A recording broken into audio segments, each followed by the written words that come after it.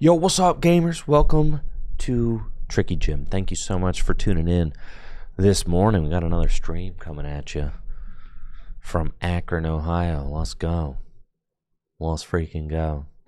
Got a couple of things that I want to do today. I mean, really, TCG Live is undergoing maintenance. You know, the grind is always there. So, could grind a little bit before TCG Live goes down for maintenance. I also want to do a tier list today of all of the special energy. This was a task that was suggested by a viewer last week, and sounds fun. So that is going to be something that we do today as well. But I was thinking, TCG Live probably goes under maintenance in like an hour or two, so we can do this, once we maybe get sick of TCG Live. But I figure we might as well get a couple games in, get warmed up. Let's see, is this scheduled for... Wait, what time does the maintenance go? What's 15 UTC? Let's see. All right, UTC...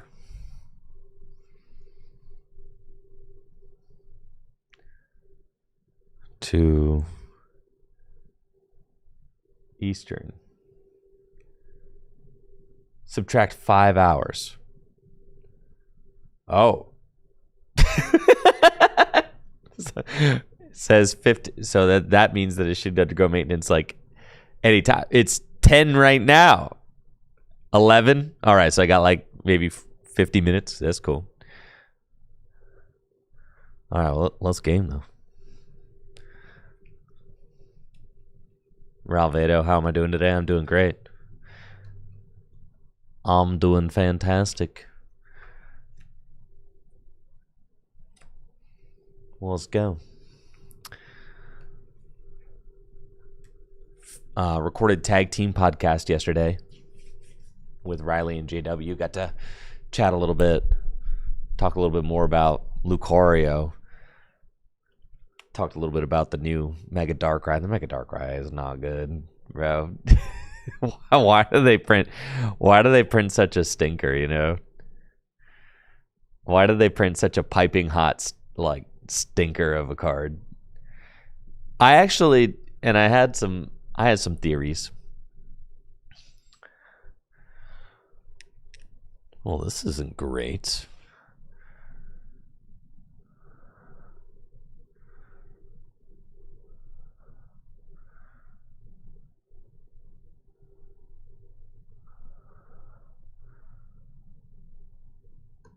My theory right now is that they're trying to reset the power level of the Pokemon TCG, so they're not printing any really, they're making sure that they don't make the same mistake with Mega Pokemon that they made with tag teams, right? Because when they introduced tag teams to the Pokemon TCG, they just completely dominated and changed the game on a seismic level, right?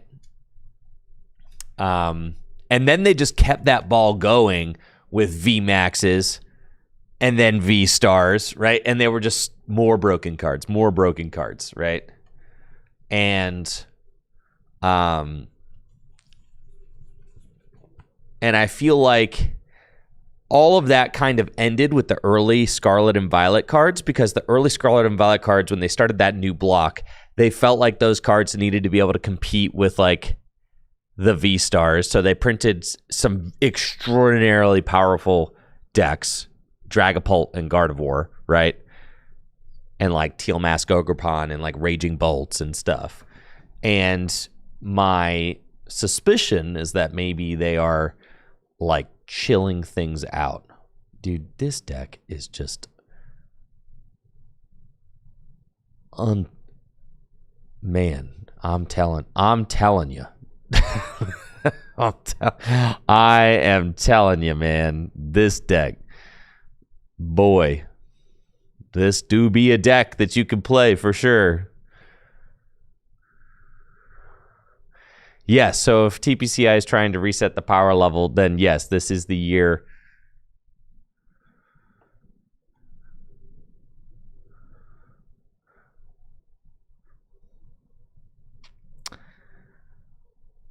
Of Polton Monkey.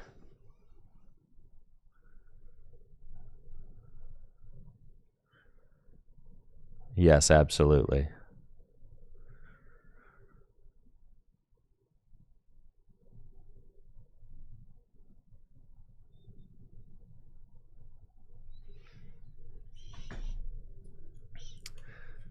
Yes. But the thought is that like next, so that's my theory. That's my theory as to why all the cards that they've released recently are bad. Because at a certain point, like you can't just like continuously print more and more and more and more and more broken cards, right? Like you have to take time off to like reset things. So, or else, you know, things just get out of hand, right? I mean, the game is 30 years old. What's it going to look like in 30 more years if they just continuously print more and more and more and more and more broken cards, right?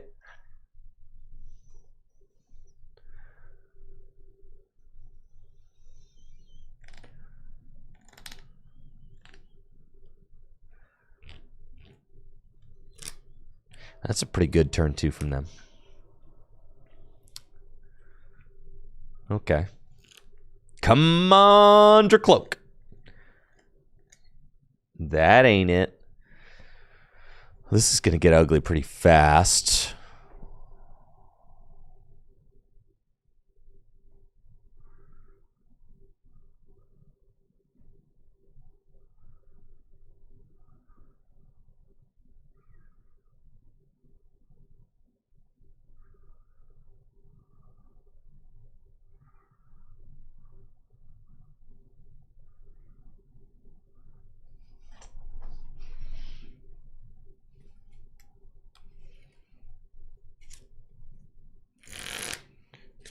Yeah, so that's my theory as to why. Oh, Dusknor line. That's my theory as to why the cards have been stinkers. And also, I'm just happy to see. I mean, do you guys want a game? Do you guys want a Pokemon TCG completely dominated by 3-price Pokemon? Like, I don't. Dude, I'm so cooked, bro. And like all I needed was a Pokepad to go get my Shaman. That's all I needed. I just assumed I would find one by now. Or an Ultra, like goodness, I'll take an Ultra Ball, you know?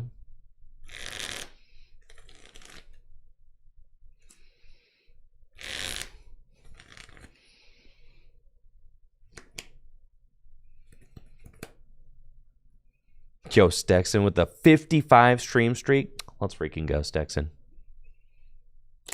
Yep, well, this one's looking cooked.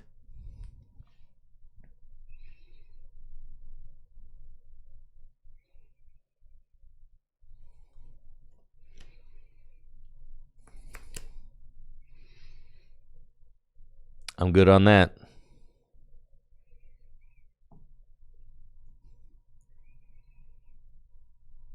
The more I play Dragapult, the more I get frustrated with Dragapult.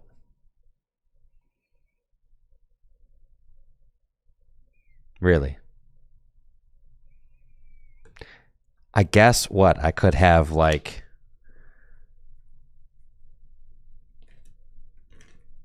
turn one when I went and got double Dreepy, which seems correct, right? Because I had one Pokepad in my hand going first. I could have gotten Shaman there, I guess, right? But that seemed incorrect.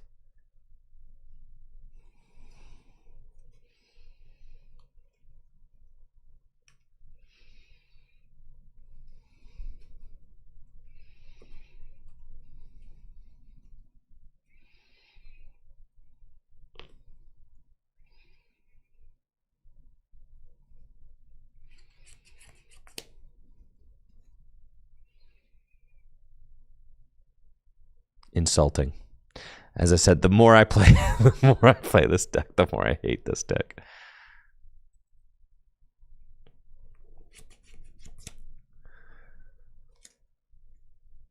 Am I gonna give Zorak another try?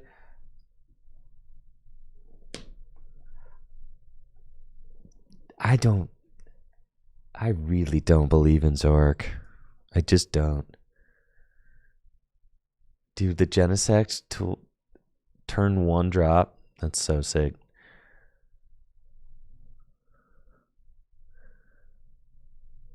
Just looking for a buddy poffin, man. You know? It's like, how is this not the most, like, infuriating deck of all time? How is this? Okay, fine. Just trying to get my boys out into play. I play lots of cards to go and get them. Here we go.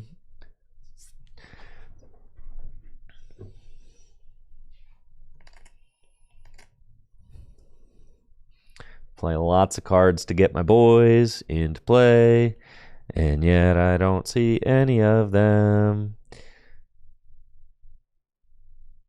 Okay, now's your time, Monkey Dory. Slay him. Kill him. Kill. All right.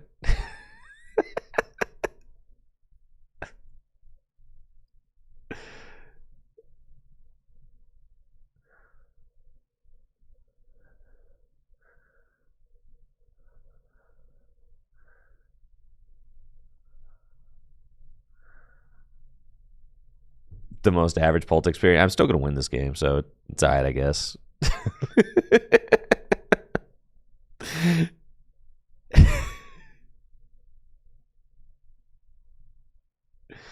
Well, this is fascinating. All right. I think we're going to take the Ultra Ball. That way I can Meowth if I have to. Next turn after I take this knockout.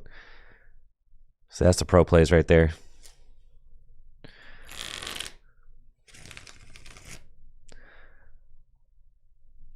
There you go. Oh, there's one.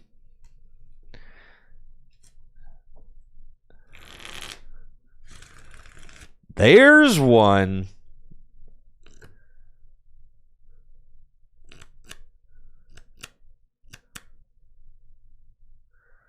Lucario. Maybe I should try Lucario. Again. What do you guys think about Lucario? Is it good or is it bad? It is such a, I feel like there's such a divide, you know?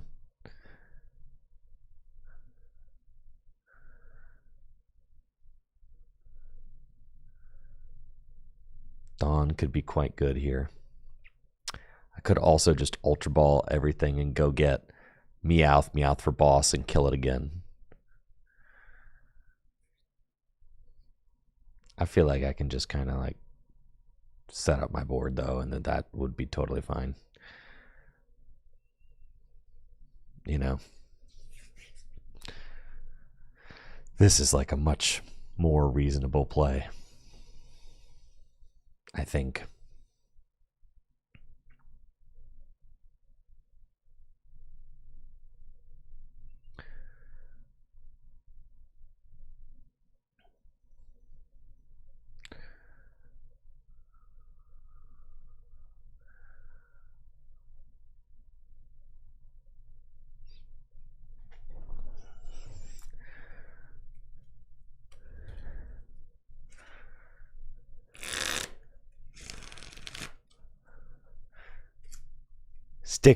Stick to the good deck. That's what I think. I think you should stick to the good deck, right? That's what the voice in my head keeps saying every time I'm like, I should try like Lucario. They're like, no, stop it. Smack. Stop it. You have to spend more time in the trenches. More time in the Pult trenches. Okay? Only then will you reach true Pult enlightenment.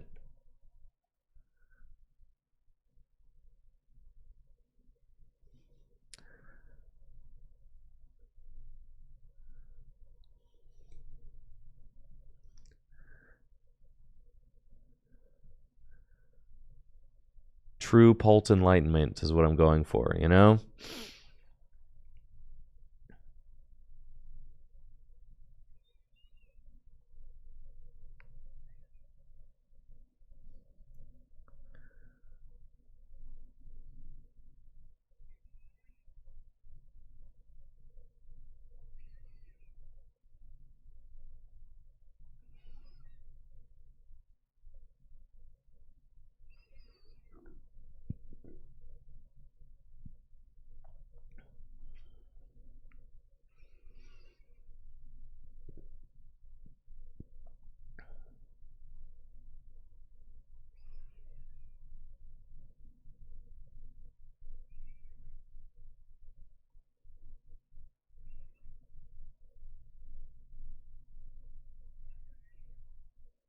Yes.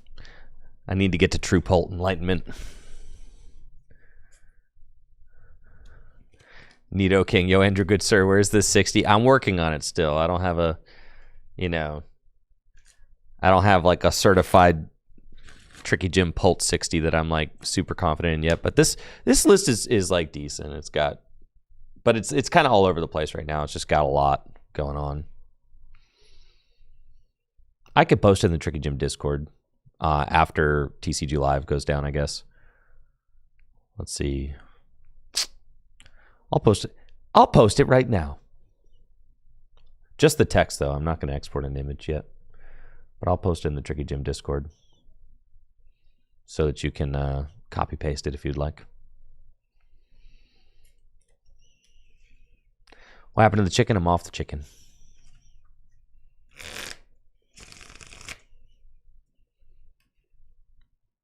I'm just trying to, I'm really working on learning the ins and outs of being a true Pult sicko. I feel like the true Pult sickos just plays straight Pult.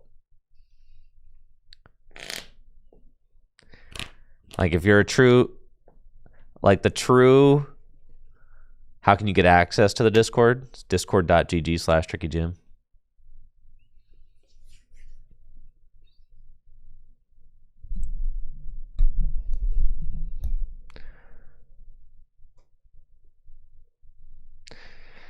But the thing about grinding infinite games with Pult is like I will eventually, if I decide to go from straight Pult to a different deviation, I want to start with straight Dragapult, right? Because that's just the purest form of Dragapult.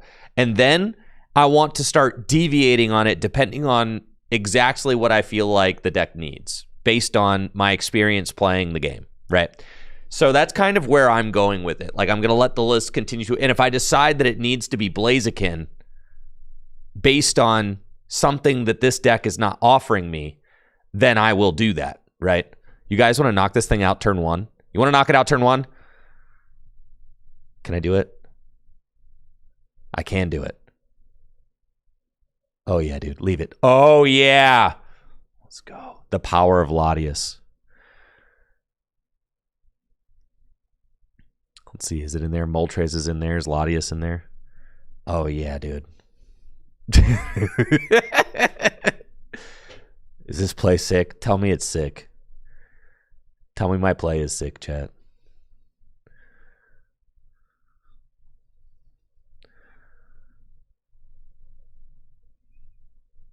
No, this is perhaps not, you know, the most responsible play in the world, but I don't really see how it ends up being that bad. They have to, it's probably going to be fine. Is this not wildly greedy? What's greedy about it?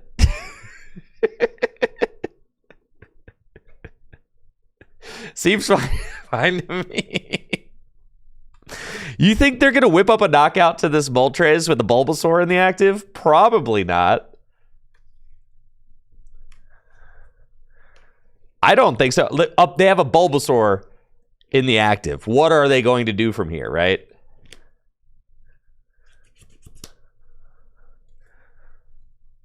Stamp Arbo.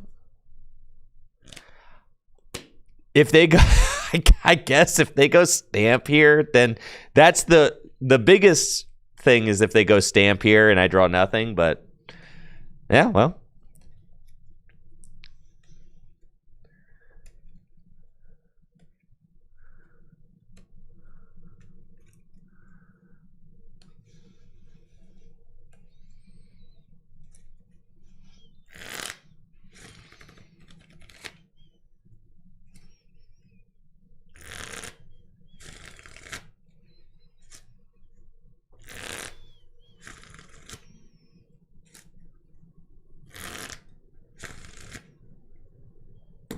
Yo, thanks Shady for that sub. We're gonna be fine. Sometimes you just want to end the game quick, you know? You're like, come on, we only got, we got 33 minutes till maintenance. We got 33 minutes till maintenance. Moltres, go get him, you know?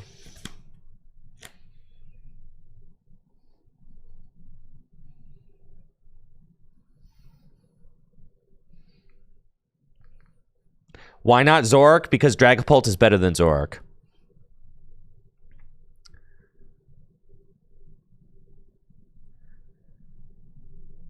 All right, it's very nice. Just what I want you to concede. Concede. What am I doing during maintenance? I am going to tier list all of the special energy.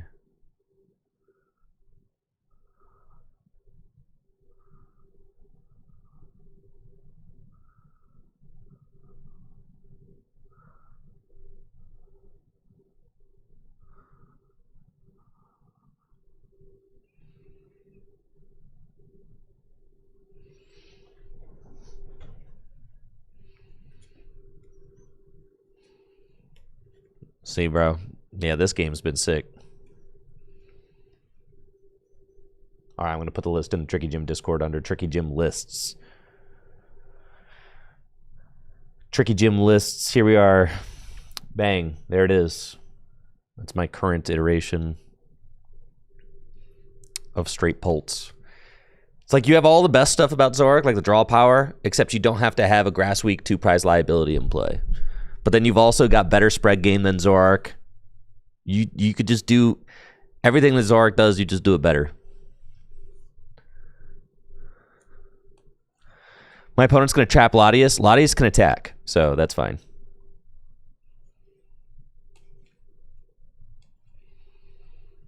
And I've still got 2 Psychic Energy in deck, which is what I need in order to attack with it.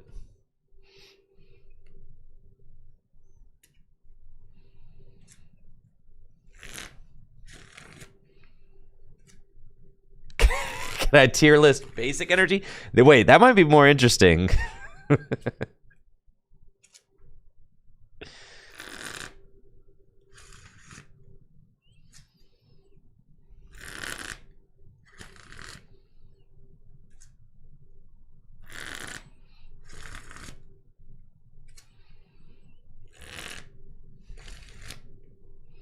I just need to spend a little time in the Pult Mines to obtain true Pult Enlightenment. That's all.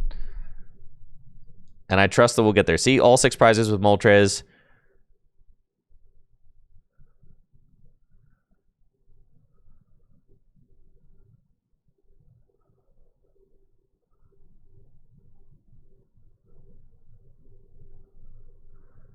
That's a 3-turn game, baby.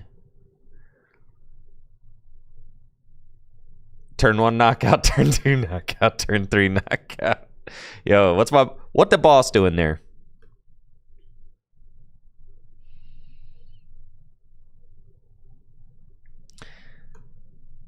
One thing that I did, like right now, this Pult list is full of text, but something that I really like, a concept that I like in Dragapult is since you're not playing any switch cards, or you could play switch cards, but I don't think you ought to, and you could play a Pecharunt. That's like the only thing that I think that might be worth it.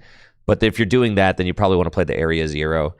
But something that I do like is like you could play three Monkey and like Area Zero, so that if your opponent ever does try to like trap you, then you can go 3 Monkey wide, and basically just all the damage counters they put on you, you could just kind of outmuscle them in that regard, right?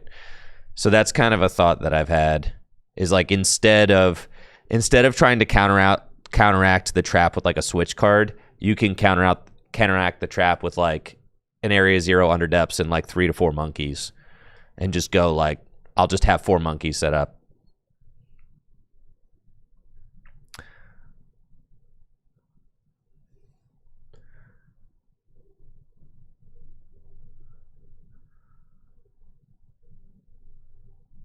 All right, this deck's broken. I'm sorry I ever said anything bad about you, Dragapult. I'm sorry, really. I didn't mean it.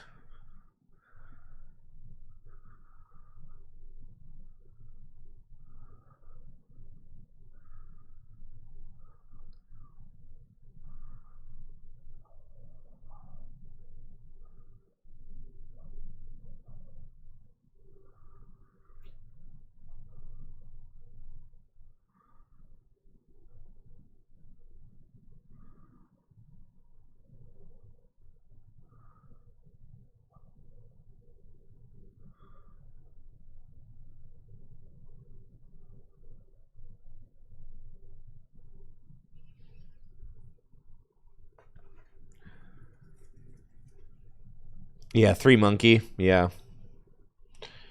So 3 monkey is a consideration for sure. Man, I really thought I was not going to get judged there. Man. Bruh. Wait, I'm getting farmed. No.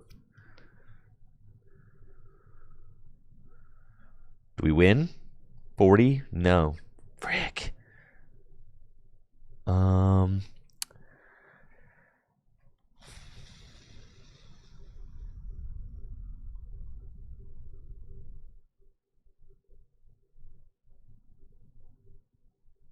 God. Dang it, the judge out of left field. All right, it's fine.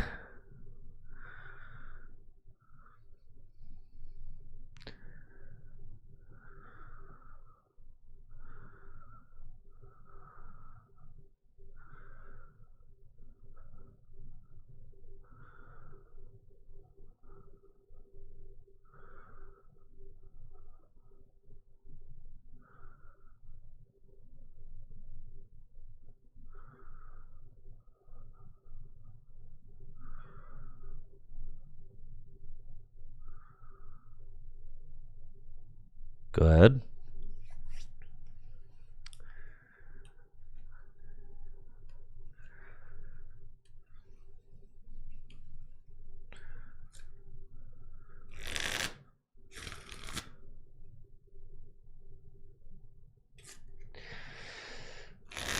God, that judge, dude, how did you get me into nothing, man? How'd you get me into so much nothing, bro? It's fine. This top deck is going to be insane.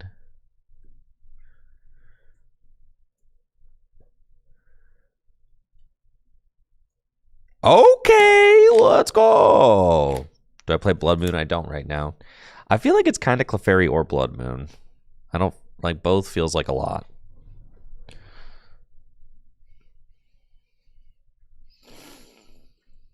All right, we're in there. They are up 2 prizes, which is quite bad, but that's fine.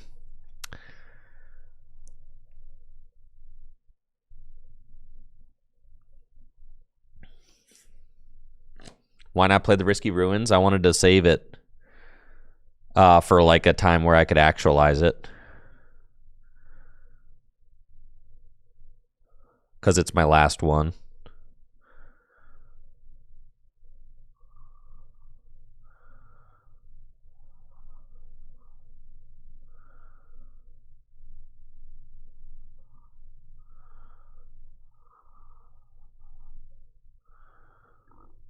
Okay.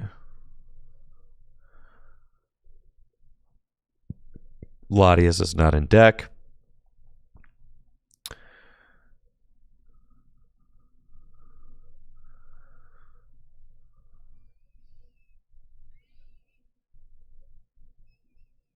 Okay.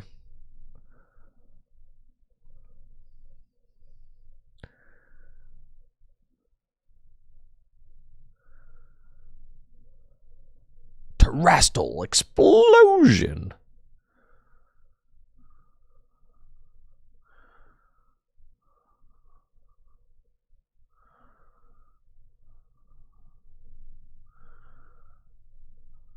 We'll go here.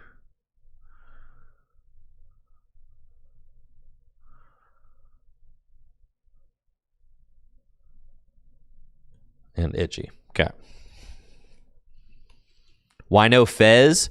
You know how much of a liability Fezandipity is in this matchup? Yeah.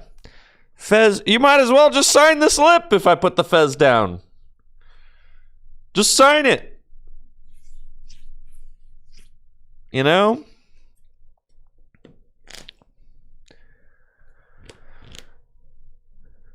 All right, this is where we Clefairy. It's got to be Clefairy here. That hurts for sure, but we can Clefairy them here.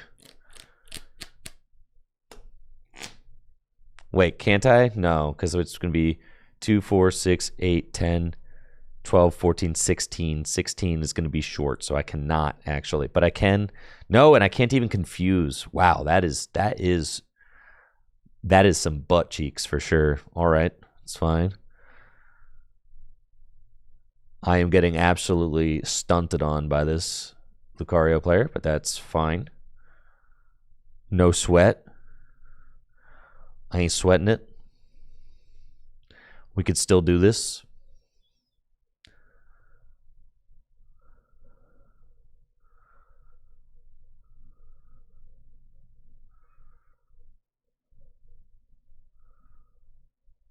They don't have...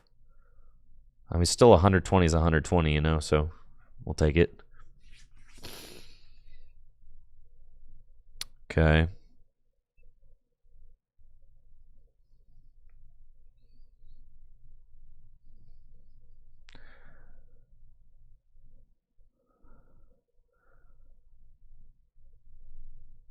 Risky Ruins.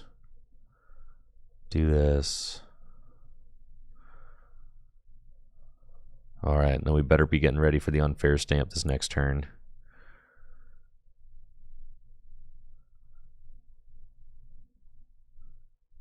Yeah, we trying to brain to the active.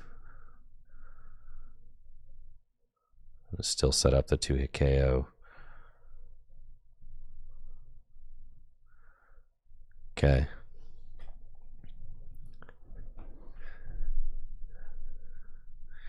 Fourth fire and a blowtorch is no shot. You just play an enhanced hammer's got to be better than blowtorch. I mean, we do play petrol.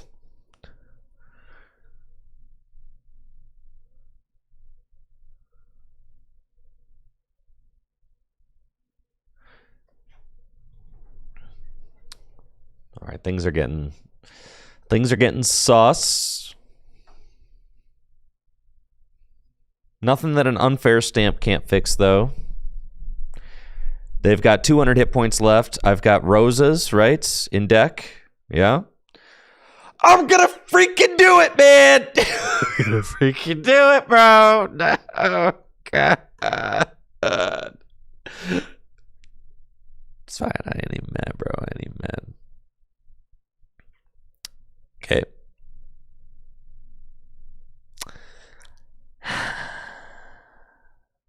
That's really bad. Okay. It's really, really bad.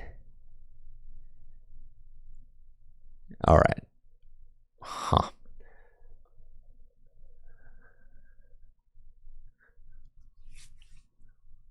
It's fine. No problem.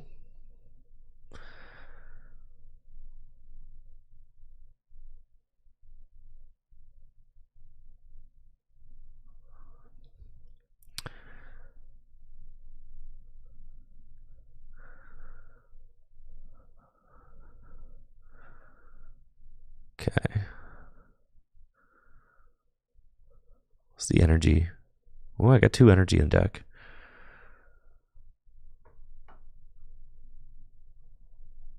All right. There's no way they Wally one more time, right?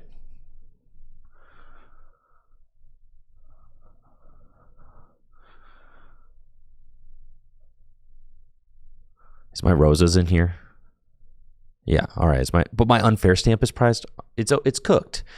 My unfair stamp being prized. How many buffs have it used? 1? Oh my goodness.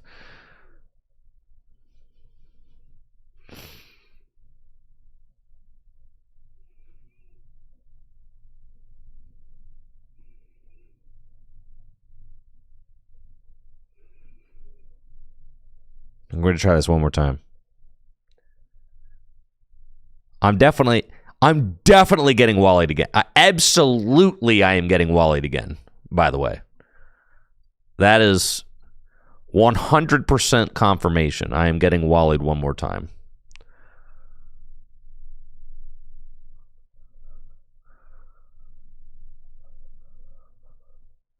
I guess I could have done that with Clefairy. I could have won a K. No, but then I lose because if they just evolve there, then I lose. Yeah. So that's why I didn't make that play. Right. Okay.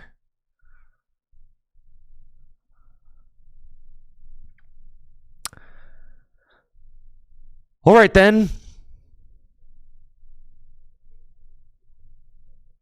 Let's try this one more time. Kick him in the shins.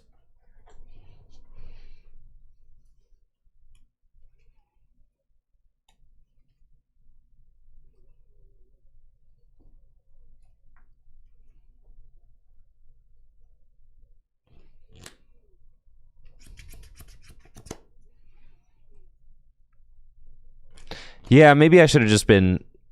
I could have grabbed Clefairy, like, very early on. I mean, the turn I played the Dawn. Yeah.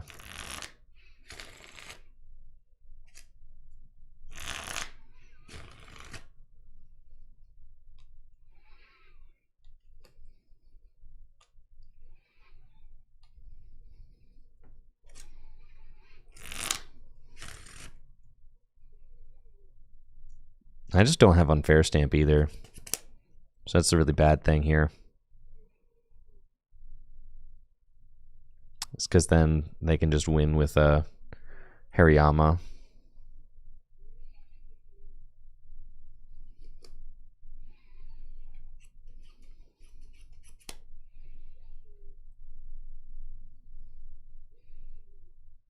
But if they just do this...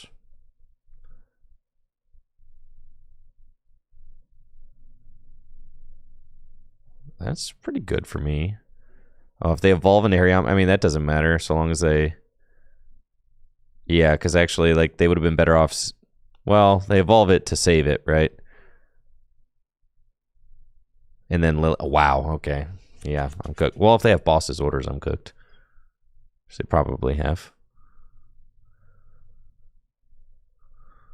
I see. Take the knockout with Hariyama now. Okay.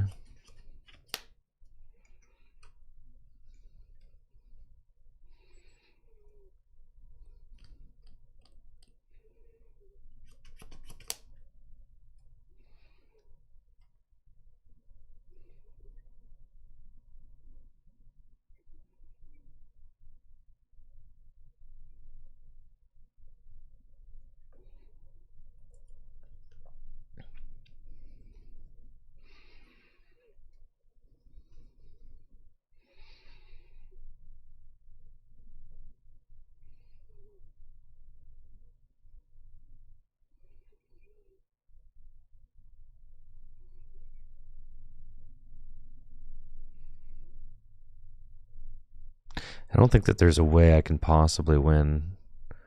At a certain point, they'll just have...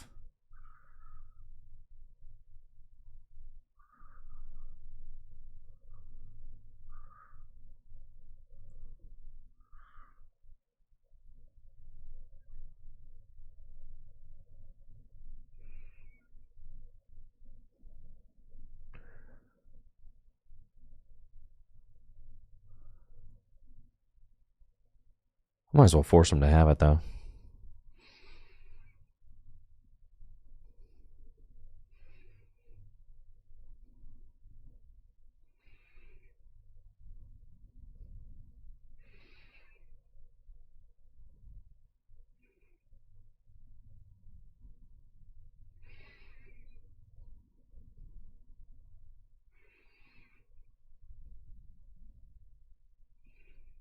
You know, maybe they don't play boss or something.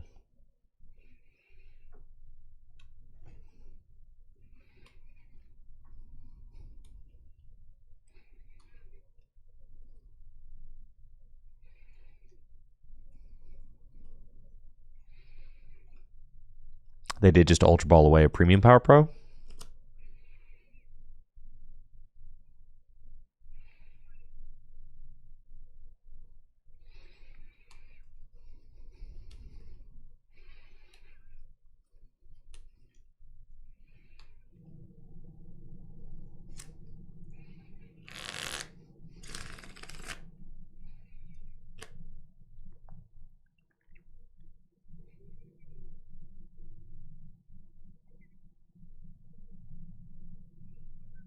I mean, I guess if they don't have it, I just win. So I mean, there's that. They just need Stadium Premium Power Pro and they win, or Double Premium Power Pro.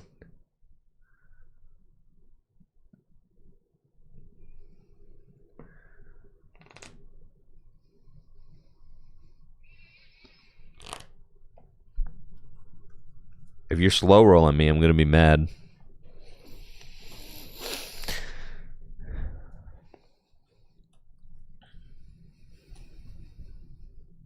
Oh, yeah. Well, GG's.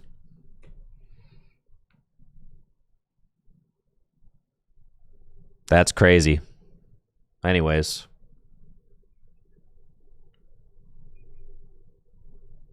Better luck next time.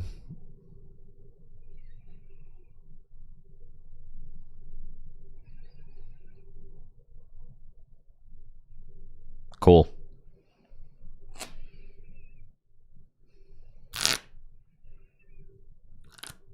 Woohoo!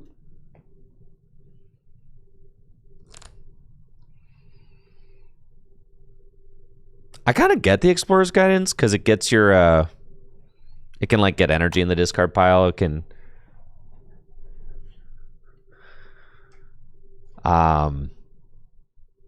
it's literally never over. It's true.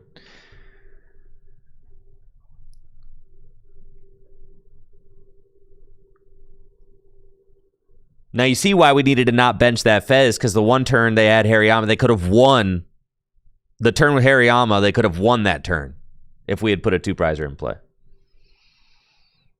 Right. But we never gave them a cheap 2-prizer. So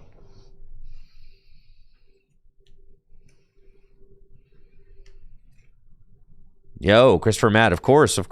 No, that's a good idea. I never really thought about that because I don't really run limitless tournaments, and I never have. But definitely a way to get more involvement would be cool.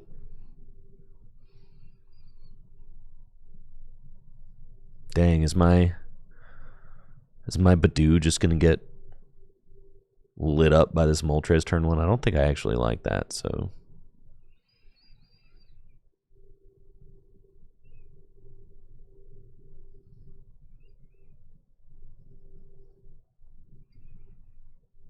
I feel like it's like this situation. Okay.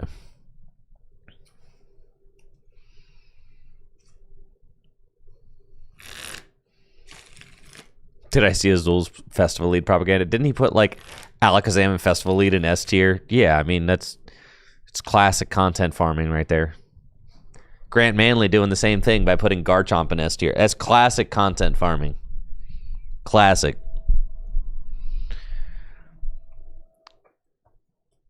I get it though. I've lost a Festival Lead. It doesn't feel good. I played against a Festival Lead last night. They got the turn 2 Rabska under item lock. And then by the time I was able to kill the Rabska with like Monkey Dory and like Badoo, I killed it under item lock and they Lanazated it back. It was a mess for sure.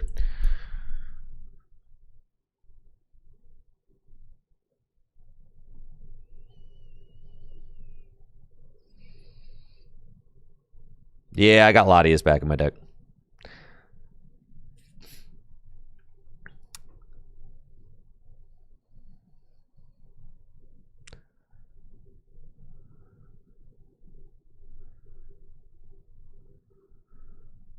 Oh, mirror. Yeah, that would have. You're right. I didn't get punished for it, but I should have been thinking mirror. Yeah.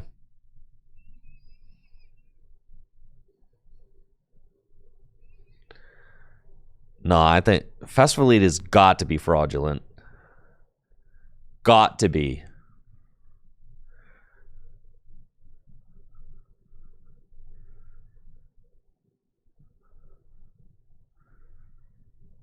It's no shot, brother.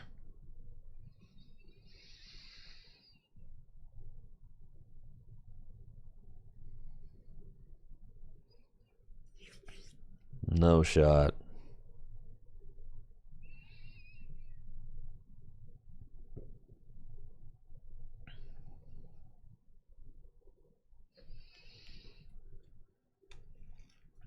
First or second with Pult? Second.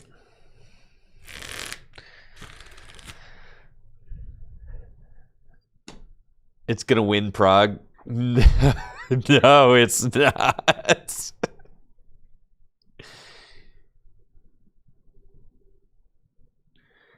I think I should have Ultra Balled, but moving the Badoo was correct. That's what I think. I think I should have Ultra Balled. I should have said it's probably a mirror and Ultra Balled, but moving the Badoo I think was still fine.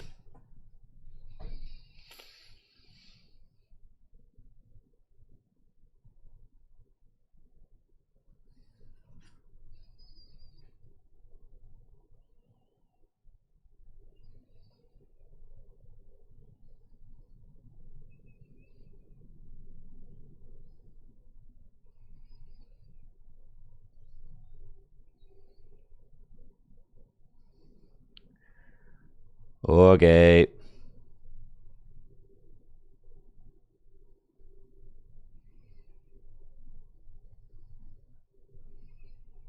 Nope.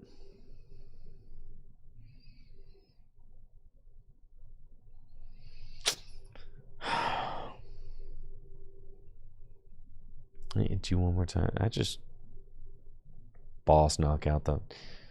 No.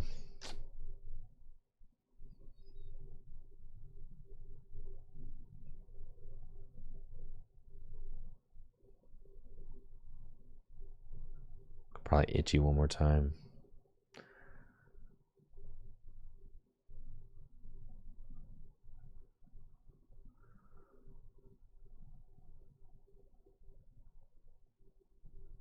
That's fine. I'll let you one more time. I want to get a Monkey Dory out. Tort is opting first with Pult. God, going first with Pult feels like absolute cheeks so often. I mean, I don't know. The amount of times I don't open Buddy Buddy Poffin or Pokemon, the amount of times I just like open like literally lone basic pass going Pult as first feels horrendous. Why didn't I boss? I wanted to save it for a higher impact turn. Like this next turn, I'm going to go Monkey Dory. This next turn, I'm going to take a double knockout with boss. That's why I didn't do it. Does that make sense? Does that make sense? Do you smell me? I was waiting for the higher impact boss. It's like, yeah, I could boss, but then I'm still leaving damage on their board, right? Whereas here, I can boss with the monkey and do a lot more damage, you know? So I was like, I'll keep them item locked for one more turn so I can really get after it, you know? Because now look at me, right? Like we're going Frost Last down.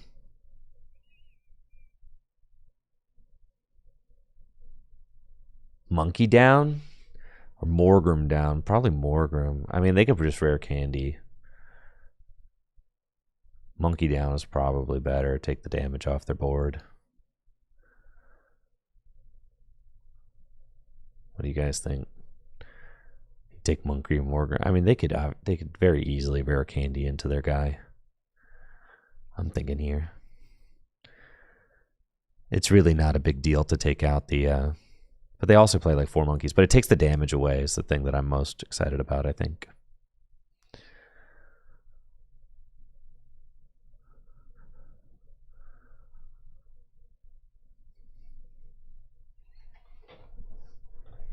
Oh, Morgan and Imp. I guess I could have done that. It's true.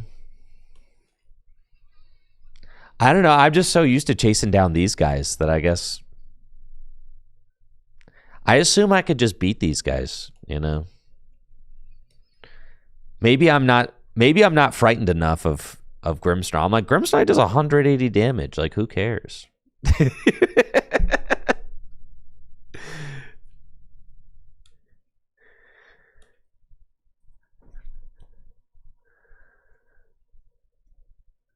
Yeah, double Grims. Okay, that's fine. I see it.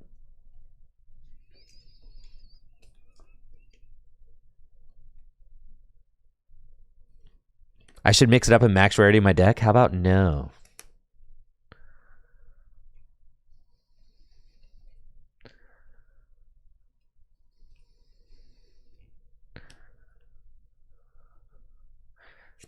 Yeah, I think we probably should have taken more Grim in hindsight. Yes.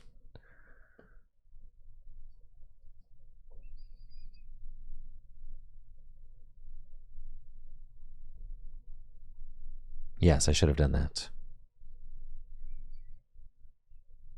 I probably did not have a solid enough fear of Grimmsnarl. I'm like, who cares? 180.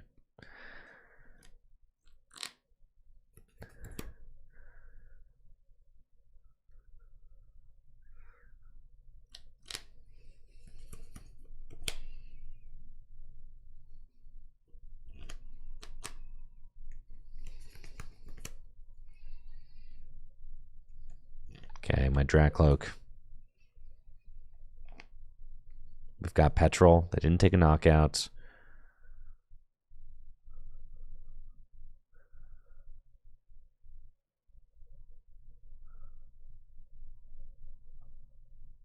Okay.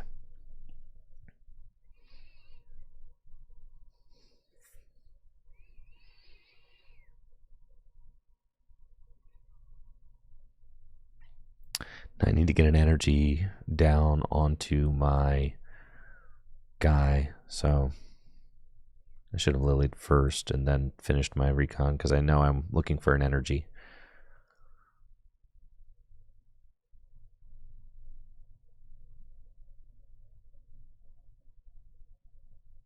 Yeah.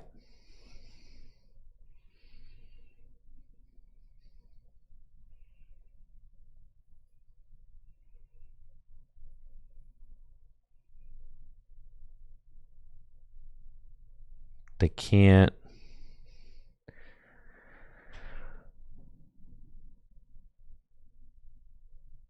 They'll have 30 damage. They can knock this out guaranteed. So it's got 30 on it. That's fine. We just take out Snow Run.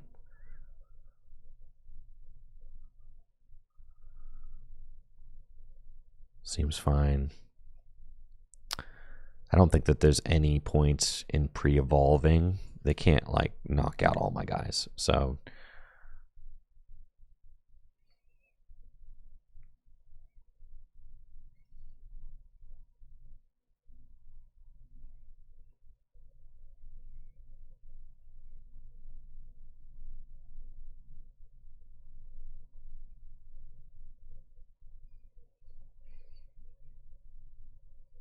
I should have given them another 10 there.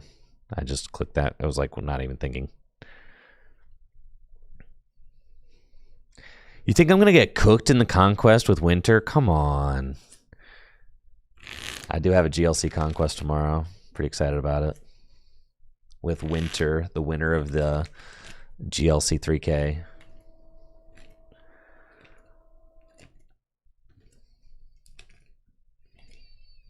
One net take damage from Dragapults.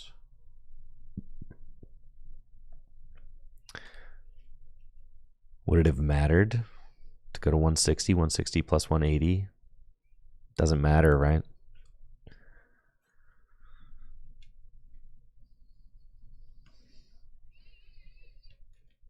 Here I like force them to recommit to the Dracloak if they want to knock it out.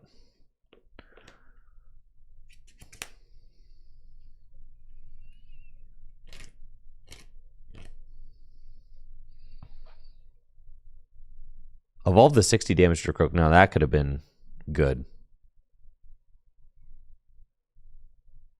I do struggle with this matchup. I have barely played it, and I need to like definitely get in the tank more with this and kind of like suss this out. Take two, take the Badoo. Now they'll just leave the Badoo there for the whole game and try to take it as like their last prize. That would be the smart thing to do. Yeah. Okay. So tie it up on prizes.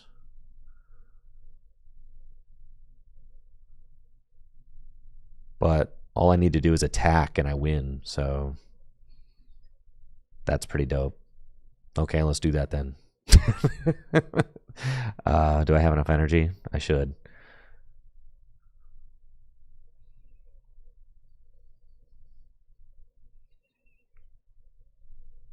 All right, we could do with some cleanup. But we still got there, so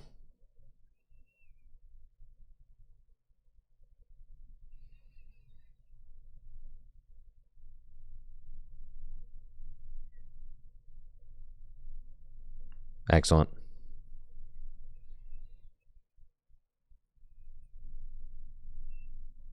Yeah, we could optimize that a little bit.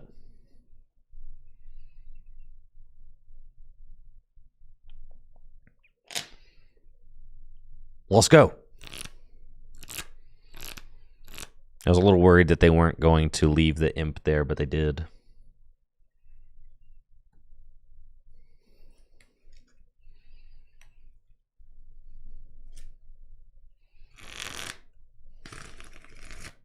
Yeah, tomorrow I got a GLC Conquest. The GLC Conquests have not been going well for me lately, but I'm sharper than ever.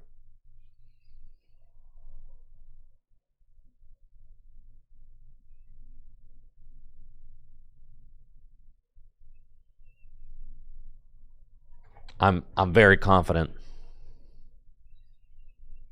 Ian Robb's Bolt. I have not played Ian Robb's Bolt list.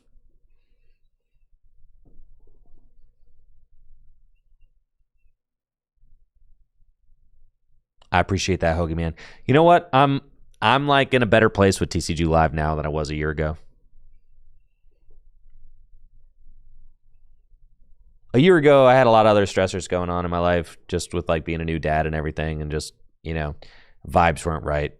You know, I wasn't grinding for tournaments either, but now I'm signed up for regionals and like practicing events again. You know, it's just maintenance started. Cool. All right, well, let's see if we can finish this game. What the heck is that? Spiky energy.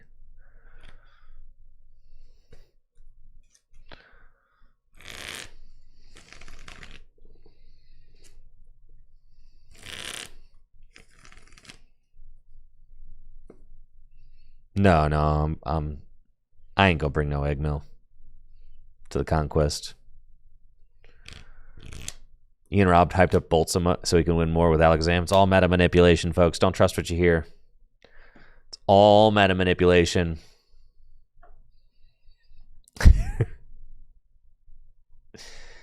100% of it's...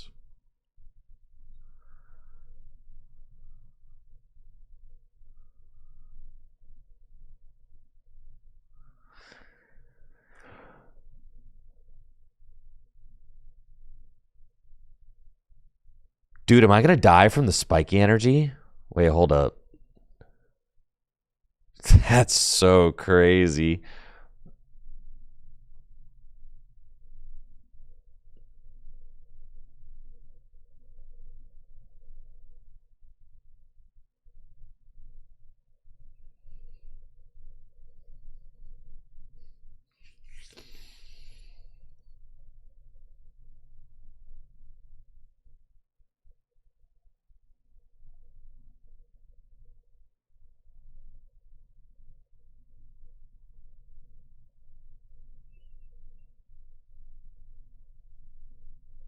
It's fine.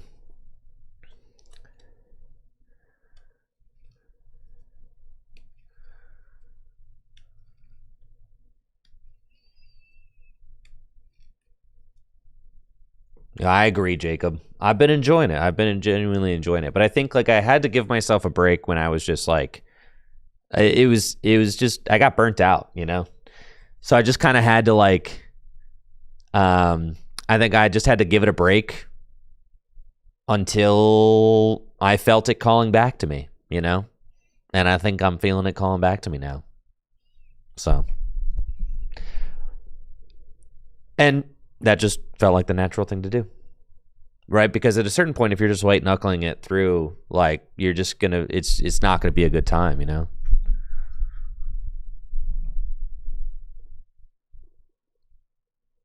Yo, my freaking Badoo lived. Let's go.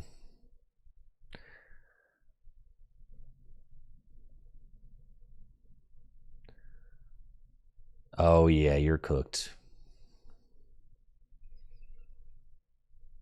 You thought that spiky energy was going to get me, huh? Return of the Silly Decks? No, let's not get carried away. Let's not let us not get carried away, folks. All right. I want to be good at the Pokemon TCG again, which means I need to lock in. That's what we're on right now. I need to lock in.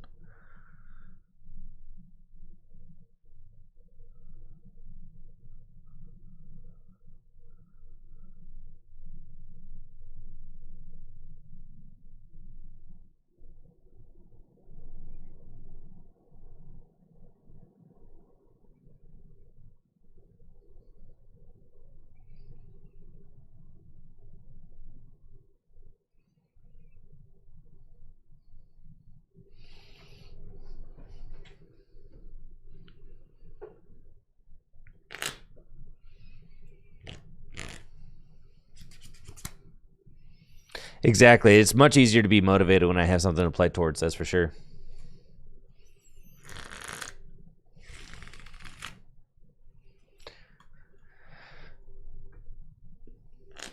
No, at a certain point, like I really don't. I think like the PTCGO YouTube video era of my channel, that era of Tricky Jim on YouTube, I think is behind me. Like I had no interest in kind of like doing like the Little Dark Fury thing, you know, where it's kind of just like deck lists, gameplays, like, and I did that for like 5 or 6 years, you know, like I did that for a very long time. But I think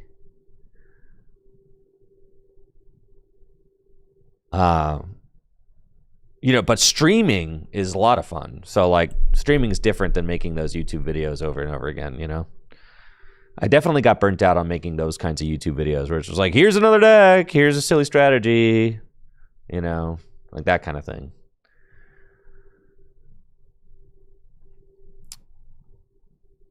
All right. Beautiful.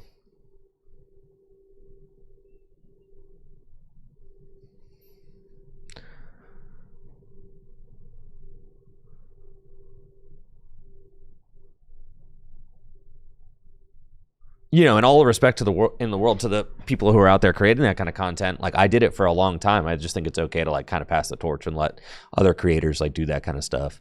And I'll do the stuff that I'm good at, the stuff that I kind of like, you know, want to be doing. All right.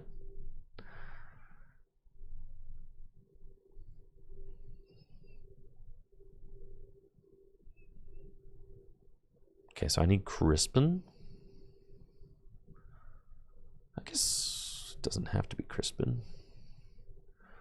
I could Meowth for it. And just knock out both Goldeen.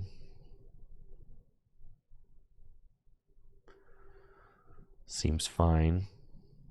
Goldeen and yeah, knock out both those.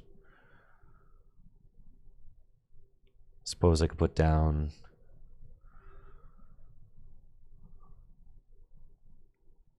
Fez and see if I can draw it naturally. The Meowth down is fine.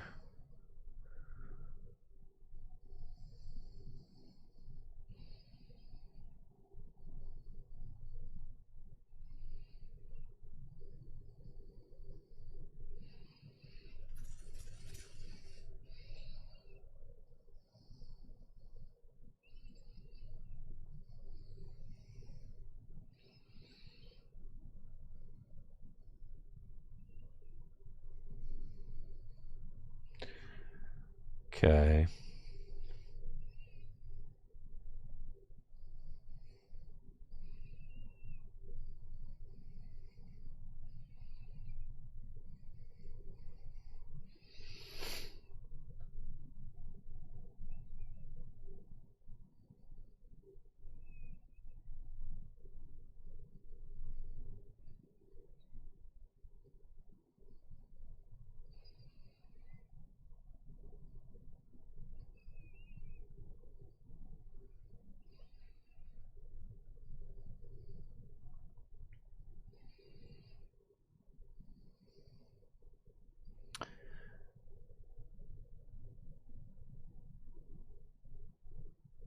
And we'll start using Adrenabrain.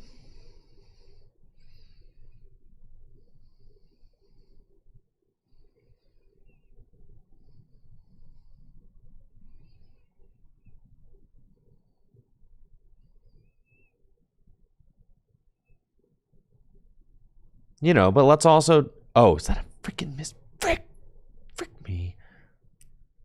God dang it. All right, it's fine.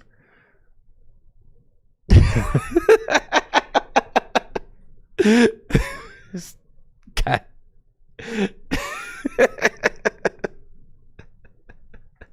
Whatever, man. It's fine. At least it's not a... They're voting on me. I'm still fine, bro. It's just a Goldeen. What's the worst that can happen?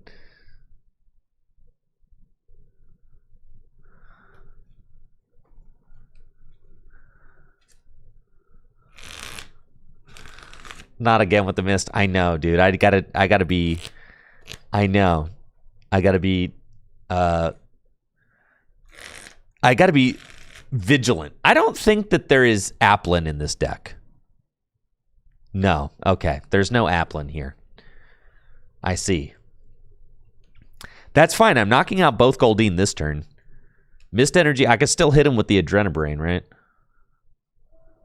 Yeah. Okay. Max Belt is still... That's not a KO. Wait.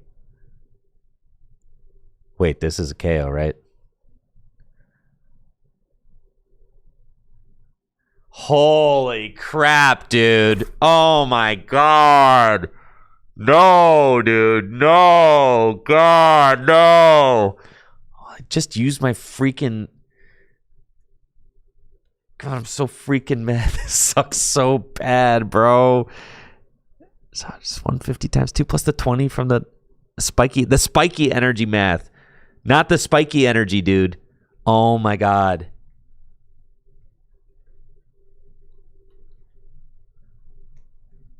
The spiky energy. I am not locked in enough to be competing against this right now. That's for sure.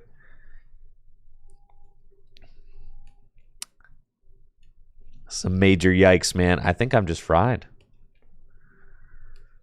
Yeah, 150, 150. That is absolutely tragic.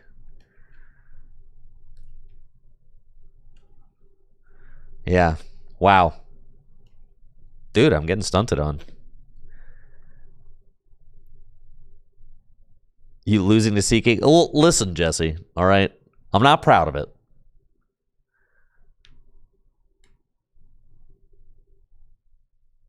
It's not great.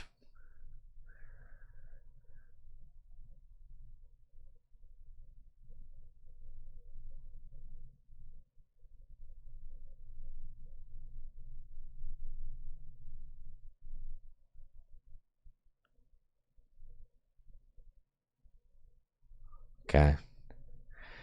Let's thin the deck.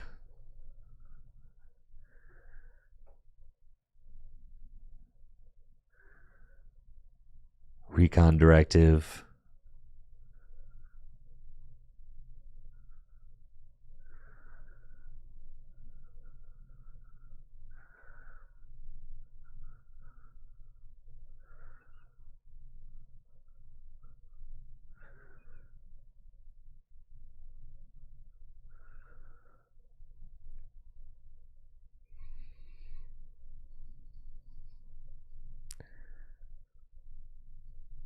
Okay.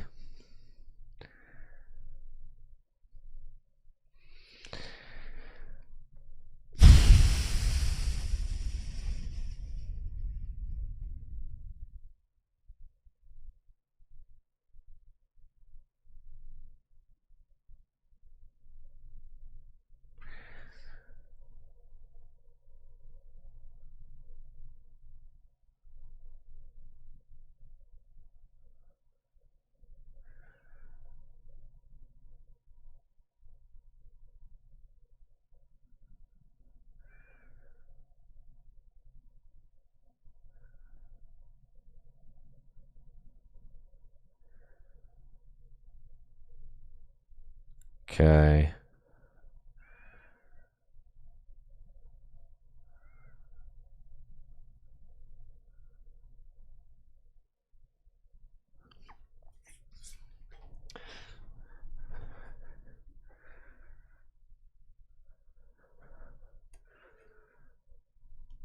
Now, if they just have the air balloon in hand, like,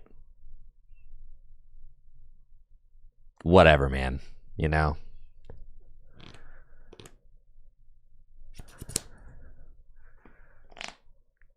We're not cooked, Jesse. Come on.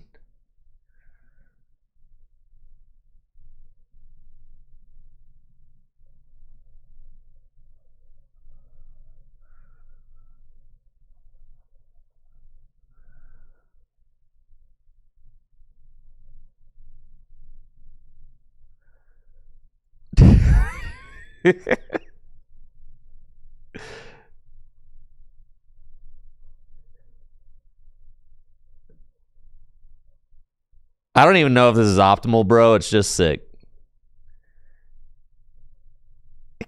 Kill. Kill. Kill it. Burn it with fire.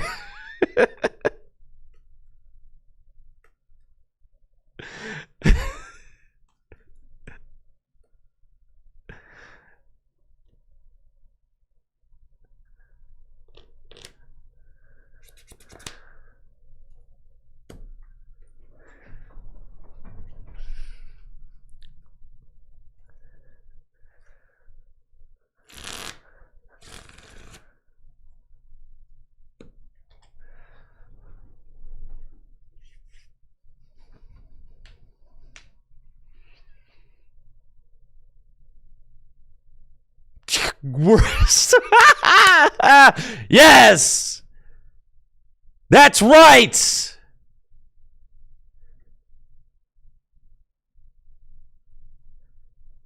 Concede. Do you yield? Do you yield?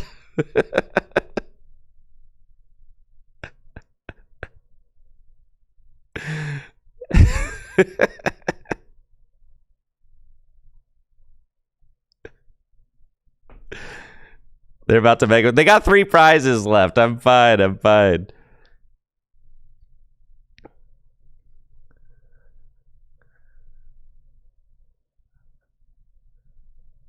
Got my pro play leaving the 10 on the monkey so I could do that. Goodness.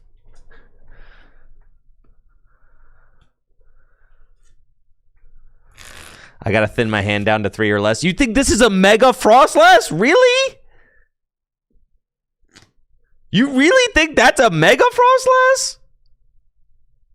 You're being for real with me right now?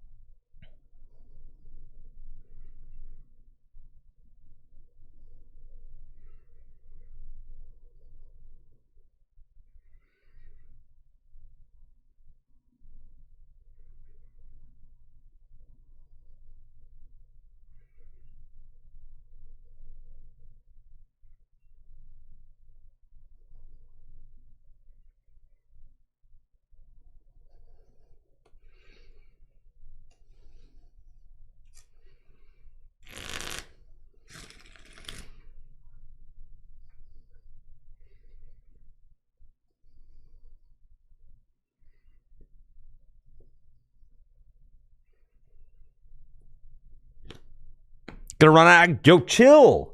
I'm fine. So long as they don't go boss, boss, I'm okay. Like, I've got one more right here.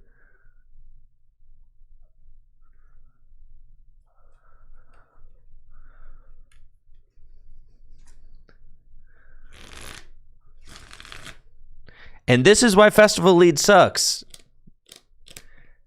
You could just ruin them, you know?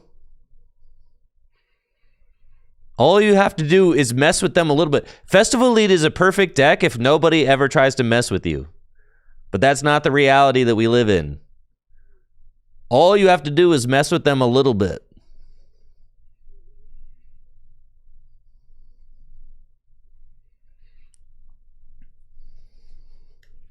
Wait, I didn't realize. No, I win. That's double price. Yep.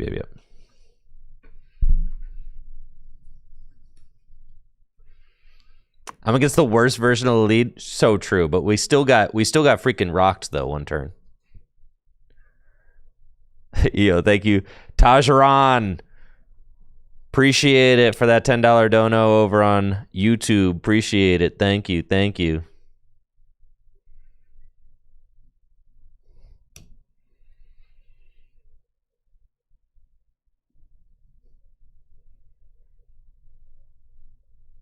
What is the Jules currency on YouTube? What is that? I appreciate it, Kobe One, but what is it? I don't know what Jules are. I'm not hip. Never heard of that.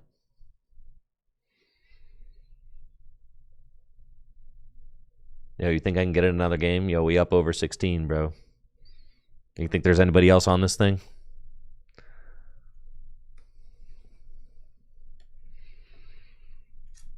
When are we gonna get kicked out?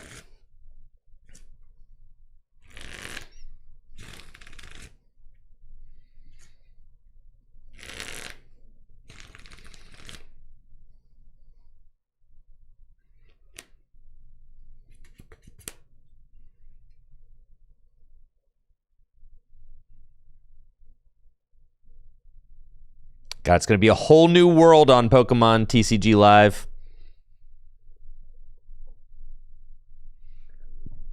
You know, thank you, Hillborg, for that Prime sub in the 4 months. My list is on Tricky Jim list in the Tricky Jim Discord. Talk to you and hit 2K. I'm going to hit 2K, Jesse. I'm getting there, dude. But you got to spend time. You think I'm going to get to 2K without spending time in the trenches? Listen, I'm clawing my way out of retirement, okay?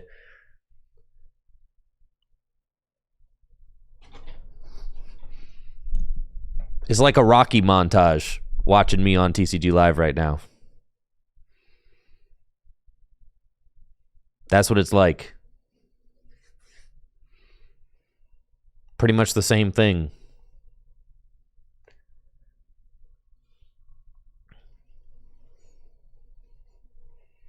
When is maintenance happening? It's already happening.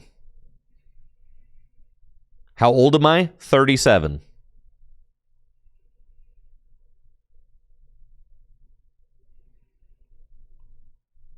Jesse, are you still on Lucario, bro? Or you finally decide to put it away?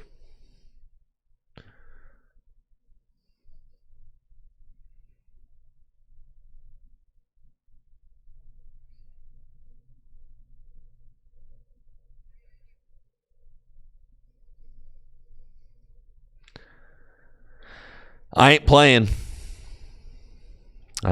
Bro.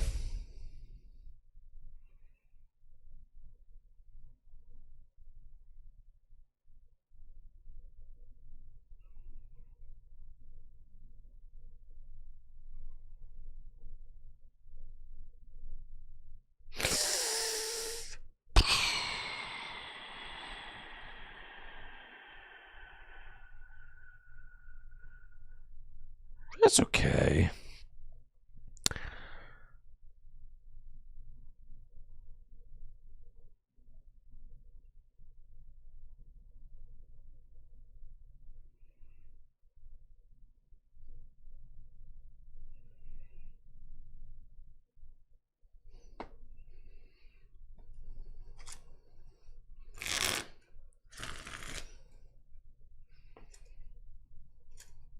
It's when I say it's going to be a whole new world, I mean like you know, I mean that a little bit tongue in cheek. We're apparently going to be able to see our entire deck lists when we're editing our decks, right? That's big. And then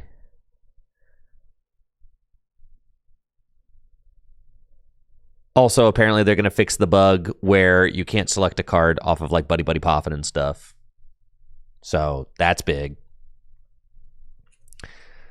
I'm about to get tackled. I'm probably.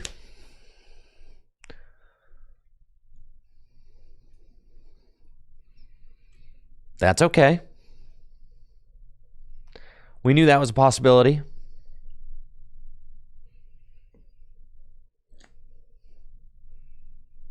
Landscape on mobile, that's big, right? That is big.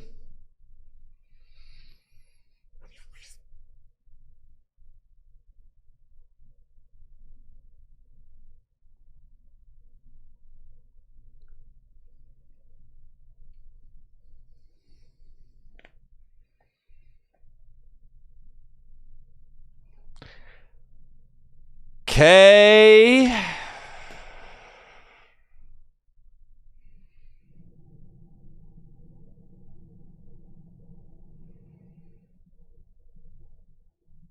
Really would have preferred to save that for later.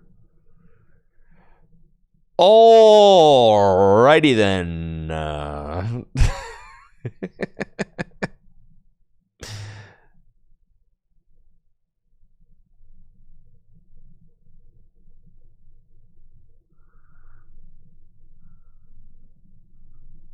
I'm just gonna chill here.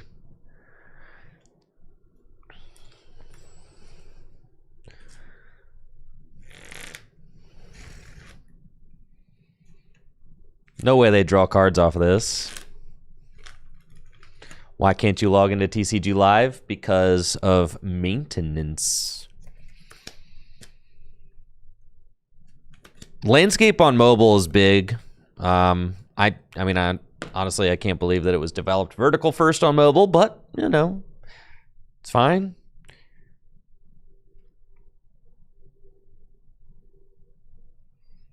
Come on, baby. Let's find a Dracloak. Woohoo! We did it.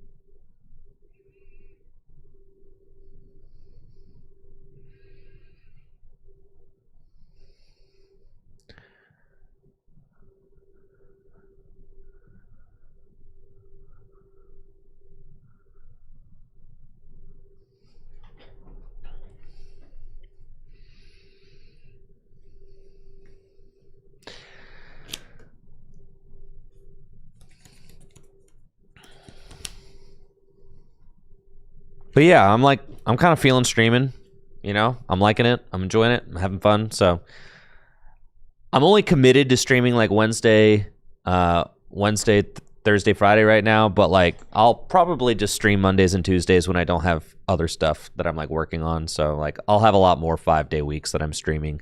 I'm imagining in like the upcoming months, because that's just kind of like where the vibes are taking me right now.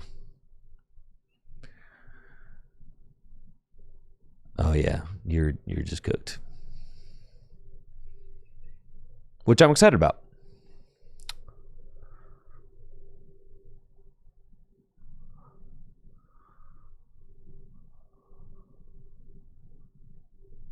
Also, like I feel like rotation's just a really kind of good natural time to like to kind of reinvest myself into grinding standard again. You know, it kind of felt like a natural step, natural break.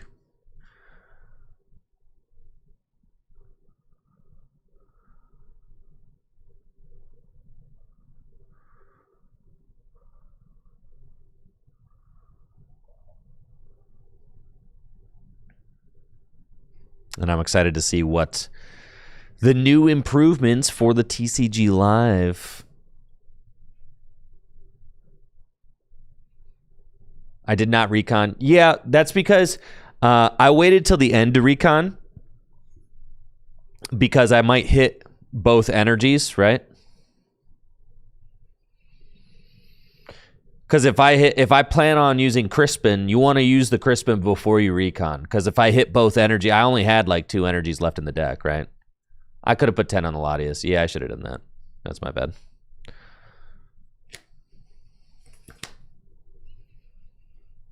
Oh, I skipped the active. Oh, whoopsies.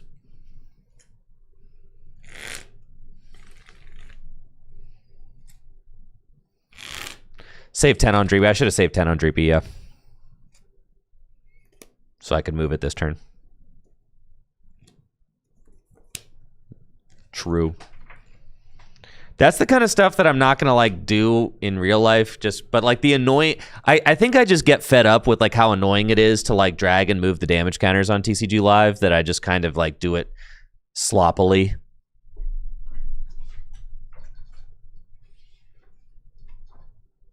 But I should practice how I play, you know? I'm talking about practice. I should practice how I play.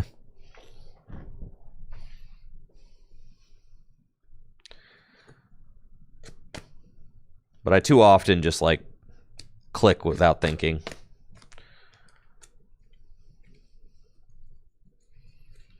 You've been clicking for Pulse Attack but dragging for Monkey. I know. But the dragging, the thing about the dragging is that I hate it and it's laborious, but it does get me to like really think about where I'm putting the damage counters, so.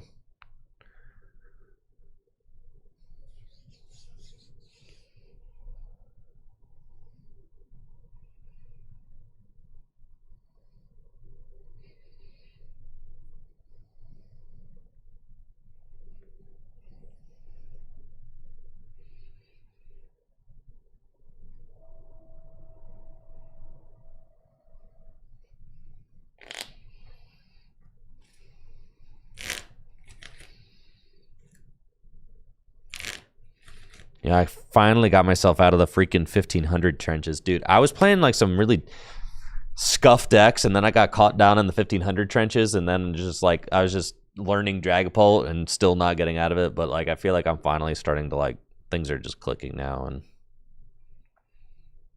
going much smoother. Onward and upward. Doesn't the ladder reset in like 2 days, though? That's cool. I'll have a new ladder to grind. Oh.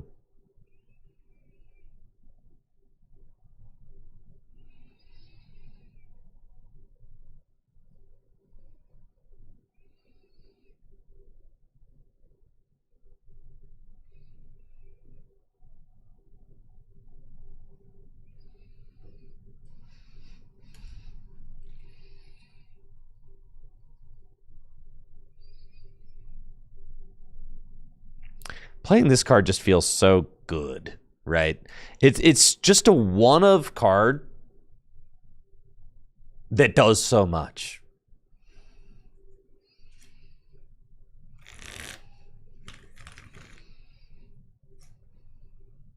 Is Dusknoir bad? I just don't think it's needed. I don't think it's as good as it used to be. I think that really you can make... I think you can make the plays that you need to make with Moltres, or not with Moltres, with Monkey. So like, I just don't really know that you need Dusknoir. Dusknoir is so much better with Countercatcher.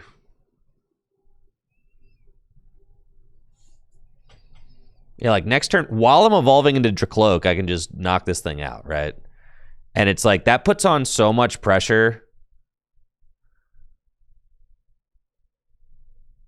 and asks so much of my opponent.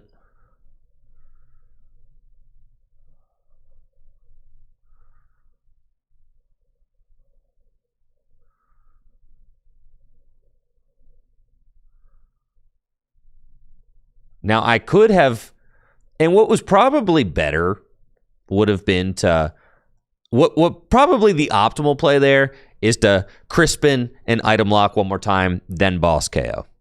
This was maybe a little preemptive, because if my opponent goes like unfair stamp, knock out the active, then I'm still in a position where I'm kind of scrambling, having to find Crispin, right? So I probably should have, but you know, TCG Live is going under maintenance any minute now, so I'm just jamming.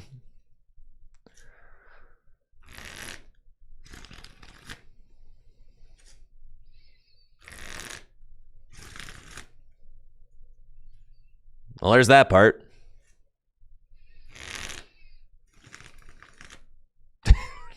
Well,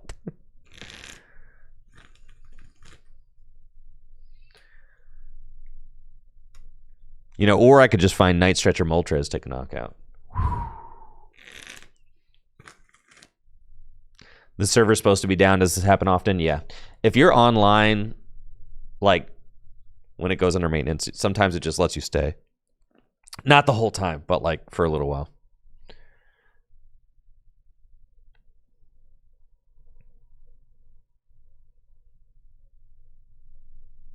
Oh, we got the Hydrapple.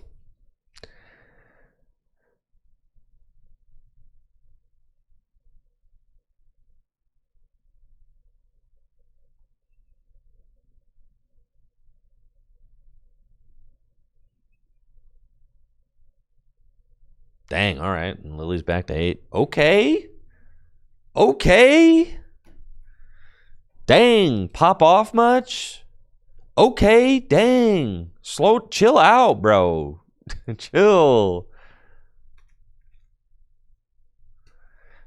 Oh, they literally did the exact thing. The exact thing that was foretold when I told you that I should have Crispined first.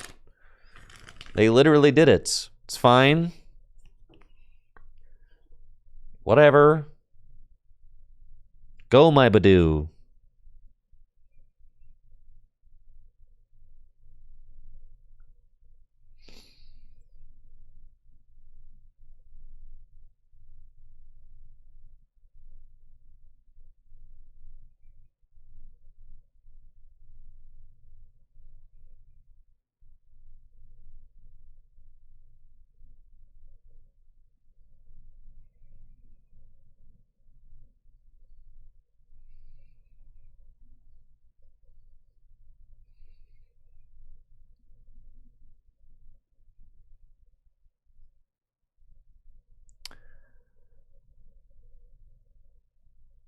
Could just go Crispin.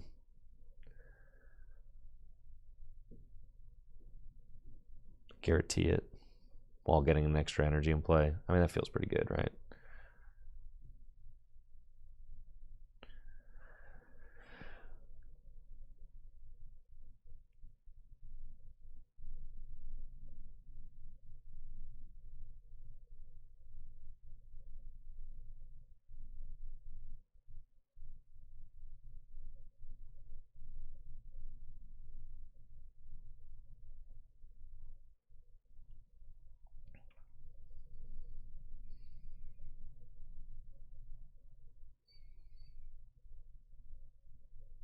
It's like they just kind of have to deal with this, right? So, like, I don't mind just putting 200 damage on the Hydrapple, because it's like, yeah. You could Gust my Meowth and knock it out, but that's fine. I've got Moltres here. Like, you cannot ignore the Moltres, really, is the thing, right?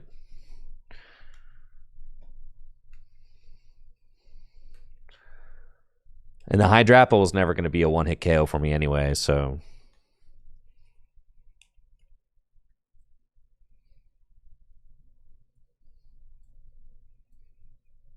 That's fine. Now, it is a little bit hard for me to have to find a Fire Energy next turn.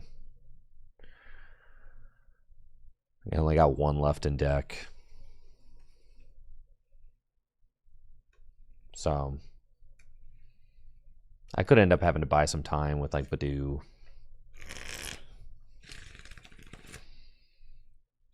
But at this point, I feel like I'm in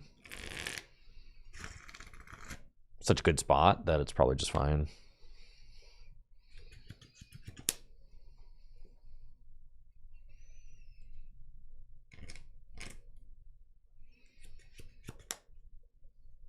You retreating?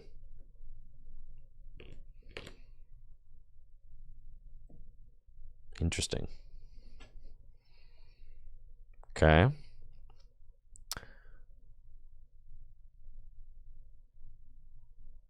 All right.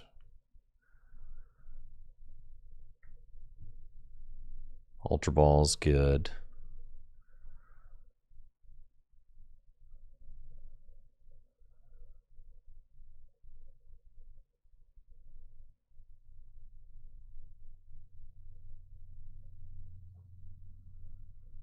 Seems like a very fine time to use that.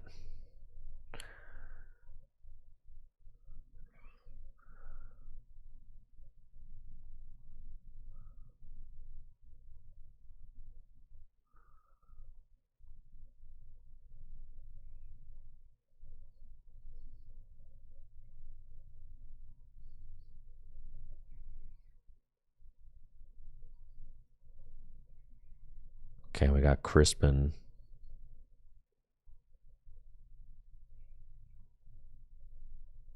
If I want it, Pokepad, thin the deck.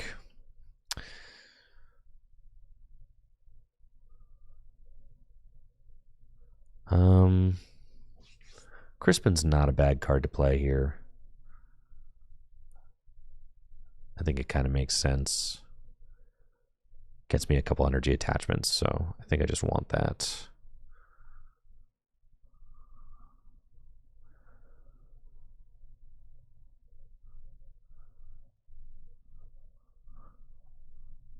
And I don't want to like fez into the energies.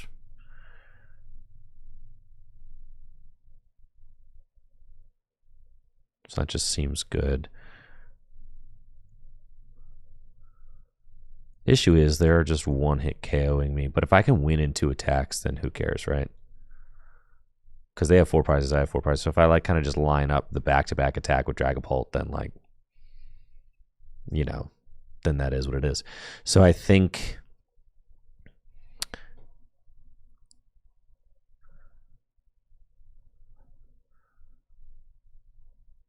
yeah, we just do that. We just say, okay, I'm going to attack with Dragapult twice. I have 2 fire energy in my discard pile. I can't get unfair stamped again. They just got unfair stamped. So we just do that. Do that. Retreat, and then set up for the 4 prize.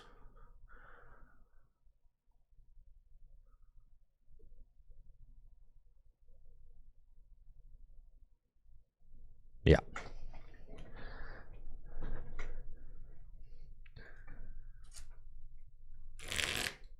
Right, we just say, okay, off unfair stamp. I'm going for 4 next turn. You have to like, I mean, there's I don't think that there's like anything that they could do that would like even hypothetically save them here. You were thinking put 1 on the other teal. I mean, what? I guess like I could get judged, right? So yeah, 1 on the other teal's fine. Yeah, I should do that. I need to start thinking about that kind of stuff. Scoop up Cyclone. No, they played unfair. I know they played unfair. They already unfair to stamp me. So I know that.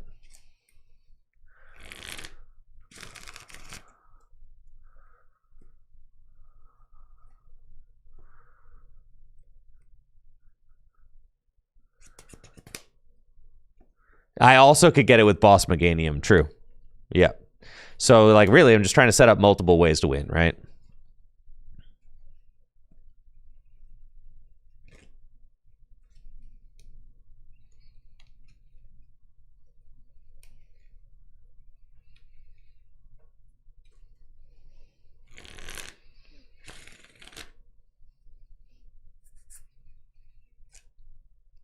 But yeah, I guess technically 1 damage counter should have gone here.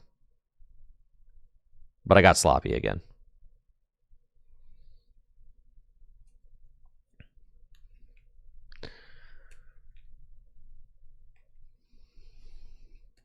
Because that would mean that I win without boss.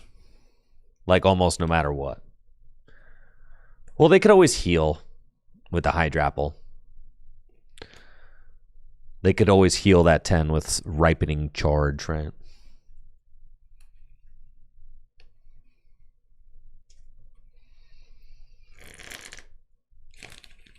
Let's freaking go.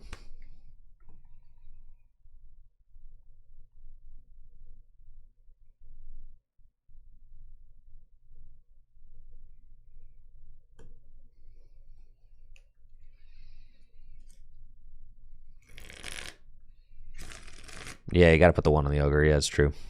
Yep.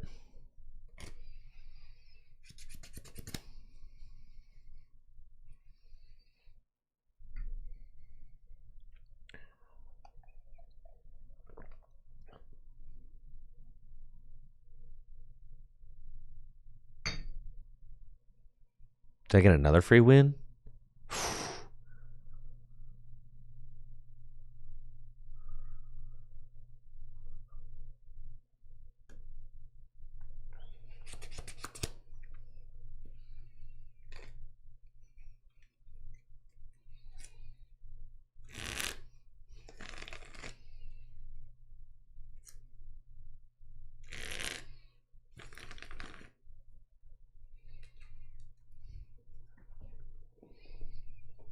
Anyways, the Moltres was lit.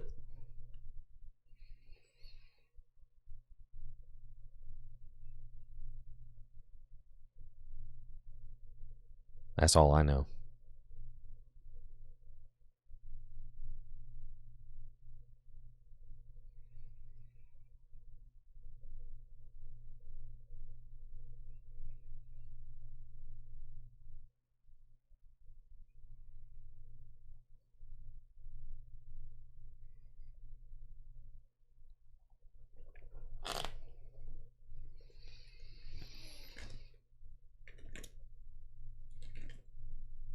Again, the Moltres starts.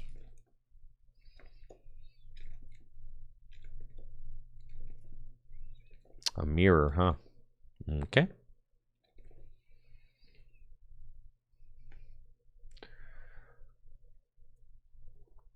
They probably don't actually. Ooh, the Dawn. Ooh.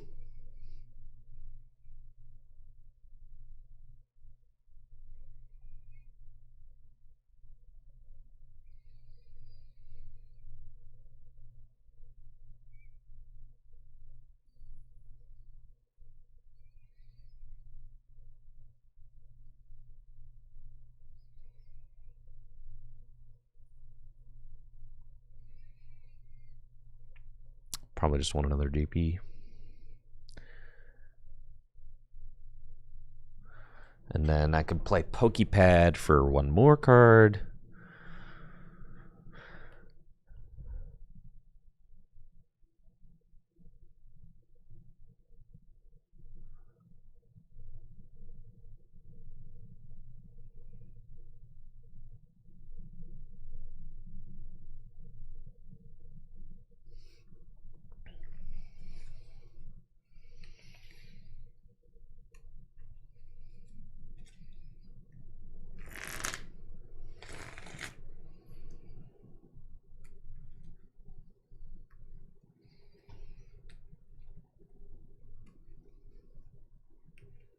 They got Crispin. They'll probably take the knockout.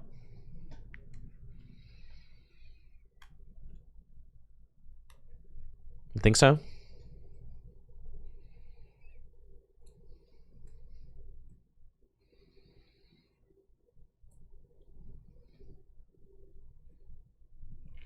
Oh, yeah. All right.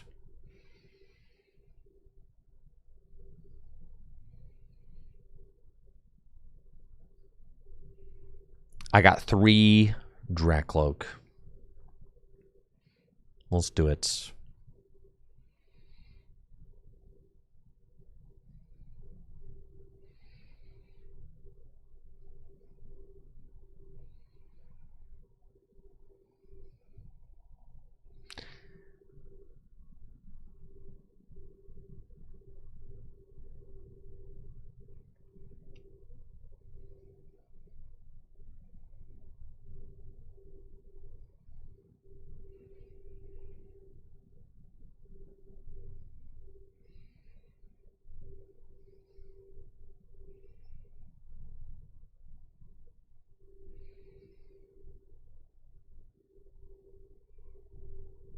Hmm.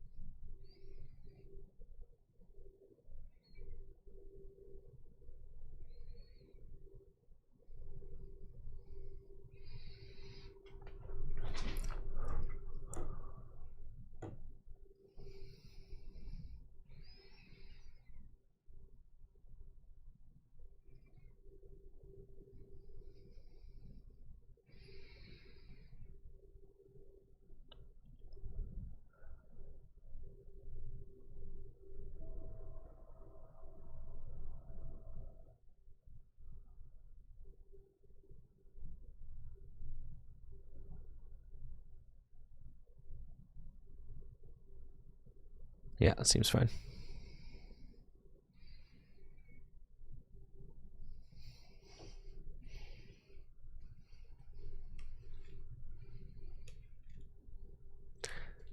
I wasn't committed to playing Stamp, which is why I reconned last time, because if I found like a Lilies, I would have just done that.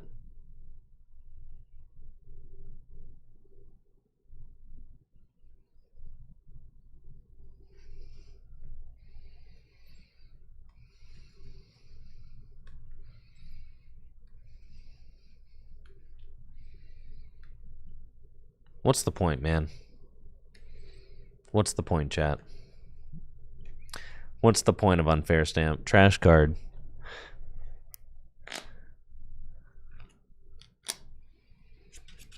I mean, when you draw perfectly out of the stamp, then who cares, right?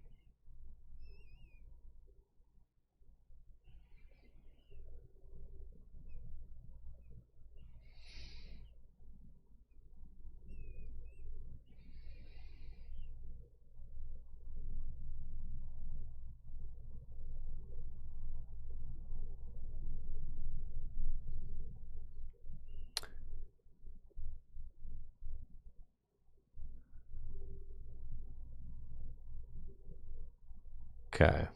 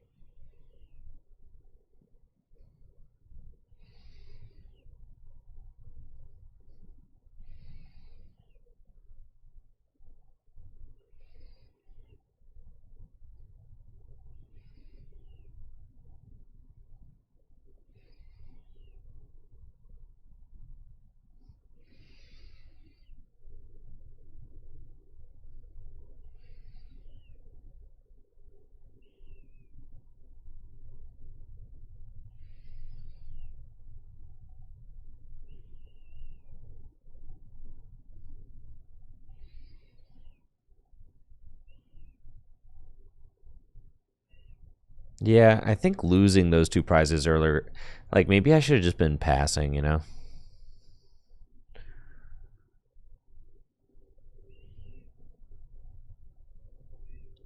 Instead of trying to like item lock early on.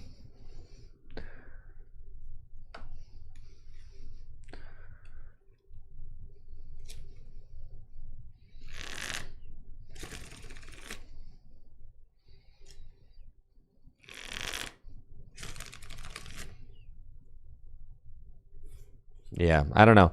I feel like, yeah, sacking I did stunt their setup a little bit, but at the cost of 2 prizes felt really bad. And my opponent did get the absolute stones off the stamp.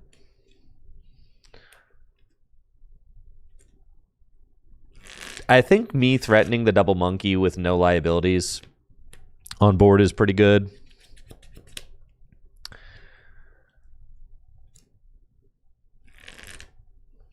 I don't know that I'll actually be able to utilize Clefairy in this matchup right now.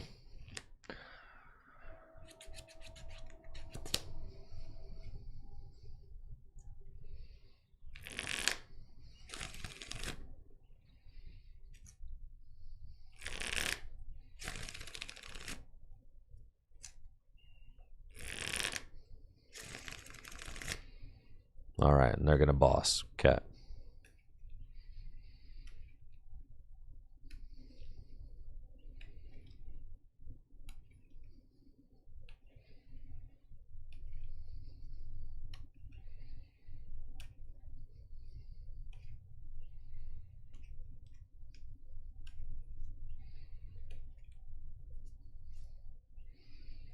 I see they're trying to be cute, right?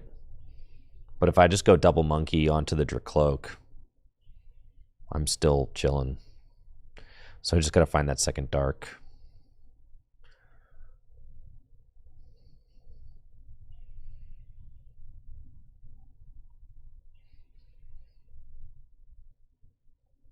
Now, in order to find the second dark, I've got a Rosa's Encouragement, which won't help. So I think we just Lily. I've got 2 dark in deck. Like, that's pretty good. Okay.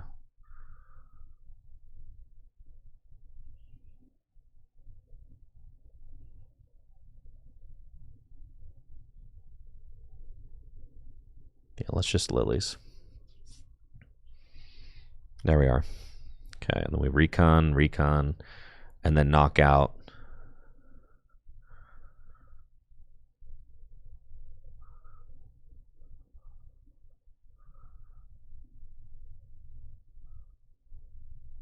The Dracloak on the bench.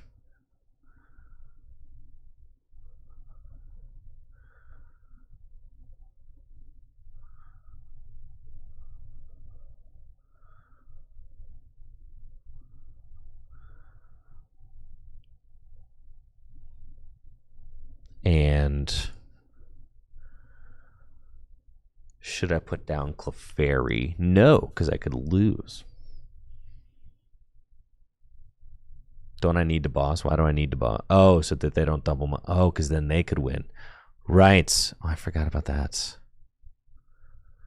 I had to boss. Yes. Because they could still win.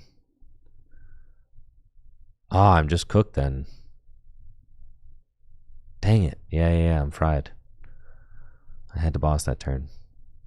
To keep the damage off the board. Right. There's nothing really I could do about that. They probably just have it. Yes, for sure. No, they could just... Yeah, they can just... Dang. I did just get cooked there, for sure.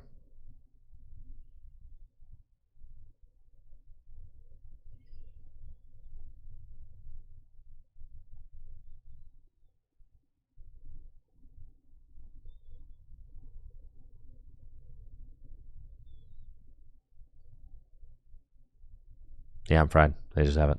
Dang.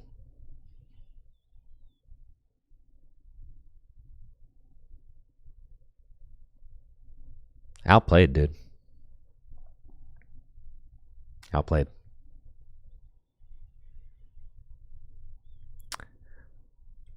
Yeah, I think giving up, like I said, giving up the 2 prizes to... Yeah, I needed boss and dark, right? So it was a lot, and I don't think I had all of that, right?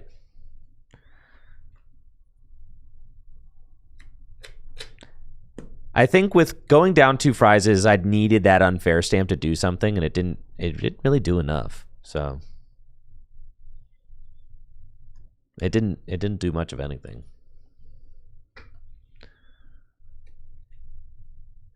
I do think that I I don't think that you, if your opponent is threatening like opening Moltres, I don't think that you go Badoo through that. That just seemed bad, right?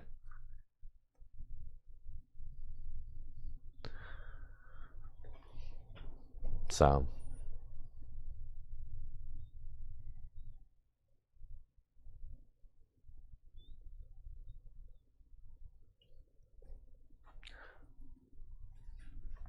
oh, that's true. I could have Night Stretcher. That's true. If I push Monkey, that's true. Good thought. That's true.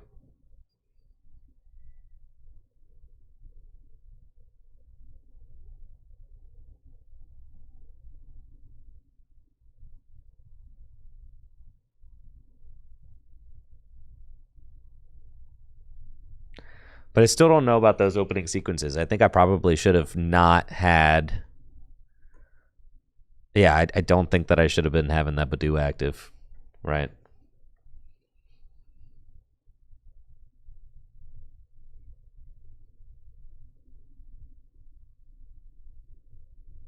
Holy cow.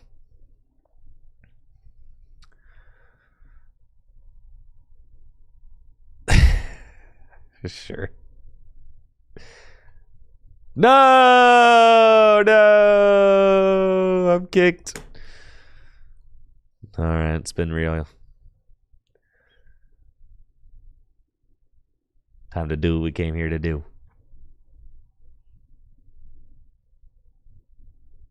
All right, we finally did more winning than losing with Dragon Ball though, so that was nice. I'll take it, you know. Take all those wins I can get.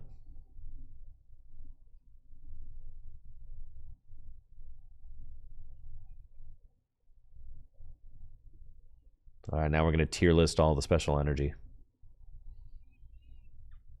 I should put you guys like over here, I think. Yeah, chat can live like there. And then let's go like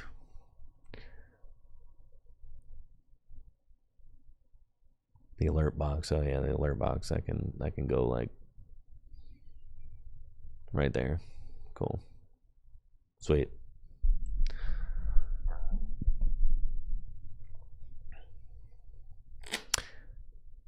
All right. Give me 1 second. I'm going to take a quick break. When I get back, we are going to tier list all of the special energy ever released in the Pokemon TCG. We'll be right back. Thanks for being here. Make sure to check out the sponsors. FullGripGames.com for all the best Pokemon trading card game singles and sealed product. Shopping at Full Grip directly supports the content I create here on Tricky Gym, as well as DragonShield.com for all the best sleeves and accessories.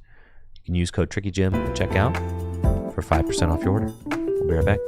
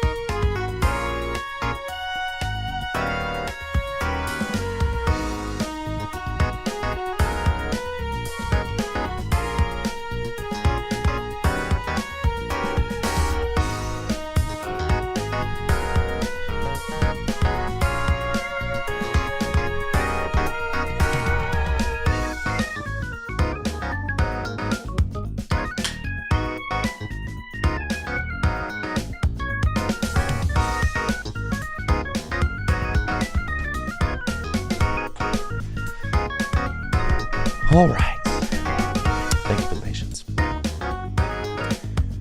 Let's go. Special energy. Special energy. There's a bunch of them. Ever since base sets, the Pokemon trading card game designers have determined that some energy are more special than others.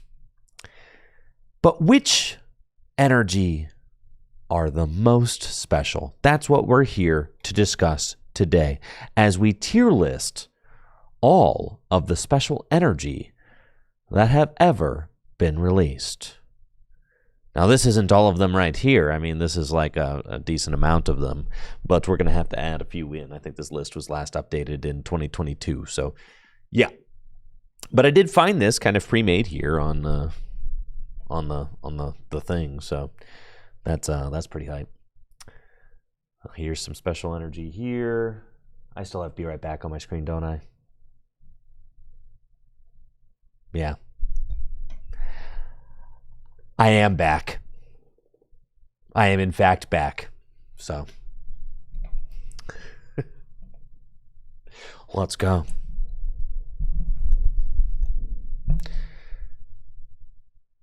Oh, alrighty then. Should we add like an F tier?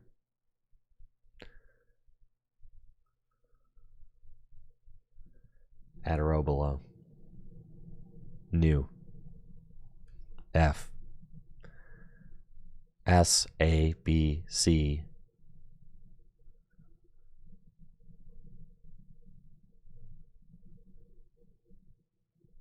That feels like that's plenty of tiers. I feel like this gives us... Are we going to look at them in a vacuum or with their own respective format? Within the context is everything. Context matters. All right, we're starting right at the bottom. Double colorless energy. No E. No, there's no E. We go straight from D to F.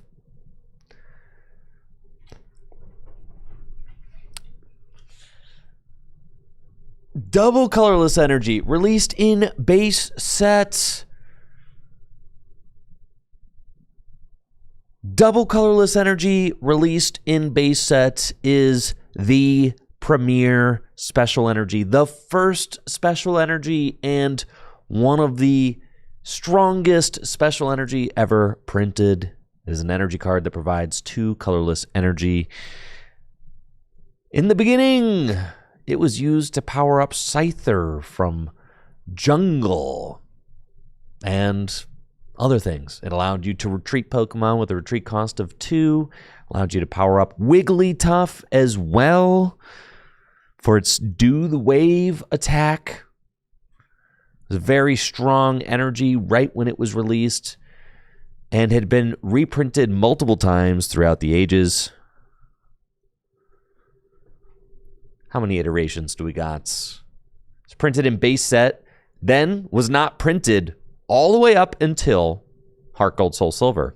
And it was brought back again in Next Destinies, Legendary Treasures, X and Y base set, Phantom Forces. So it was like all throughout the X and Y era, it dominated with Eviltal, right? Because you had Eviltal EX, one of the biggest abusers of double colorless energy with its Evil Ball and Y Cyclone attack. Double colorless energy was also very abused by Mewtwo EX from Next Destinies, right? It was literally reprinted in Next Destinies along with Mewtwo.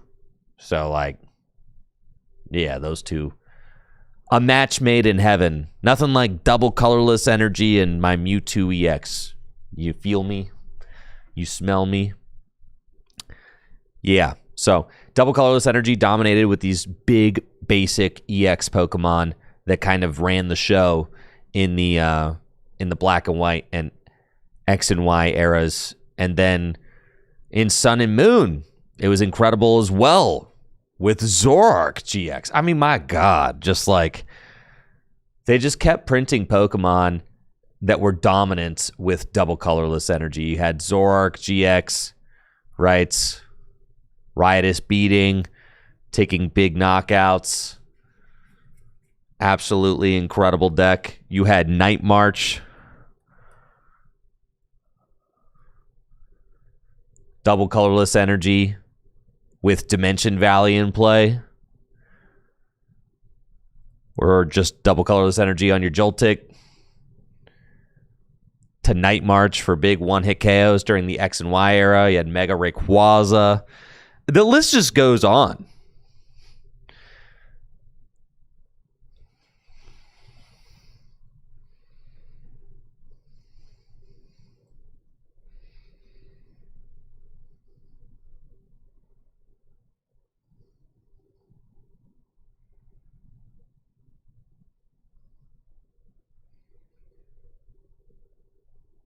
The list just goes on and on and on and on.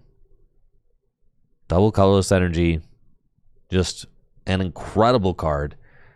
And the last printing of it was in Shining Legends.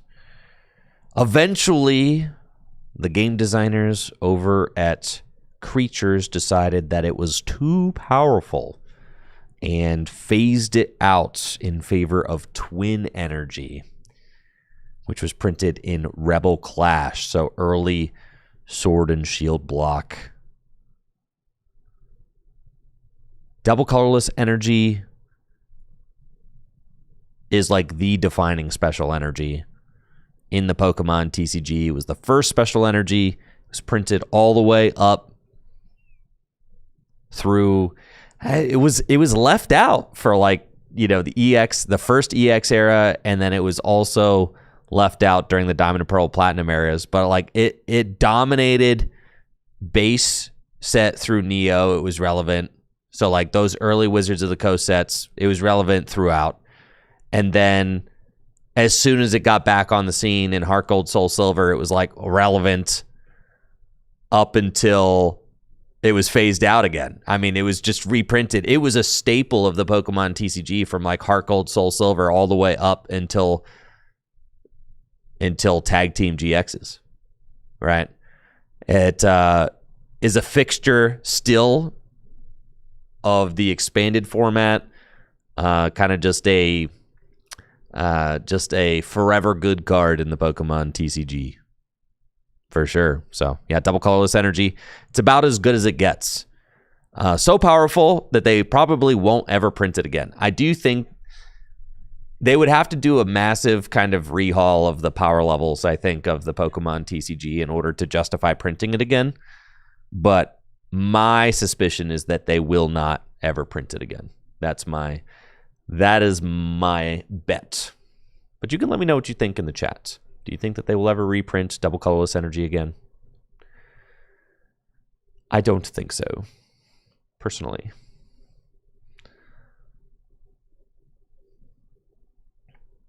Let's look up more special energy. What's next?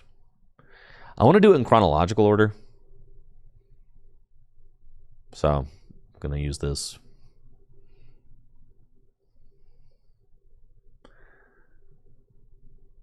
Rainbow energy.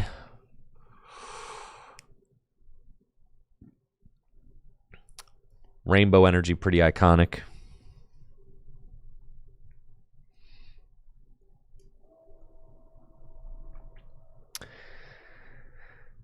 The second special energy ever printed was Rainbow Energy in the Team Rocket expansion, just the fourth expansion ever in the Pokemon TCG.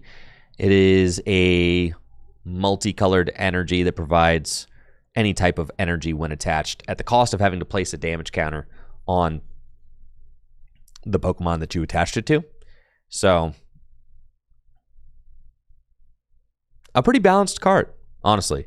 And throughout the years, they've printed more effective rainbow-style energies that have, niche uses that don't have to, place a damage counter on as the cost. They had Aurora Energy, which the cost of attaching Aurora Energy for the multi-energy effect was that you have to discard a card. You have blend energies, unit energies, which kind of provided multi-energy types, but not all of them, right?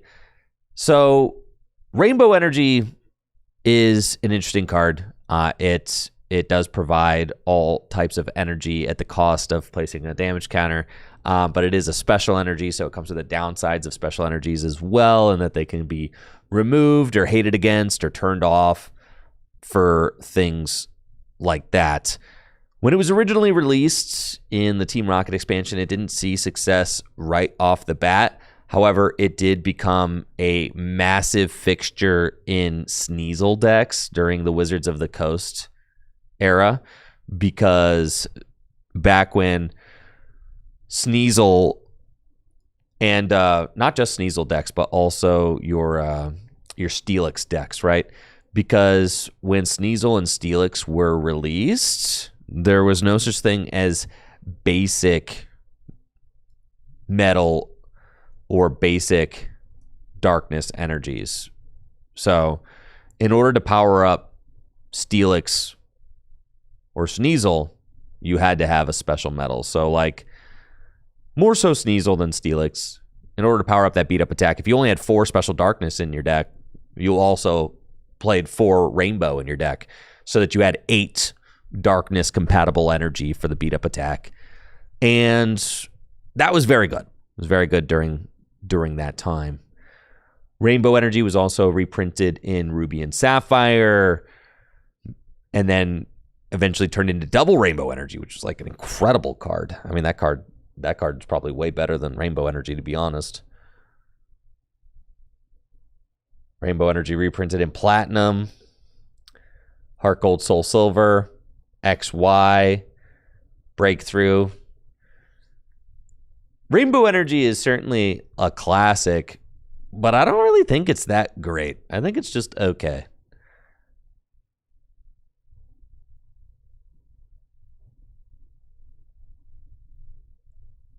I think we've got 1, 2, 3, 4, 5, 6. We got 6 tiers. I think Rainbow Energy can go in B tier.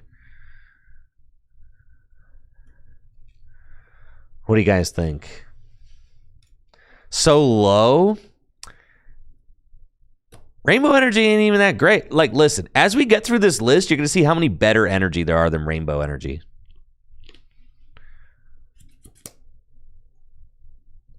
I could even see it in C tier.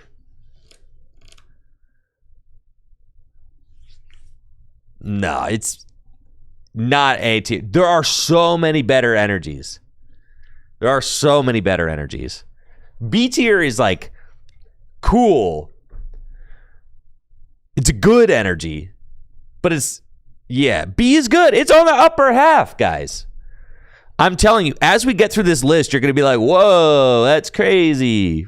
I'm telling you, there's so many better ones than Rainbow Energy. There really are. Yeah, Double Dragon Energy, for instance. I mean, there's so many better ones, for sure. There's so many better ones. Rainbow. All right, we're going to combo up Full Heal and Potion Energy. They were also printed in the Team Rocket set. Full Heal and Potion Energy. Potion Energy is a special energy, provides colorless energy, and it heals 10. And then Full Heal Energy, you guessed it, heals all of the special conditions on a Pokemon when you attach it. These were like very okay. I mean, during this time in the Pokemon TCG, in the Wizards of the Coast ages, 10 damage meant a lot, and special conditions meant a lot. So like they did have some niche uses, especially in Vileplume decks. Like if you were playing Dark Vileplume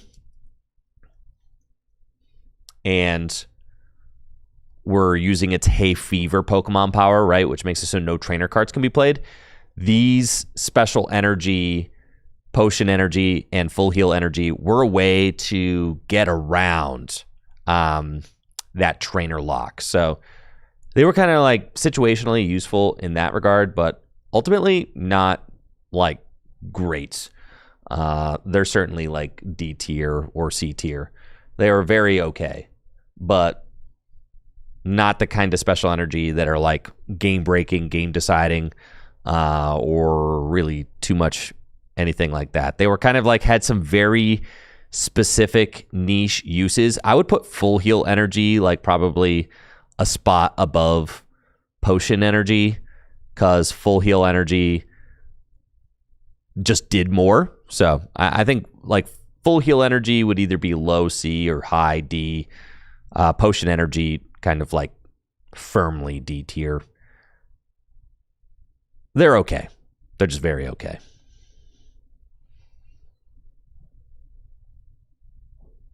Next, Metal Energy. Man, what a cool energy card. Released in Neo Genesis. Crazy to think that before Neo Genesis, right, there were no metal or darkness Pokemon. Both special metal and special darkness energy debuted in the Neo Genesis expansion, and their respective special energies were also released. So yeah, you had metal Pokemon coming out for the first time. You had darkness Pokemon coming out for the first time. And there was no basic energy for either of those types. So in order to attack with a metal required attack, you had to either use metal energy or rainbow energy. In order to attack with a special darkness, or in order to attack with a darkness attack, you had to use either darkness energy or rainbow energy, right? So, very interesting. They were both very good during their time. Metal energy was very good with Steelix, pretty much upon release. Yes, Steelix, right? Because it had 110 hit points as a stage 1 Pokemon, and when you piled those special energy up on it, made it very difficult to knock out. You also had the Metal Chansey deck was very good, won the Professor Challenge at the 2002 World Championships, and Metal Mewtwo, also a very good deck. So the special metal energies, also special metal energy got abused with Rocket Zapdos as well, which was kind of a crazy thing. So Rocket Zapdos, very strong basic attacker. And the way that special metal energy, oops, that was a mistake. The way the special energy used to work with this attack specifically, right? Electro Burn, you could attach a special metal energy to Rocket Zapdos for its Electro Burn attack, and it did 70 damage, right? But if you go and you read special metal energy, it says damage done to this Pokemon that special metal energy is attached to is reduced by 10. If the Pokemon metal energy is attached to isn't metal, it deals 10 less damage, right, when it attacks. So it was obviously very good on metal Pokemon, but you could also abuse this energy on non-metal Pokemon like Rocket Zapdos. And the way that it was ruled is that if you had 3 lightning energy and 1 special metal energy on Rocket Zapdos when you used Electro Burn, you would deal 60 damage with Electro Burn, since you decrease the amount of damage that you're dealing, right? And then the additional text on Electro Burn is Rocket Zapdos does damage to itself equal to 10 times the number of lightning energy cards attached to it. So you had 3 lightning energy cards, right? So it would do 30 damage to itself, except it's minus 10 because of the special metal energy. So you're actually dealing 20 damage to yourself.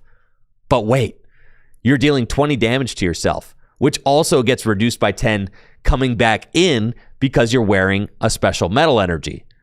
And special metal energy decreases the damage you take from attacks by 10. So not only does it decrease the damage that Zapdos was dealing by 10 to itself, it also decreased it by 10 that it was taking from itself. So the end result was that Rocket Zapdos' Electro Burn attack, which you would think would deal 30 damage to itself with 3 lightning energy, actually only did 10 damage to itself. So for 3 lightning and 1 special metal, you were doing 60 and 10 to yourself on a 70 hit point basic Pokemon with no weakness, a minus 30 resistance to fighting, and the plasma attack, which could charge itself up. So Rocket Zapdos was incredibly strong for a long time in the Pokemon TCG because of its ability to be comboed with that special metal energy. Now, special metal energy had been reprinted many times. It's printed in Neo Genesis. I think somewhere along the way, they realized that it was too broken if you could use it on non-metal Pokemon, right? I think they realized it here. Damage done by the attacks this Pokemon is attached to is reduced by 10. Ignore this effect if that Pokemon, that metal energy attached to, isn't metal. Yep. So they kind of realized that it was a little bit too strong by the time Expedition rolled around, and they nerfed it, right? And then they kept it nerfed like that in all other iterations throughout the game's history. They stopped with like the buffed special metal energy. There's coding energy. Coding metal energy is kind of like the yeah. No, not coding. It's the other one. Shield energy.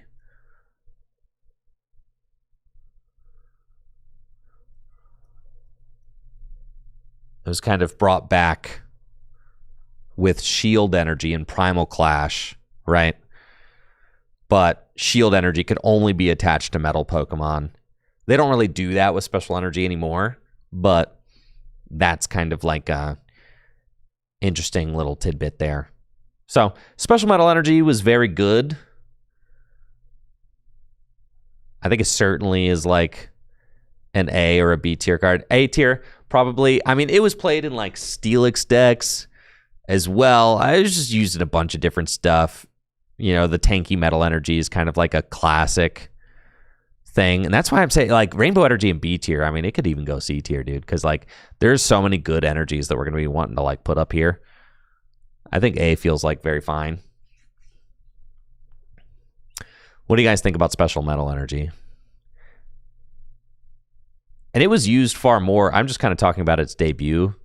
But like it was also very good during other times in the Pokemon TCG as well. In B with Rainbow. All right, we can do that. Darkness was also very good.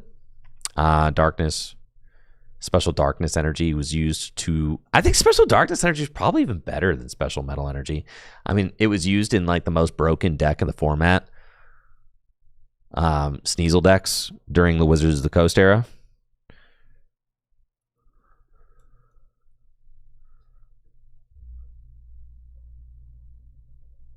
Absolutely incredible. It was also used during the EX block for like your like Rocket Sneasel EX decks. Darkness energy buffs the damage of the Pokemon it's attached to by 10. The way it was originally printed was kind of exactly like the metal energy in that it could be attached to non-darkness Pokemon, but it gave them like a poison effect. You know, like it was kind of funny, right? Like it would like poison the Pokemon. It would like make it take a damage counter between turns if it wasn't a darkness Pokemon or if it didn't have dark in its name. And I thought that that was really fun that it could be used not just with darkness Pokemon, but also Pokemon that had dark in their names. So like the Team Rocket Pokemon were like backwards compatible. Darkness energy was backwards compatible with Team Rocket's Pokemon. Like you had like dark, say like Dark Blastoise, right? You could attach darkness energy to Dark Blastoise, and even though darkness energy came after Dark Blastoise, you could attach it to Dark Blastoise and it wouldn't deal the residual damage, and it would increase its damage output by 10. So that was pretty cool, and I thought that was a really neat effect. But they did eventually do away with like the poison thing, right? in the same way that they did away with like the special metal energy working on any type of Pokemon. They kind of like canned that. And for the longest time, there was no such thing as basic darkness energy. Basic metal and basic darkness energy debuted in the Diamond and Pearl base set. As we can see right here, this is the first ever basic darkness energy. So for a long time, if you want to power up, if you wanted to power up darkness or metal Pokemon attacks, you had to use those special energy. In the Dragtrode deck, let's see.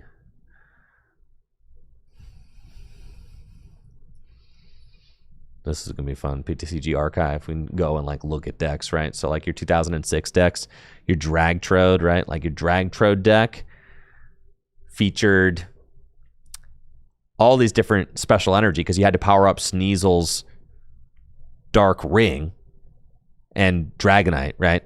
And Scyther and all these guys. So you would play 4 of the darkness energy, but you've also play like 4 dark metal energy, which were like energy that provided metal and darkness. And then you played 4 rainbows, 3 or 4 rainbows, which were yet again another way to play darkness energy, right? And then you had 4 R energy. So you had all these special energy, like literally the deck just played all special energy because there's no such thing as darkness, basic darkness energy, right? So it's pretty funny. But yeah, darkness is goated. It was good for a very long time. With Sneasel, I mean, pretty much the entire Wizard of the Coast block, darkness energy, incredible with the Sneasel decks.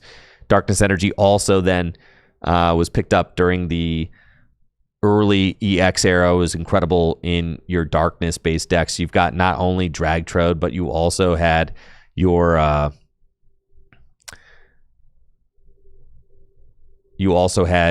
Bombtar decks used it. It was very good in those decks, which are largely like Bombtar is considered to be one of the best decks in like the RSPK and like 2006 formats. So yeah, Bombtar is like insane. I don't know where it is here. Here it is. Bombtar. Yep. It's very good there. Yeah, good card. We'll put it in A. That's fine.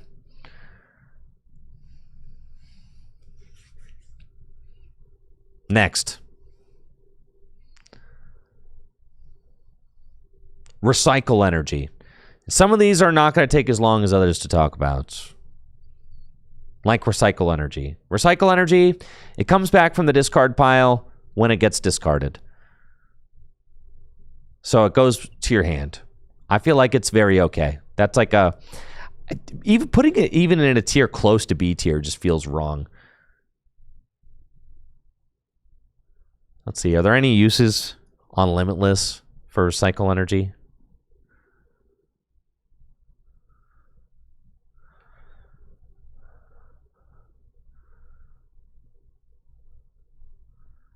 Control decks. Oh my god. Dude, the control deck, I completely forgot. The control decks were freaking obsessed with, oh my god, I forgot, dude. They were obsessed with it, right? Like Sander Washik's favorite energy ever is probably this recycle energy for sure. Because you, as a control player, could play like 2 energy. Then it didn't matter because anytime it got discarded, it would come back to the hand. So like as a control player, that's just exactly what you want because you probably have these 1 energy attacks. Yeah, it's yeah. So recycle energy, just because it's like the control player's best energy, it probably has to go like here, right? It's like your control player's literal favorite energy. I mean, look at all of these, right?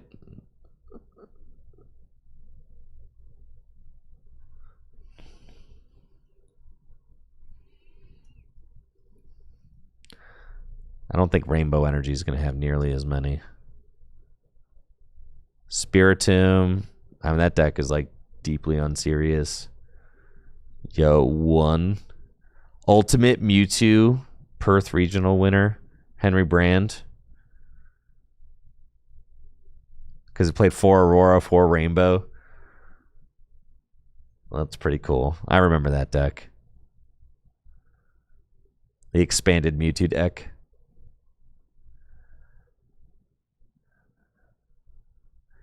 Maybe I was too hard on Rainbow Energy. And Rainbow Energy is obviously crazy with Mewtwo and Mew.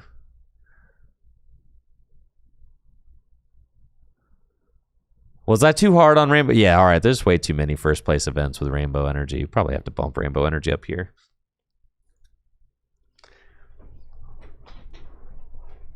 We probably got to go up there, right?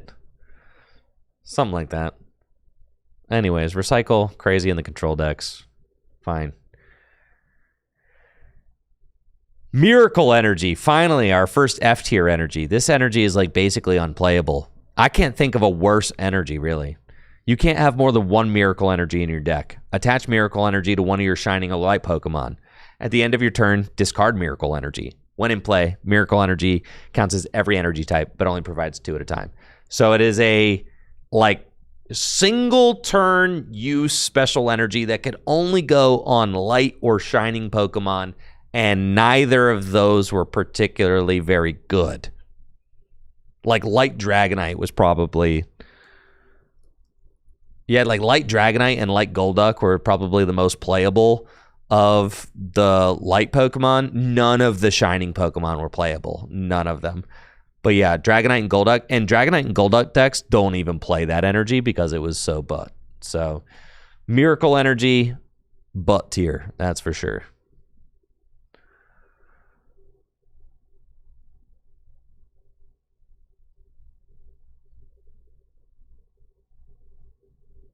Oh, I got reprints. Boost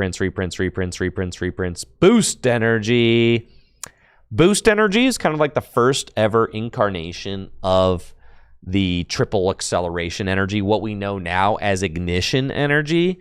This is the first time that concept was ever explored. Very similar to the double colorless energy, except it is a triple colorless energy with more of a downside. Well, double colorless energy literally has no downside. So yeah, there's actually a downside, right? Boost Energy can only be attached to an evolved Pokemon. Discard Boost Energy at the end of the turn it was attached. That's the same kind of thing as with triple acceleration and ignition energy, right? Boost Energy provides 3 colorless energy. The Pokemon Boost Energy attached to can't retreat. Okay, that's crazy because that was like an old-timey stipulation. They don't have those on the newer ones. When the Pokemon Boost Energy is attached to is no longer an evolved Pokemon, discard Boost Energy. So Boost Energy was very good with your Gardevoir EX decks in like the 2004 format. So we go to 2004. Yeah, Gardevoir loved this thing because Gardevoir, yeah, played like 4 of them things, right? Gardevoir EX is this Pokemon, has the Psy Storm attack, does 10 damage times the total amount of energy attached to all Pokemon in play. So you could have like one basic Psychic and just go boost and then take big knockouts with it. And Boost Energy also comboed really well with the Psy Shadow Gardevoir because you were like accelerating extra energy into play with the Psy Shadow ability or Pokemon Power, excuse me. And then Energy Burst does 10 damage times the amount of energy attached to Gardevoir and the defending Pokemon. So you could like put Boost on. It's like a plus 30 damage. It's very good. Saw a lot of play in the Gardevoir deck. Also could enable Pokemon like Exploud, as we see here.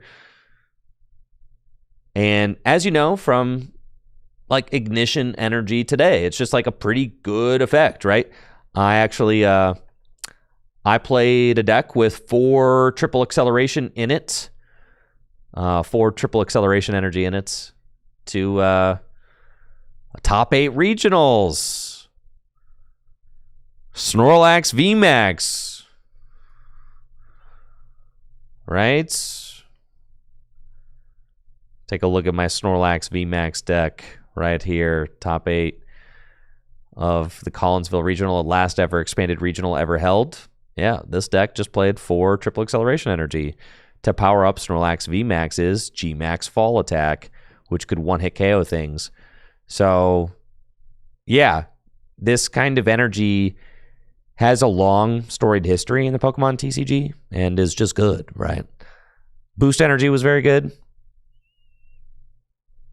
It's like, are we really putting it up here in A tier? Like, maybe. Certainly could be. We'll kind of see. I mean, like, you have all these energies that are very similar, like your triple acceleration, right? I mean, we can just kind of like... And now we have ignition energy.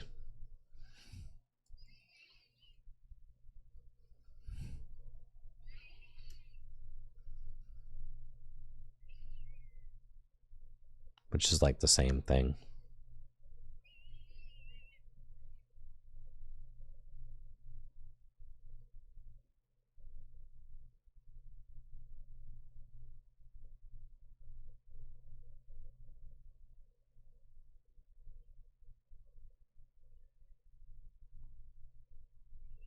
But the thing is like, so are we judging like how good they were in their eras? Like, the thing is that like like ignition energy is purely better than boost energy, right?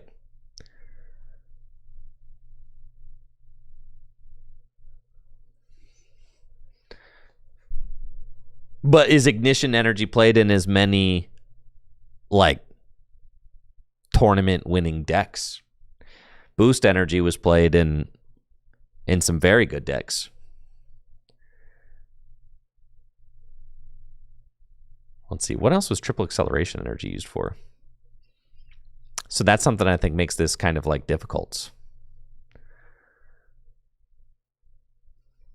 Let's see, triple acceleration energy. Mad Party? Oh my god.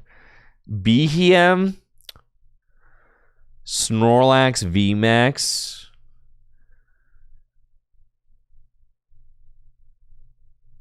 You had some like... Oh, I forgot about this deck. Isaiah Bradner's Zorg Dugong deck. That deck. Dude, seniors? That's crazy. Rowan Stav and I was on it too. Dang, Lucas Zing was a senior player too. Dang, all these seniors were going crazy back then. That's nuts. The Masters, we were hip to it too. Cool.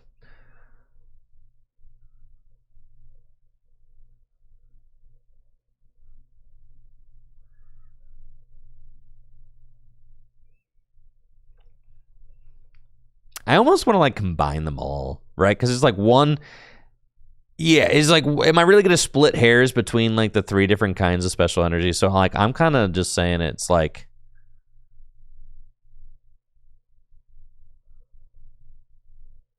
You just let boost energy count as triple and ignition, you know?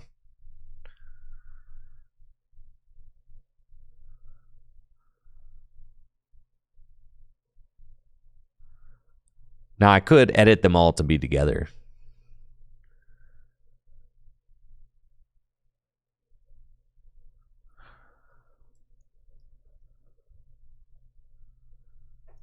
Super boost energy.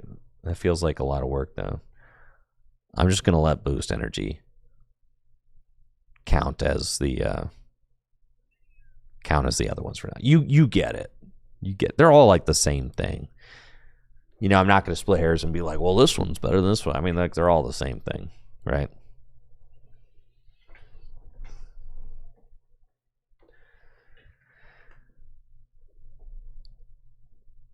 You think ignition in triple are not different enough from boost? They're like the same thing. They're all like the same thing. They're like the same thing, bro.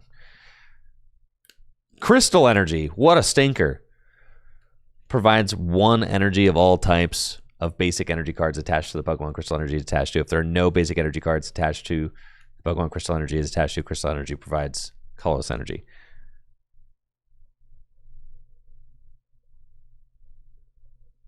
Okay, so this is like the world's worst rainbow energy because it's... Do you understand what it's saying? It's like crystal energy is a colorless energy when you attach it to a Pokemon. But then it also counts as all types of energy of the basic energy that are attached to that Pokemon. So like, say I have a Mega Kangaskhan EX in the active spot with a Crystal Energy on it. And then say I have a basic Grass Energy and a basic Fighting Energy on the Mega Kangaskhan as well. Crystal Energy provides both Grass and Fighting. That's what Crystal Energy does. It refracts the other energies. It copies the other energies attached to that Pokemon. It's just not good. It's not good, right? That's like as bad as it gets. It's like way too fair of a special energy card, right? Like actively doing nothing. Yeah, that is another just like hot stinker pile energy. For sure. Yeah, absolutely horrendous. Warp Energy. Now this one's goated. Warp Energy. When you attach Warp Energy from your hand to your active Pokemon, switch your active Pokemon with one of your bench Pokemon. Now, the funny thing about Warp Energy is that it almost feels like it got power crept by Jet Energy, right? Jet Energy seems like Warp Energy, but better because it switches a Pokemon from the bench to the active, where it's like usually if a Pokemon is in the active spot and needs to go to the bench, usually it's not the one that needs the energy, right? The Pokemon on the bench that is coming up to the active, that's the one that wants the energy because it's getting in the paint. That Pokemon wants to attack, right? Yeah, the Sun and Moon era didn't really use Warp Energy too much. No, it's not that great. It was like okay when it was first released, but Warp Energy really got power crept for sure. Yeah, Warp Energy, I'll put Warp Energy down here in like the D's. It's like very fine. But Jet Energy though, we might as well just talk about Jet Energy because Jet Energy is crazy. I don't think it's on the list.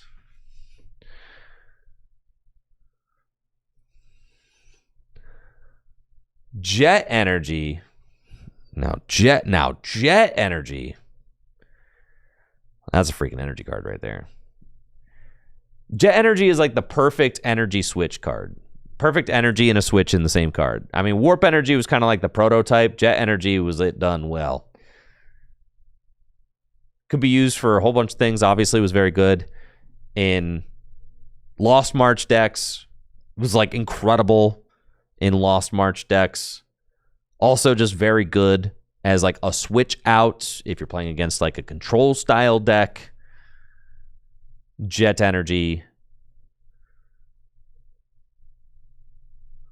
Extremely useful.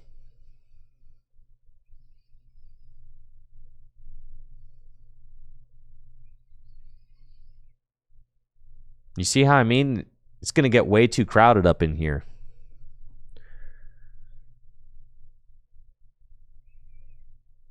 I think boost, yeah. Is it more like...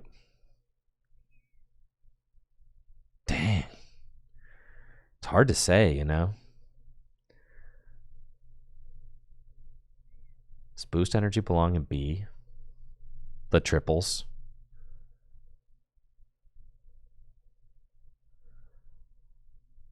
We'll see. It's all the special energy I think are gonna start making a lot more sense once there's more energy in here, because there's a lot of energy to rank, guys.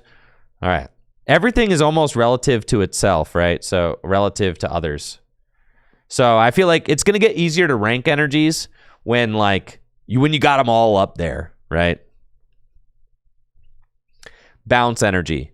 This card is a double colorless energy. You can attach this card to your Pokemon that has basic energy cards attached to it. When you play this card from your hand to attach to one of your Pokemon, return a basic energy card attached to that Pokemon to your hand. All right, so Bounce Energy is kind of like the first iteration of this style of thing. It is a double colorless energy, but it also returns an energy to your hand. It's like it's not good. Okay, it didn't see any play, but they did continue kind of iterating on the Bounce Energy.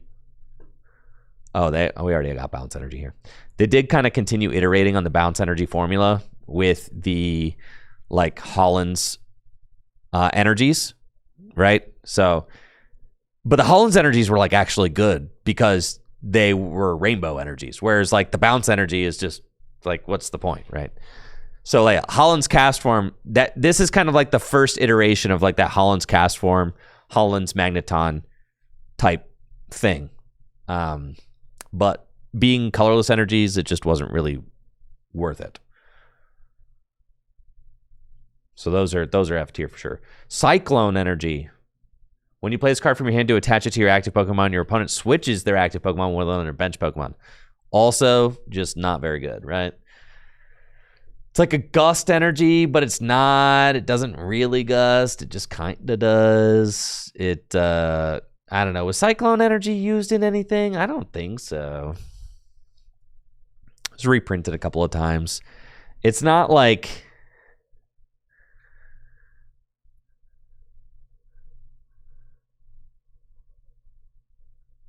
No, we're not putting Pokemon on here. Listen, Pokemon that become special energies are not special energies. They're Pokemon.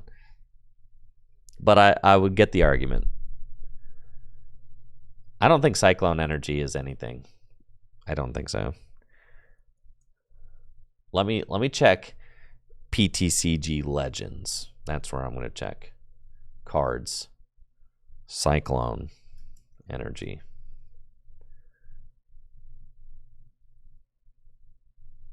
Where's the Cyclone?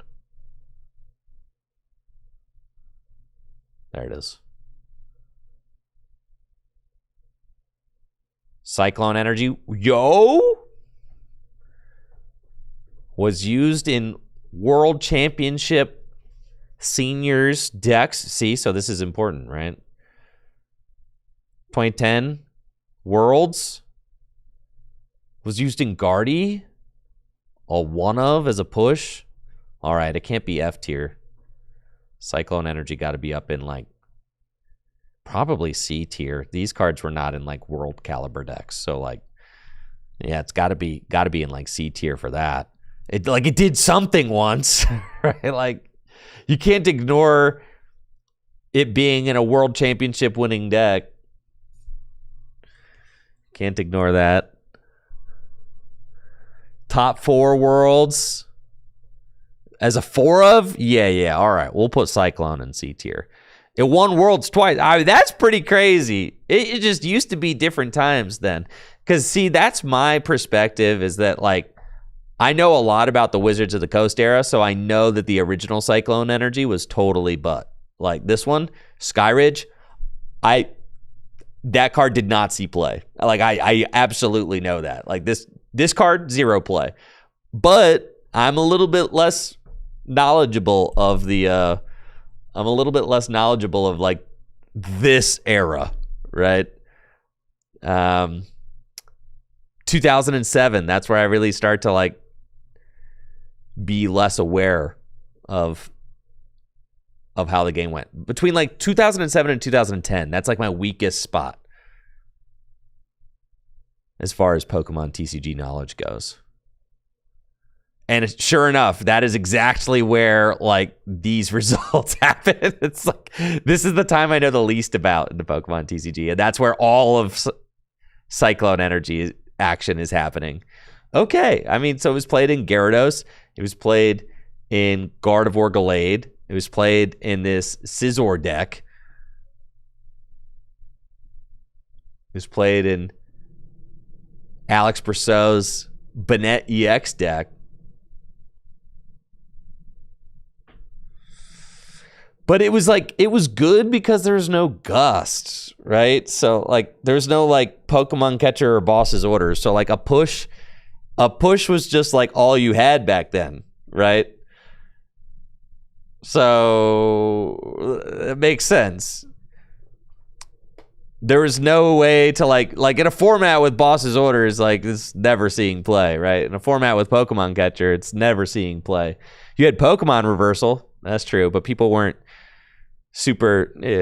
Some people play Pokemon reversal, some people didn't. You had POW. You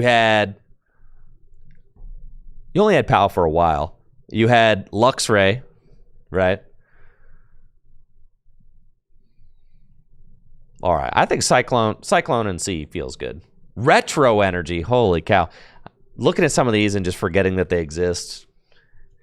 Colorless energy When you play this card from your hand to attach to one of your evolved Pokemon, you may remove up to 2 damage counters from that Pokemon and discard the top card from it. This counts as devolving it.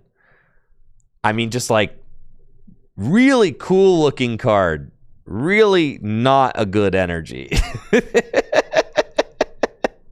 Yeah, the e-reader cards are certainly some of the strangest, right? Where are you? You retro energy? Like some of the worst cards I've ever read are e-reader cards. That's for sure. It's really not good. Yep. All right, we had more darkness. See, like, I'm not going to rank every single darkness energy. I'm not going to rank every single triple energy. Multi-energy, though. Attach multi-energy to one of your Pokemon while in play. Multi-energy provides every type of energy, but only one at a time. Multi-energy provides colorless energy when attached to a Pokemon that already has a special energy attached to it.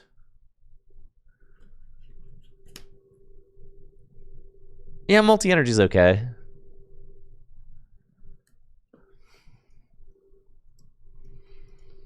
Isn't that just luminous energy now?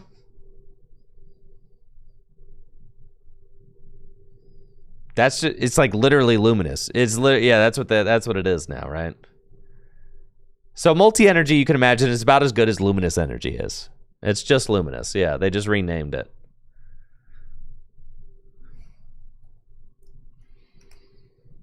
All right, multi-energy.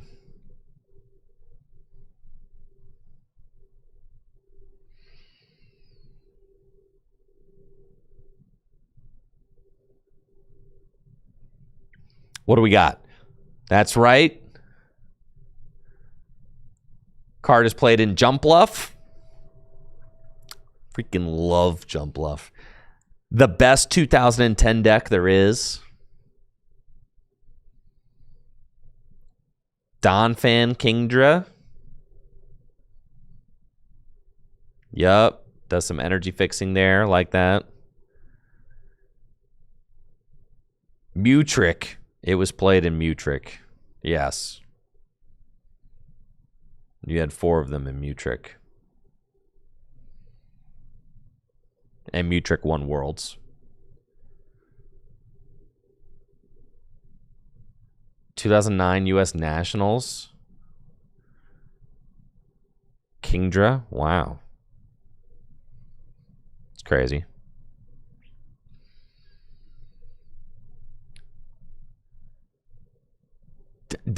All right, this energy's got a lot of results.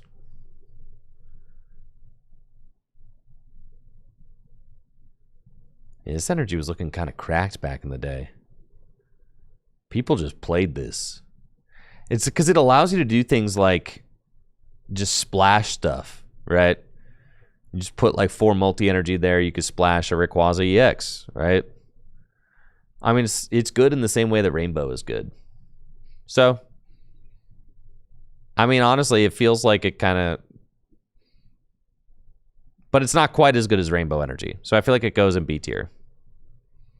Because Rainbow Energy is better than... Rainbow Energy is certainly better.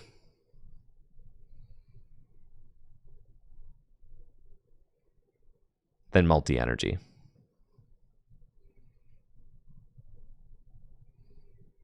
Maybe these guys don't belong so high on the rankings. Maybe I'm tripping. Maybe they just go here. Because these effects were reprinted throughout the ages, and they weren't like game breaking, you know? Are we judging by modern standards or by standards of the day? We're kind of taking like the effect as it affected the game as a whole. Like during its time.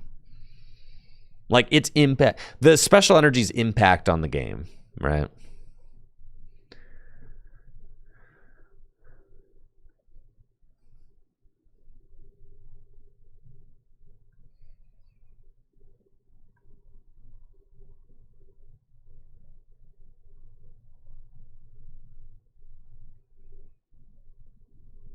My YouTube chat froze like forever ago. So sorry, YouTubers, if I haven't been keeping up with you. Yeah, YouTube froze big time. I can't even read the YouTube chat right now. It's like completely frozen. So I think other special energy will certainly be considered for S tier. It's not just going to be DCE. I don't know, like telepathic seems kind of crazy. Yeah, it looks like the YouTube player is being super finicky right now. So, might be having connection issues.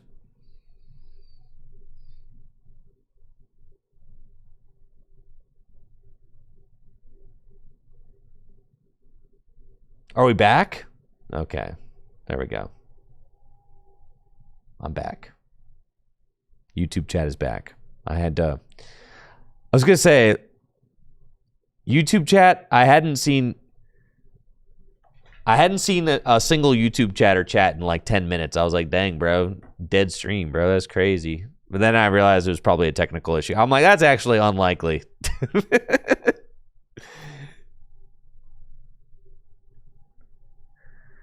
All right, listen, YouTube's back, okay? YouTube's back. I just thought it was a dead chat. It just froze on my computer, but you guys are back. See? There you are. Here is YouTube. It froze for me all the way, like, yeah, actually, I didn't read any of that. All right, well, thanks for being back, YouTube. I appreciate it. Aqua and Magma Energy. All right, Aqua and Magma Energy are kind of exactly like the Rockets energies that just got printed. Aqua Energy is like a gimmick energy for Aqua Pokemon, provides dark and water, except it gets discarded the turn you use it. The Rocket Energy like sticks. These guys got discarded like Boost Energy, right?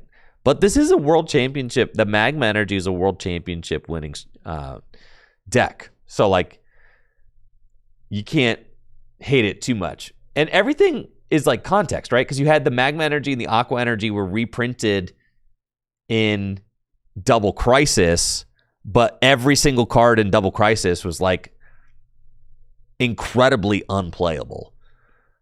But Aqua Energy was like also unplayable because all the Aqua Pokemon were very bad. But then Magma Energy was like good because it won Worlds. So like, I think like this is probably fair, right? Like this deck won Worlds, but also it's just like not that good. But it was good in the context, but it also won Worlds, but it's like also not that great. Aqua Energy is like very bad, but not as bad as these guys. These guys are like, I literally am unplayable filth. There was an Aqua deck. The Aqua deck was not good.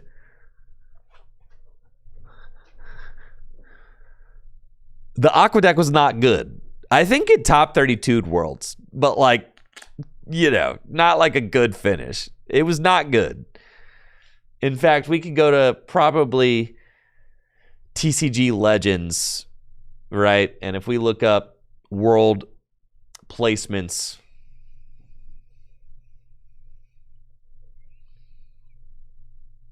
World Championships 2004, right? Yeah! 19th place, Jacob Burt. Yo, shouts to Jacob Burt. This deck... Oh, no! I forgot. This deck doesn't even play the Aqua Energy, bro. Oh, no. No. It doesn't even play it. Oh, my God. Oh my God, the Aqua Pokemon are so bad, bro. They're so bad. They're so bad. We have to, you like have to F tier it for that.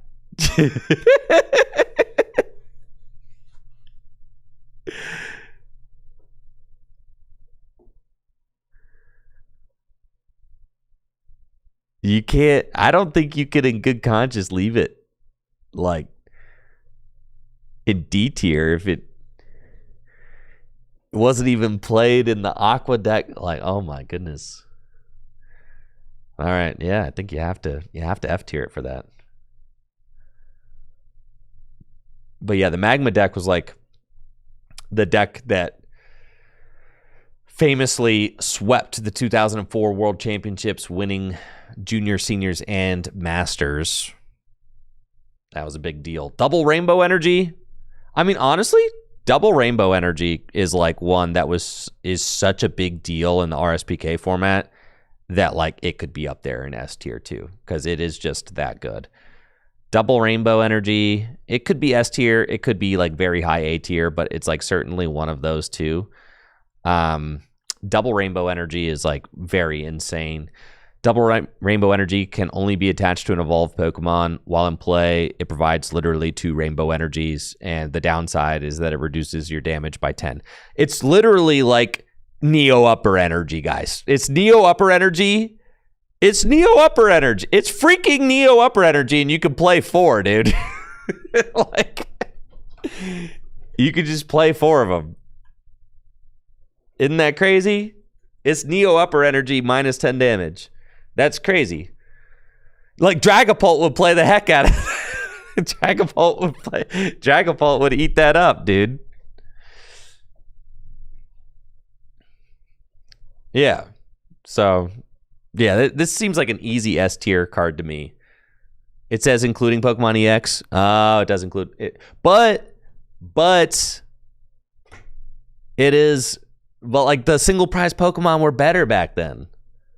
It did exclude Pokemon EX. All right, so it excludes rule box Pokemon. But let's look at the results for this card, right?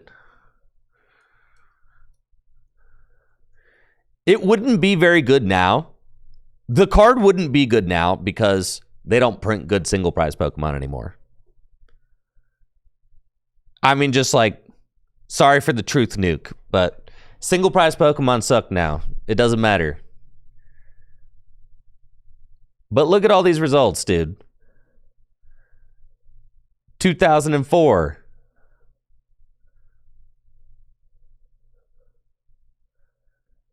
Top 8 worlds, top 4 worlds, first place worlds, fourth place worlds, juniors. U.S. Nationals, second place U.S. Nationals, 2004. World Championships, 2004 Masters. All over. 2005, Nidoqueen. Pablo Meza, first place. Top 4 worlds. You had Bombtar decks. Or whatever these... What? Oh, that's Shocklock. Rocklock, excuse me, not Shocklock. Rocklock.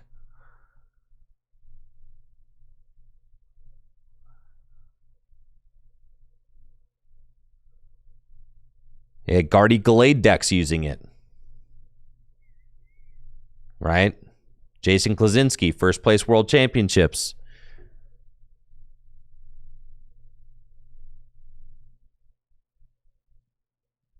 U.S. Nationals. We got Gino. Top 4 worlds, U.S. Nationals. Guardy Gallade.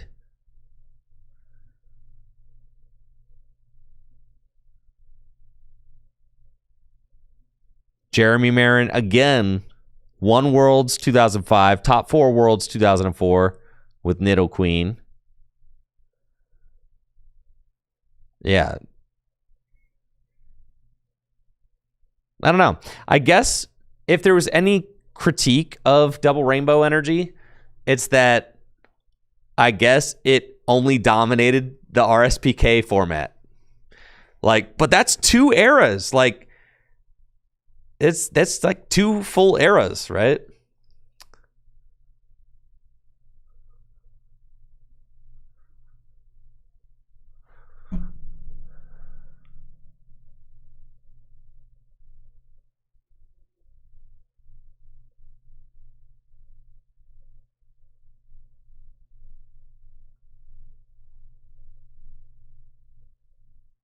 Crystal Guardians. Yeah, so it was printed in what, like the last EX? Is Crystal Guardians the last EX set? Yeah. So it was printed at like the beginning of the EX block and at the end of the EX block. So then it was legal for like all of the Diamond and Pearls, like a lot of the Diamond and Pearl stuff. No, it was printed in Diamond and Pearl as well. Oh yeah, this is going S tier. It was insane. Yeah, it was absolutely insane. I think S tier's fine. Yeah, double rainbow energy went crazy.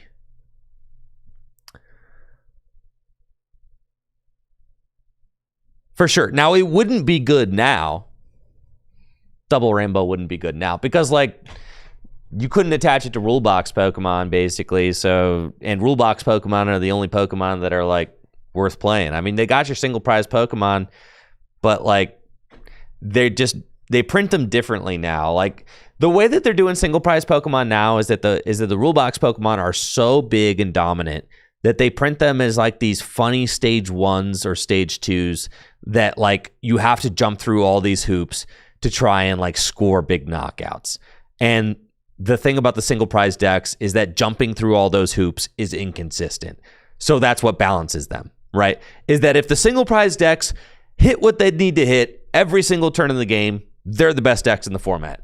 But they don't, because they're inconsistent. So, like, because you have to rebuild an evolution attacker every single turn of the game because they are getting one hit KO'd every single turn of the game, right? Whereas, like, back during the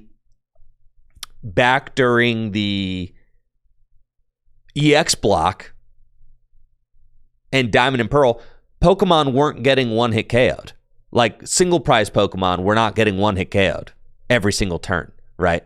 That, I think that's, like, the biggest kind of dissonance.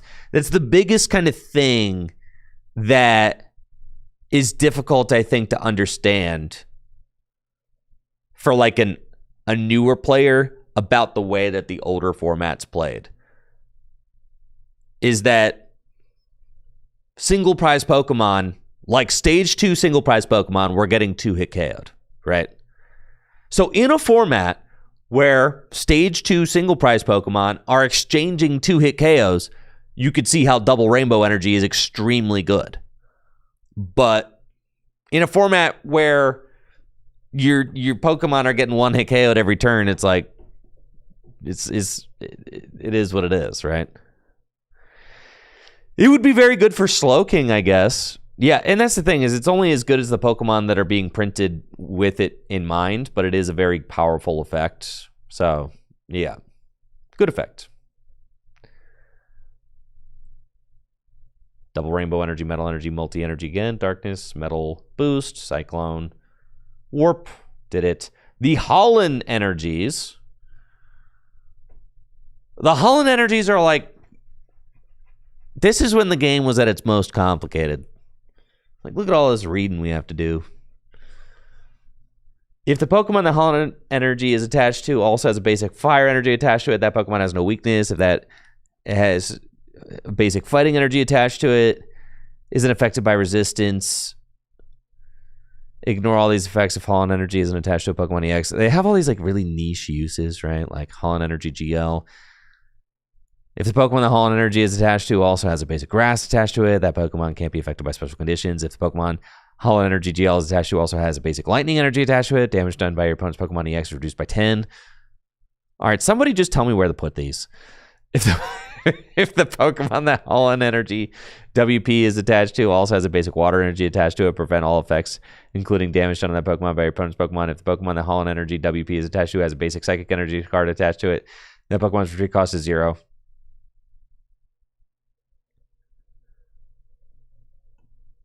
There's a reason they don't print Pokemon cards like that anymore. It's sad, but it's because we just don't read that much. We're gonna put them. Surely some are better than others, and some old head can yell at me, but, like, they all feel like super C tier for now. Let me just look up the Holland. When in doubt, see it out. Now, some of these are definitely played on, like, a world level for sure. All right, this one. Second place, Worlds, Jimmy Ballard.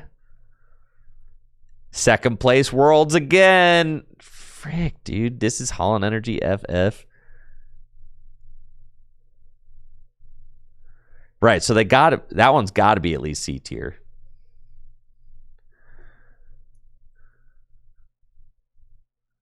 Holland Energy GL. Was played third place worlds lists.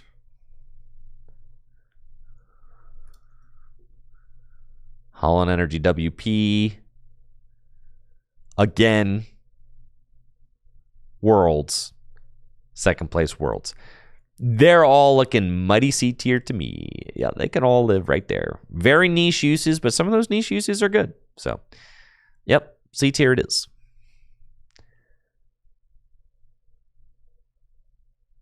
React Energy. Now, this is just like one of those special energy cards that it's like, it's literally like a nothing energy. It's like plasma energy, right?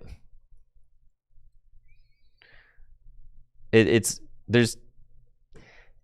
this, right? WP is the best, GL is the worst.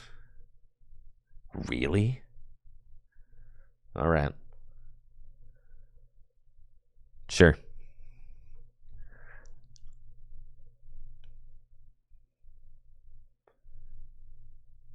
Right, but these energies, they don't do anything, but then they combo with stuff, right? Like there's cards that interact with react energies and cards that interact with plasma energies.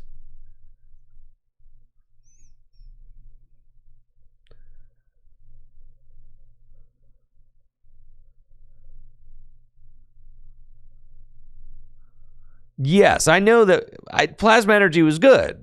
Right, but it didn't do anything like itself. It just it reacts to cards. Like that's why they called it react energy, because react energy itself isn't anything, but it reacts to other things. Like second place world championships react energy, right? Top 16 world championships.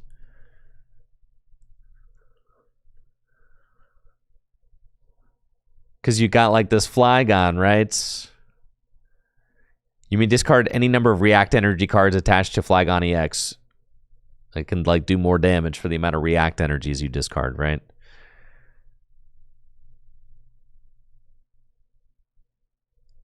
React energy is feeling like it's got to be like,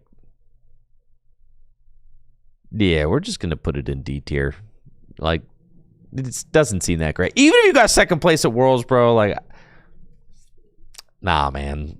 I'm not impressed. It's not enough. Do more, you know?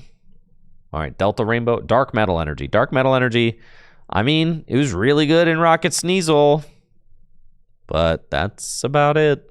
Dark Metal Energy is like one of those energies where it just literally got printed because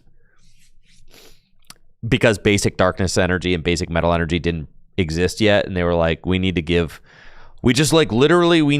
darkness and metal Pokemon more access to energy without printing basic and metal energy yet. Like at this point they probably should have, but they were like, we still want to limit it to special energy.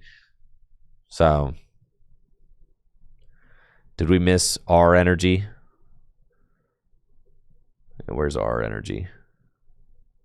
Oh, dark metal. Yeah, R energy. Yeah, for sure. R energy. Yeah, R energy. R energy was really good with the Rocket Sneasel deck. Again, I mean, it was played in Dragtrode.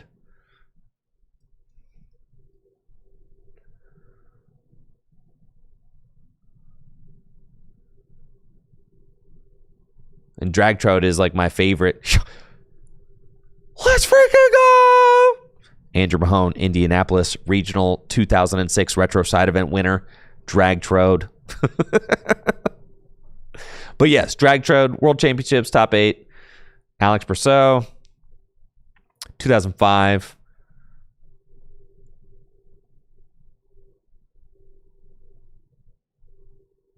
Top 4 Worlds with the Dark Tyranitar deck. It's like, I mean, good, right? For like what it does. I don't think these kinds of energies that are so narrow like really belong high up on the tier list, because they're like, yeah, they're okay, but they're like extremely narrow, right? Like where would you put like the Team Rocket energy, like the new Team Rocket energy, right? Like a card like this. That's not an S tier card. It's probably going in D tier just because it's like, yeah, it's like kind of all right. The thing is like the magma energy gets boosted because it literally won worlds in all 3 age divisions. So you're kind of like, okay, I guess like the magma energy seems like the highest of those gimmick energies, right? You got like Rapid Strike energy is another gimmick energy. It was only used in the Rapid Strike deck. Single Strike energy, another gimmick energy, is only used in the Single Strike deck, right? So, like,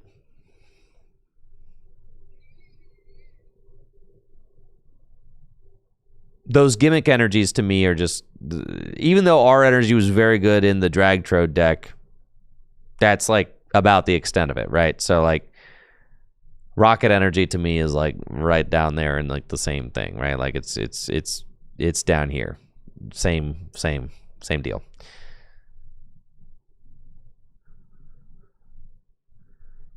Heal energy. I missed a bunch of these. I got all those.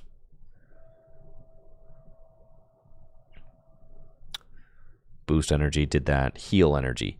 Heal energy, yeah, what? Heals, remove 1 damage counter and all special conditions. Literally a combo of full heal energy and potion energy. So I feel like heal energy needs to be at like the bottom of C tier because it is literally just roll compression on both of these. It is the same thing. Rockets in C or D, it doesn't discard itself. Yeah. But it also doesn't boost by 10 damage, which is what this one did. And this one was so good, you know, like won worlds. I mean, really, the thing about the gimmick energies is that there's only, they exist in context of themselves, right? So like they're only... Rocket's energy, Team Rocket's energy can only be as good as the Team Rocket's deck is. And how good is the Team Rocket's deck is, right? It's not good. So, like, even though technically, like, our energy has to be above Team Rocket's energy because Team Rocket's energy sucks. Like, these decks are not good. So, they're down here. These decks, you know, top 8'd worlds. Right? Like very good decks. This deck won worlds in all 3 age divisions. This deck will not do that. So, Pokemon just released a statement about Orlando. Phew. Link me, baby. Where are we at? Link me. Need that.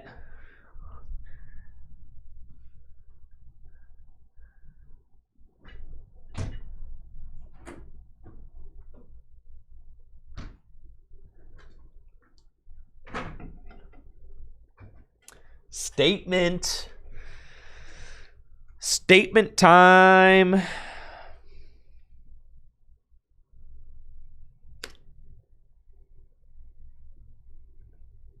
Sorry you got botted there, Nico.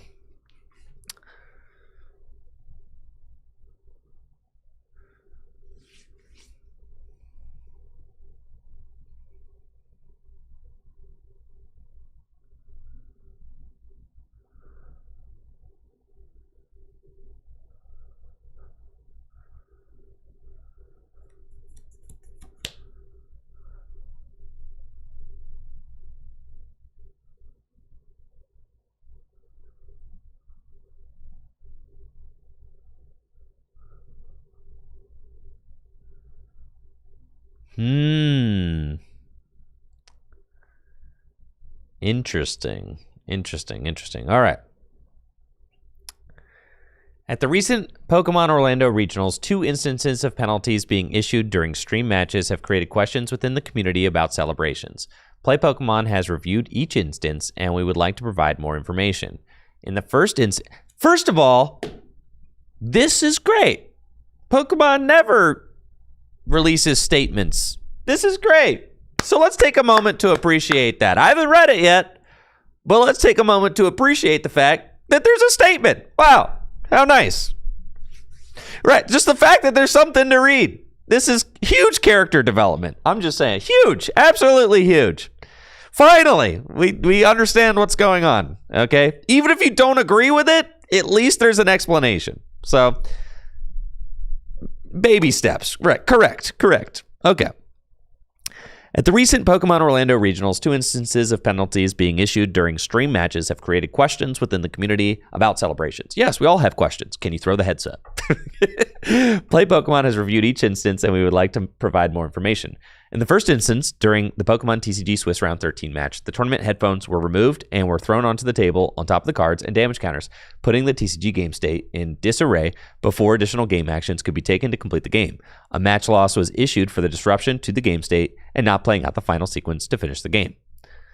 I think like that was understood, right? Like in that, I think that was understood. And like you might not agree with it, but they want to draw that firm line. And I kind of talked about this at length on the Tag Team podcast. But when you are playing, a game, it's not your board state. It's not your opponent's board state. It's a shared board state, right? And like you have to make sure that it's not just you that understands that you have the win, but that it's you and your opponent. And in this case, the stream judges understand. Everyone has to understand that you have the win. So it's your job and your responsibility as a player to make sure that everybody is in understanding that you have win.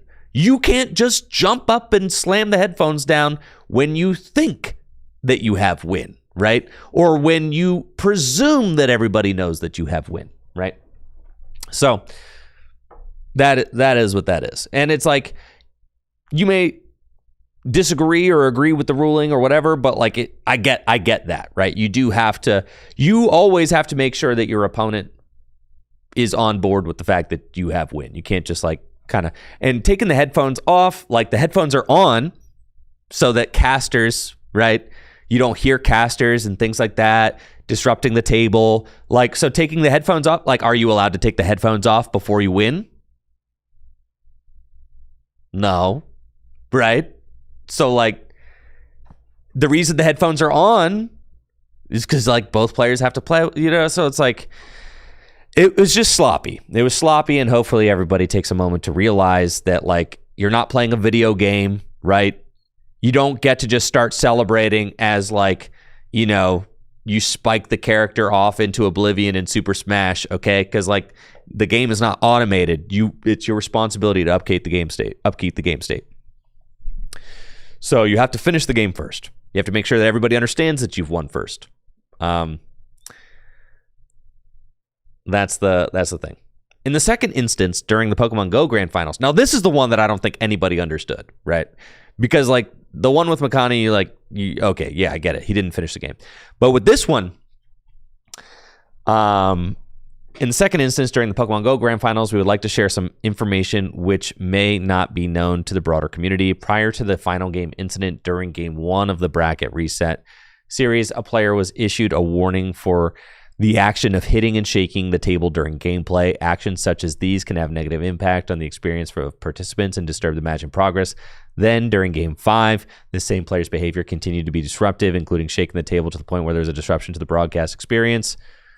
These repeated infractions resulted in a penalty that was escalated to a game loss. We will uphold the decisions made by the judges at this event. Pokemon judges are committed to bringing the best possible experience to our players by preserving the competitive integrity of our events. Without them and their commitment to play Pokemon, yeah. Okay. In the moment of a win, emotions are high. We recognize these emotions can lead to energetic reactions celebrating a win.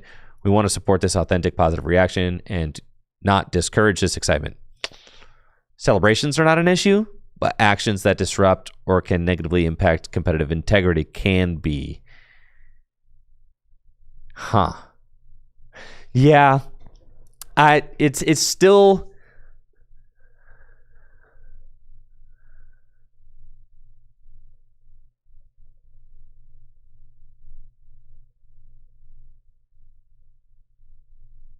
The thing about it is it feels like obviously Pokemon decided to side with the judges with the Pokemon Go thing, right? And that makes sense. But it should kind of, as a competitor, it should kind of like scare you a little bit, right? It should scare you a little bit. You're like, okay, gonna try and be as tame as possible. Make sure, like, and the thing is, I think with trading card games, there's like a certain amount of kind of like, a certain amount of like rambunctiousness is like tolerated and expected. But in like the more fighting game community, not to say that Pokemon Go is like the fighting game community, but as you get into like different kinds of video games, fighting game community, things are much more, there's a much more physicality aspect to it. Things get more physical with the equipment, the controllers, things like that. And reactions can be a lot more physical and are culturally a lot more physical in fighting style games than they are in the trading card game, right? So, I still wasn't there. I don't see it, but it does kind of say to me, it's like the expectation of your conduct on stream is a very tame expectation. It's an expectation that people will be very tame. That is the that's what I'm gleaning from this. That's what I'm taking away. Is that the expectation is that celebrations will be very tame. And that reactions will be very tame.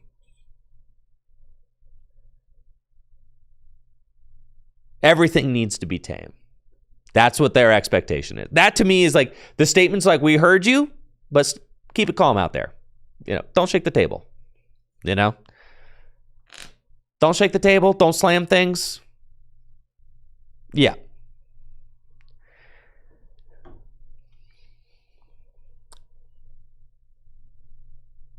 That's kind of, they kind of backed it. They're like, we want you to be excited, just like, but don't do anything.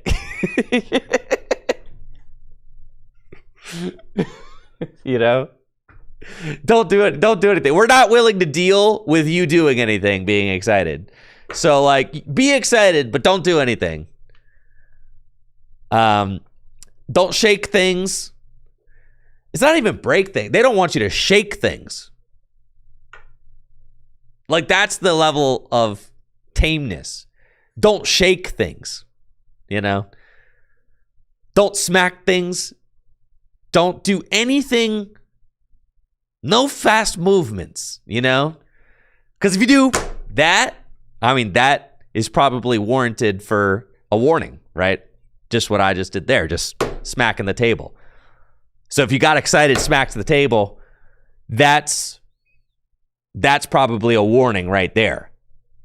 And then if you were to do something else that was deemed aggressive, then you're probably a game loss, right? So,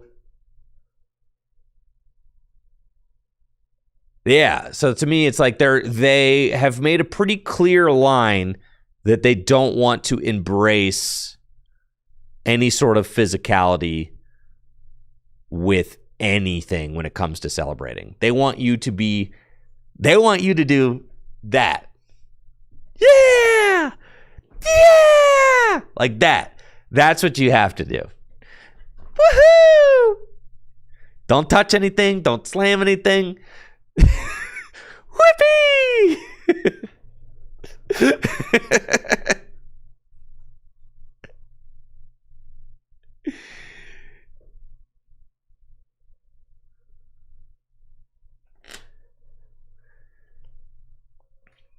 So, yeah, that's what my takeaway is. And for me, I get it. just go. It sucks. Like, I hate to be like this. Like, oh, like just stand up and pop off once you're standing up. You know what I mean? You pop off once you just don't touch anything. Don't touch anything. Just don't touch anything. Just stand up and then you can start popping off. Finish the game, stand up, and then you can start popping off, and they can't do anything about it. Go pop off at the crowd, pop off wherever. Just like get away from the equipment as fast as you can. Just remove yourself from all equipment before you start popping off.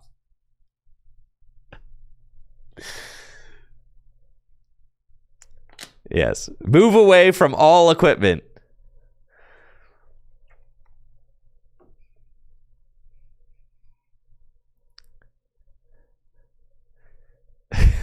Leave the building, then pop off. Run! Yes. So I'm glad that, like, I mean, like, Pokemon basically came out. The thing that all of this to say that, like, there was a warning before, like, whatever the final celebration was for the Go player. Like, they had a warning, right?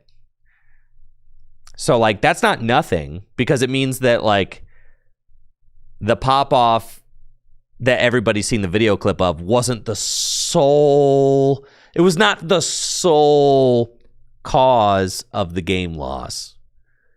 But still, to know that getting excited can cause game losses, and them doubling down and being like, yeah, getting excited is grounds for a game loss for sure, right?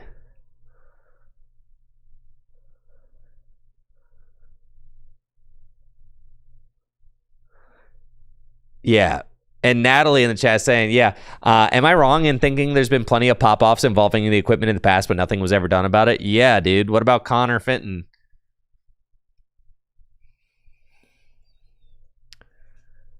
I'm pretty sure Connor Fenton chucked that headset, dude.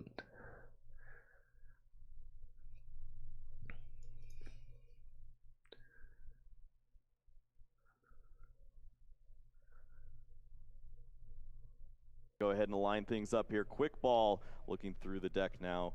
Is there a way to get this done? Radiant Charizard gonna be moving into the active spot, and that's a big knockout. Congratulations, Connor Fenton,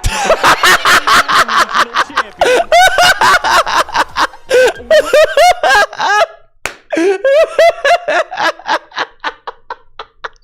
Yeah, bro.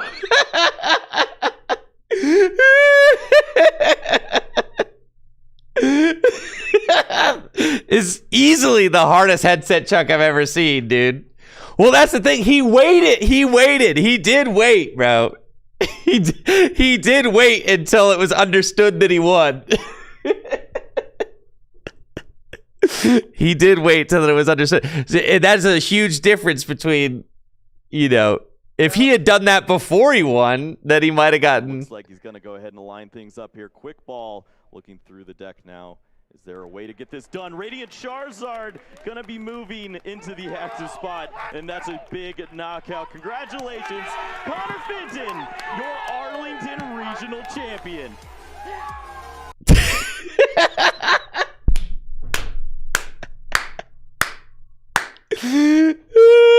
It's so good, bro.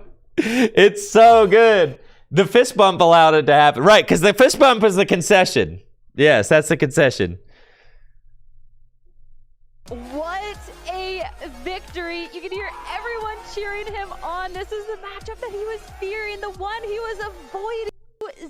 In my life, and you got to do that. Go ahead, embrace your wife. Congratulations. That was the victory. So that's the thing, and that's the thing, is that, like, you get footage like this, right?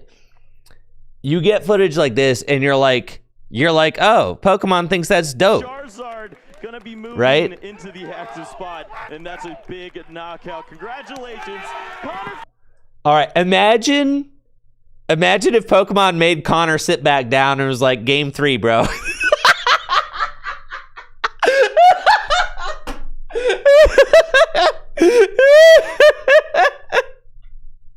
Imagine like, no, get back. It's game 3, bro. It's game 3. It's game 3. We had a violation. We had a violation. Violation. No. Sit back down. This is game 3. It's game 3. This isn't over yet.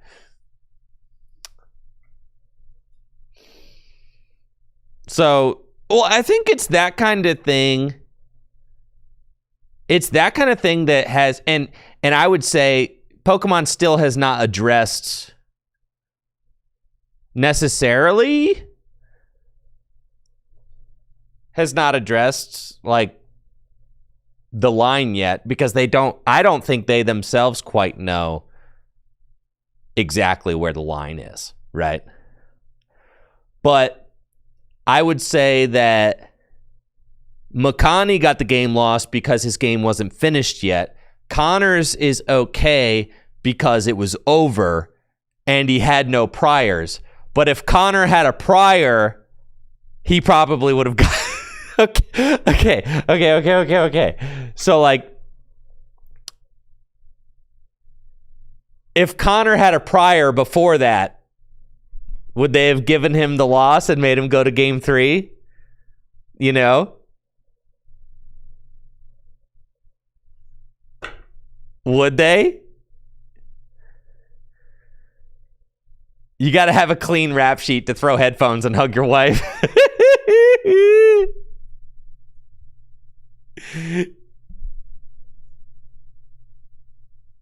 Yeah. Right, because that's basically what they said.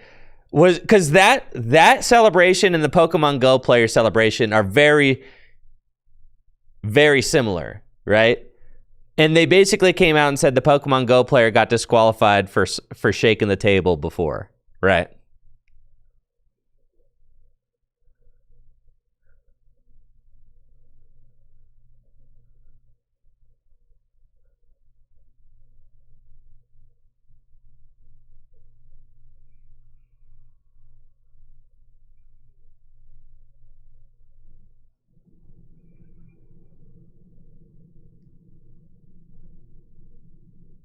So yeah, there's a lot to think about. Anyways, like I said, finish your game. Don't touch the equipment. Honestly, I'm gonna be moving with a pillow, all right? So if I ever win on stream, I want to make sure that I like bring the pillow out and set the headset on top of the pillow. I think that'd be a goated celebration. It's like, you know, like it's a fine jewel or something.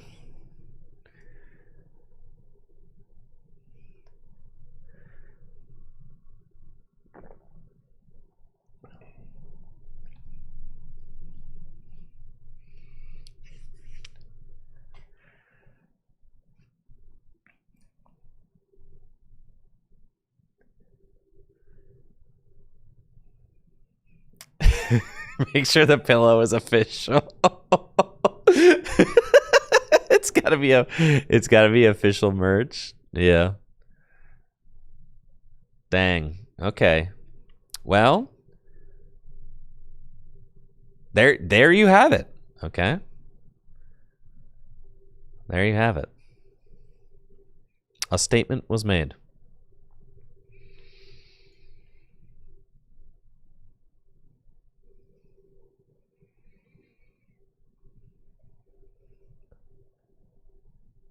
All right, we did heal energy. Yeah, heal energy is literally just... It's just these two, but better. Saw some play. All right, fine. Scramble energy. Scramble energy is very good in Bombtar. Bombtar is considered to be one of the best decks in RSPK. Scramble energy can only be attached to evolved Pokemon that are not Pokemon EX. It's a colorless energy, but if you have more prize cards left than your opponent, it is like a triple reversal energy, right? It's like a... Yeah, it's like a reversal energy. It's literally reversal energy, right? Yeah. Yeah, it's literally reversal energy. So, like, scramble energy and reversal energy are the same thing. Scramble energy is pretty good. Reversal energy is pretty good. Nice comeback potential cards. Yeah, we'll put Scramble up here with the boost. Seems good. It's a good card. It's like counter energy, but like, you know, 3 of them. It's crazy.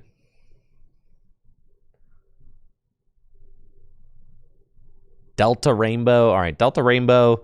It's like a rainbow, but it only works on Delta Pokemon. So it's literally just like a less exciting...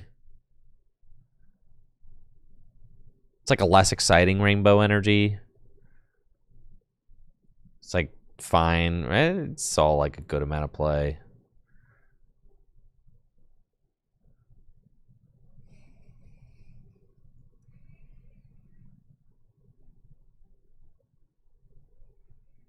Yeah, Peter, that's kind of like an update they've done with like newer cards. They let you attach them to basic Pokemon. I'm not gonna like necessarily split hairs over that when rating them, because that's just kind of like a modern update to the card.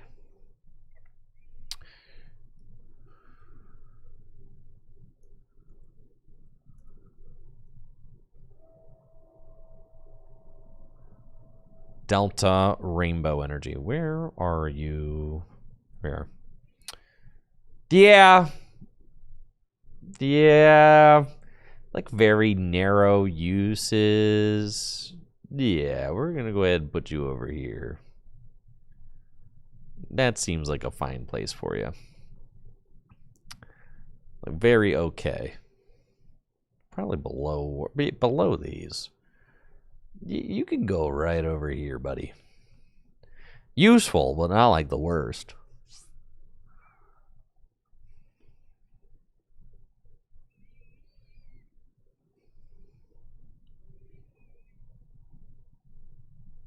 Heal energy, scramble, reprints,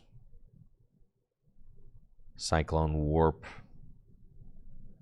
call energy. Now this one is good. Call energy provides a colorless energy. Once during your turn, if the Pokemon caller energy is attached to is your active Pokemon, you may search your deck for 2 basic Pokemon and put them onto your bench. And it ends your turn. Call energy was very good because the pace of the game was just slower. So kind of like a double basic search was about the best way you could possibly start a game. And then it also allowed you to then retreat that Pokemon to like whatever the next thing was the following turn. But that ending the turn and having to be attached to the active Pokemon, that is like very much in line with kind of the pace of the game back then. I mean, like, look at all these results, right? First place U.S. Nationals, first place World Championships, first place U.S. Nationals, second place World Championships, third place U.S. Nationals, second place World Championships. I mean, it's crazy, right? I mean, that's just crazy. That's crazy. I mean, those are insane results. And all the best decks were playing them playing this card for years. For sure. I mean, it's like at least like a guaranteed A tier, if not S tier card. Like one of those two. Now, it's crazy because like the power creep on a card like this, and it has been power crept, right? You got capture energy. It was kind of like a very recent and similar iteration of it. Gets a single basic Pokemon, but doesn't end your turn, right? Doesn't have to be attached to the active. So just like very good throughout the game. So capture energy, honestly kind of feels like, just like a way better card. I mean, it is a way better card. I mean, apples to apples, it's a better card. But was capture energy as impactful as call energy was?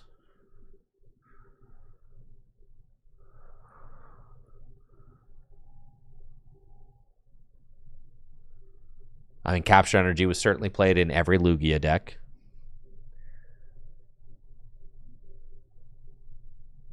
Capture energy was played. I mean, capture energy was played in like all the Lost Zone decks. I mean, yeah, capture energy was crazy for sure, right? all the Lugia decks, all the Lost Zone decks, Arceus decks played it. I mean, dude, oh my God. Capture didn't see much play. Look at this. I'm still scrolling. I'm still scrolling, bro. That's crazy. That's crazy. It's crazy, dude. Capture energy was nuts. Yo, Arcantellian by Kevin Baxter, my goat.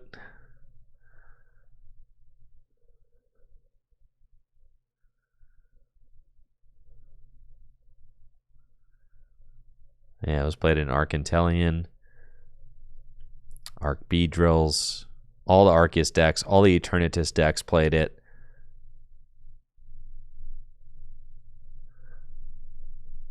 Arc Pikachu. I mean, it tore up Worlds that year too.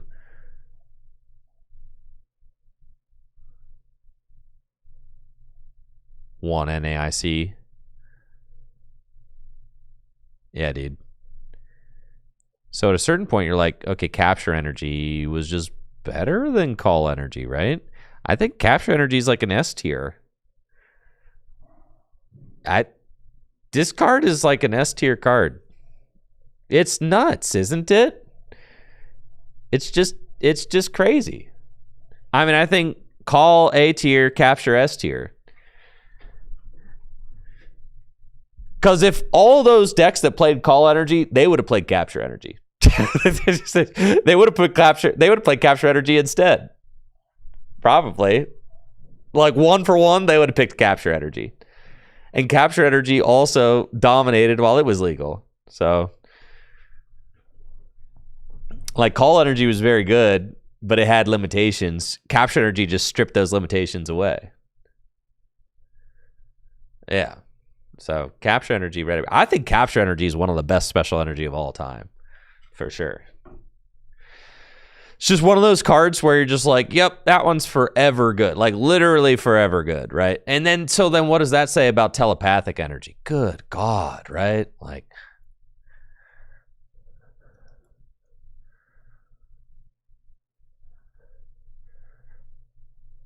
I mean, I think telepathic energy is kind of, it's a crazy card, but Gardevoir just rotated.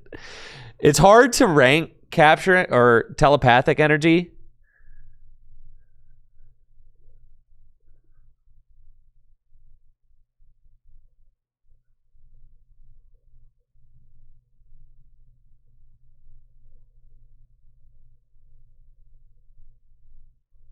It's like it's hard to say because the card is narrow.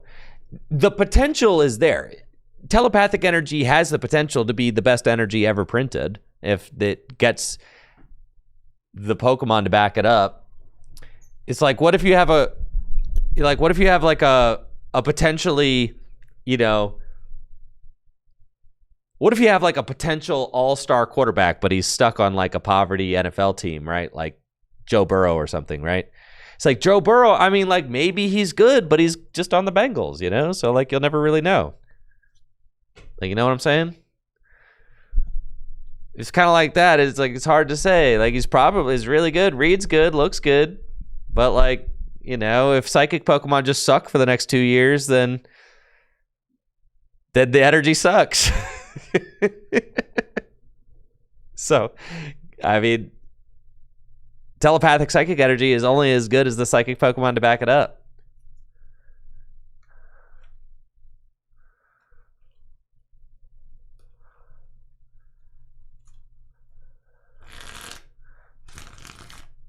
Lamar's 2-time MVP already. Yeah. He's already a 2-time MVP. He'll be Super Bowl MVP this year. You just watch. New coach. We got a new coach. Yeah, we're good to go.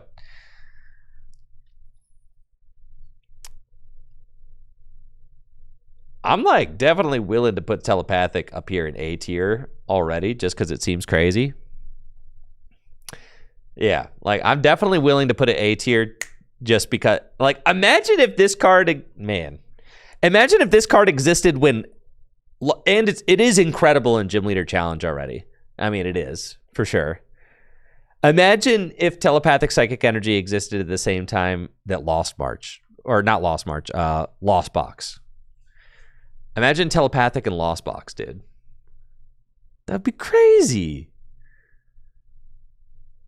You're just like, I start Comfy, I go telepathic to Comfy, I get 2 more Comfy. I get 2 more Comfy. Crazy, right? It's just absolutely crazy. And the card is nuts.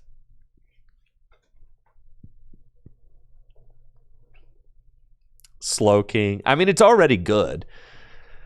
Telepathic's already good because you could get Latias with Clefairy. I mean, there's like 2 good psychic Pokemon, Latias and Clefairy, and like Telepath is good just to get them both out. Right. I mean, this easily could be like this. It is dependent on the psychic Pokemon that we get to back it up. 100%.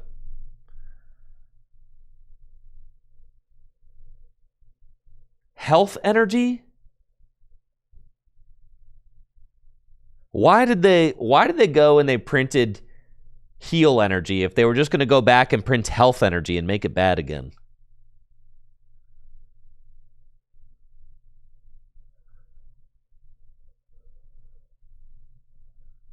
Recover energy? Special, we just did it. Oh, we did it all over again. We just did. It's like, dude, we'd already done this, and then we made the good one, and then we made the bad ones again.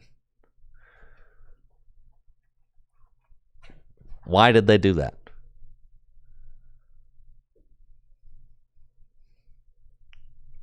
Warp energy, we kind of already talked about warp energy. Jet energy is just better.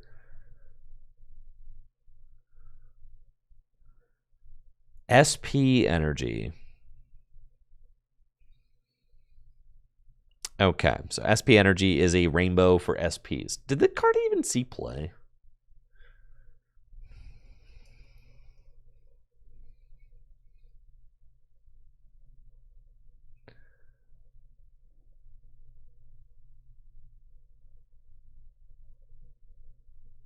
No.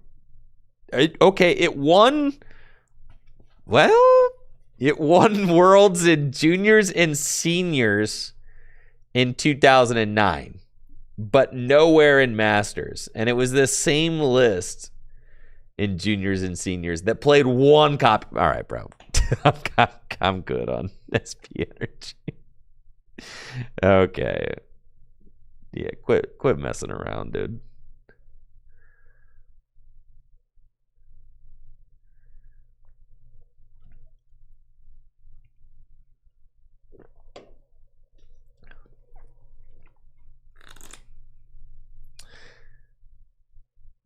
Natalie popping out just to say that herbal is not bad. It's so sick. Natalie, and you know why she's saying that? Because Natalie, my wife, she top 16'd a regional championship once with a Virizion Genesect deck that played herbal energy. And she beat me in day 2 of that regional championships before we were dating. I know. Isn't that just a love story? Isn't it? So cute. Upper energy. Upper energy provides colorless. If you have more prizes left than your opponent, upper energy provides 2 colors. So like that's like a balanced double colorless energy.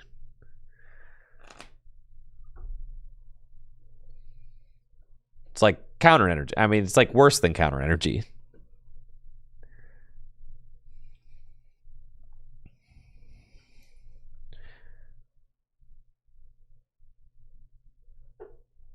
I don't quite understand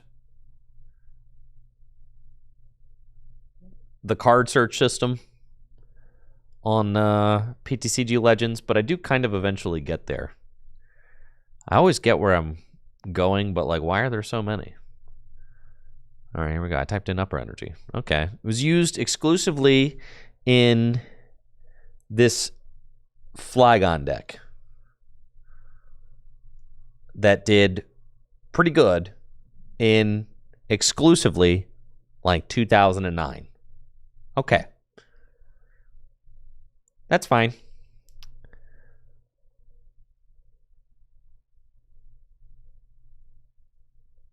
Yeah, sure. Upper energy could be the bottom of C tier then.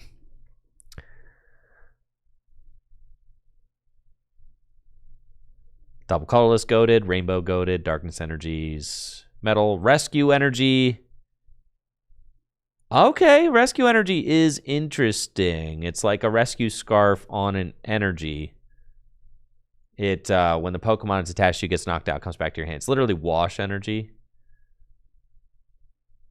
but for colorless. I'm not actually sure if this card saw play. Yeah. Yeah, it did.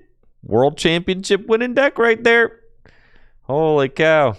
Yeah, we got 2 of them. Okay. And it's pretty nice. But that's like it. So C tier. Yeah, it's got to go in C tier. Because it did something once, right? If you did something once, you go in C tier. World Championship winning deck. Yeah, you go like in here. That's where you go. If you did something once, but like nothing else, welcome to C tier.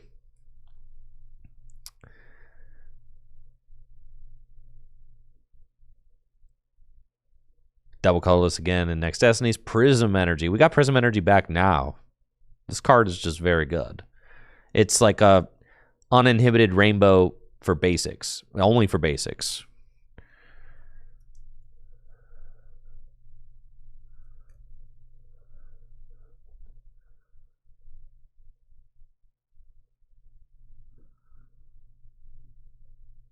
Oh my gosh, these Frostlast Monkey Door decks. Oh yeah. Shoo. So they're playing it in modern day. I see.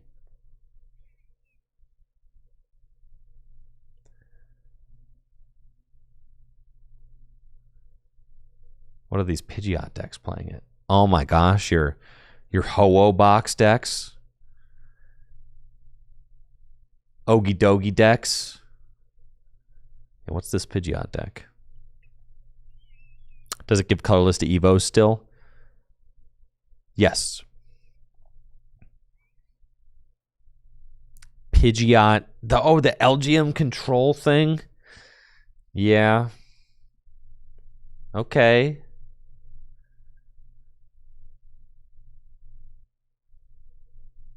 What about older? Yeah. All right. So this is like the entire time since it was printed recently. It's been doing things.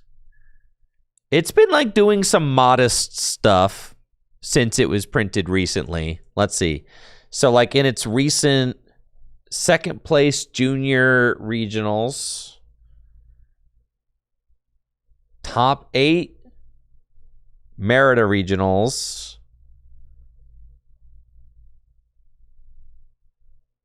top 4 the San Juan special events,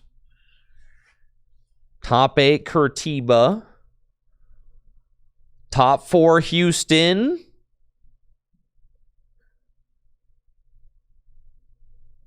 ninth Orlando, and top 8 Querétaro. All right, so it's been doing some modest stuff recently. Back in the day, it was very good in Plasma.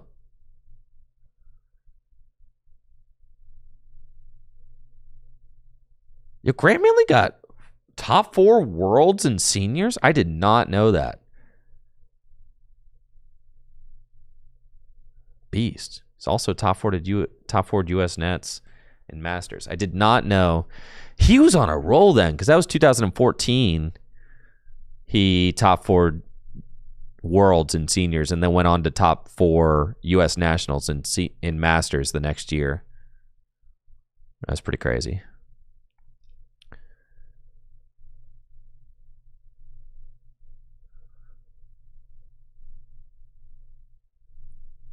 Yeah, it was very good in Plasma. Plasma Curum, second place, Worlds. Second place U.S. Nationals. 1 Worlds, Darkrai Mewtwo. 1 U.S. Nationals. Yeah, I mean, Prism Energy's crazy. We don't have to think that hard about Prism Energy. It's right up here with Rainbow Energy. I would say lower than Rainbow Energy, but still up there. Yeah, like A tier. I think A tier feels fine. It's good. I mean, like, it's an uninhibited basic energy, or Rainbow Energy for basic Pokemon. Then you got the blends, right? Which could be used with evolutions. And again, they're kind of like only as good as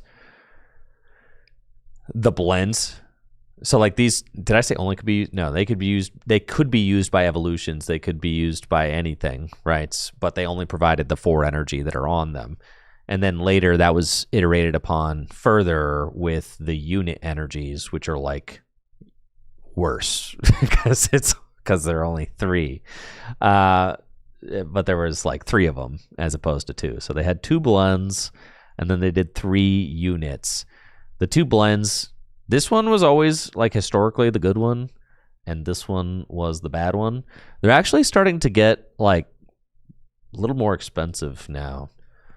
These cards see play in Gym Leader Challenge format from time to time. I'm just kind of like, Dragon decks would be like the decks that kind of make use of these. But Dragon decks have been tending towards more basic energy in Gym Leader Challenge lately. They're pretty good.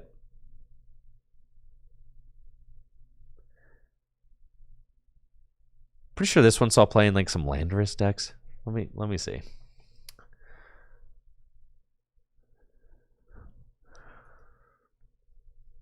Blend worked. Okay, so we got Worlds. The Plasma decks. Yep. Used this one. And that's why that one was considered the good one. Because it worked in the Plasma decks. Oh, they both were seen play in the Plasma. That's right. They both saw play in the Plasma. This one was used in the Plasma deck because that was Thundurus. That was Kyurem. Yeah. So they both saw play in Plasma. Okay. We'll put them right next to each other then. I feel like the blends are like solidly right here. Like not quite as good as Prism, but like, yep, B tier. That's a nice B tier. Nice B tier energy. Plasma energy. Now Plasma energy, you know, Virizion Genesect, the whole Plasma deck, Colress Machine. I mean, Plasma energy is just like one of the best gimmick energies, I think. This is like your premier gimmick energy. It's the best gimmick energy that they've ever done, I think. Because it's just a colorless energy. But it's also got a blue border. That's awesome. And it works with Colress Machine. Colress Machine is an item card that says search your deck for a Plasma energy and attach it to one of your Team Plasma Pokemon. That's just broken, right? It's literally broken. That's so good. That's insane. Like, just literally an item that just says go get one of your guys and attach it to one of your guys. Like, that's insane. Yeah, that's incredible. Then you also had Genesect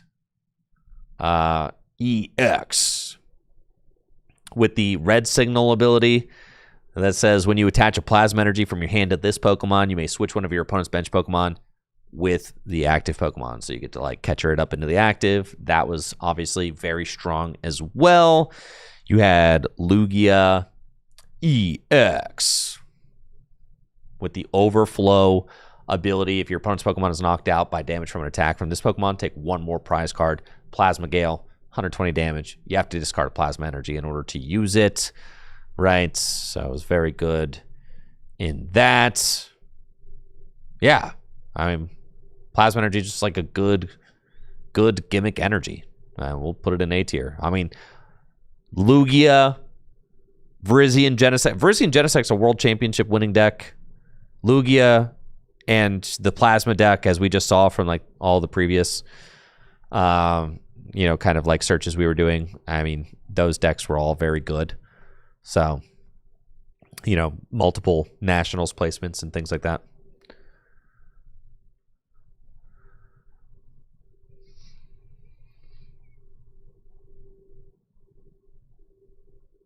And Plasma Energy could, just the best gimmick energy of all time. But it is not. But at the end of the day, it is a nothing energy. It literally does nothing. So I don't feel comfortable putting it any higher than that.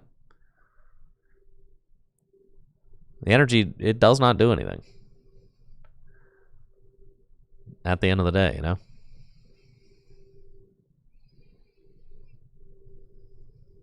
Double colorless rainbow. Herbal energy. Not a lot of results for herbal energy.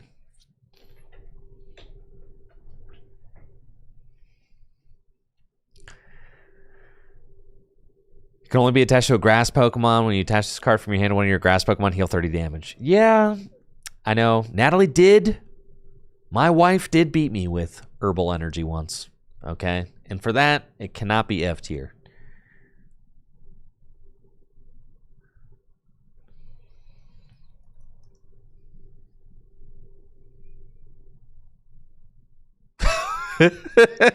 No!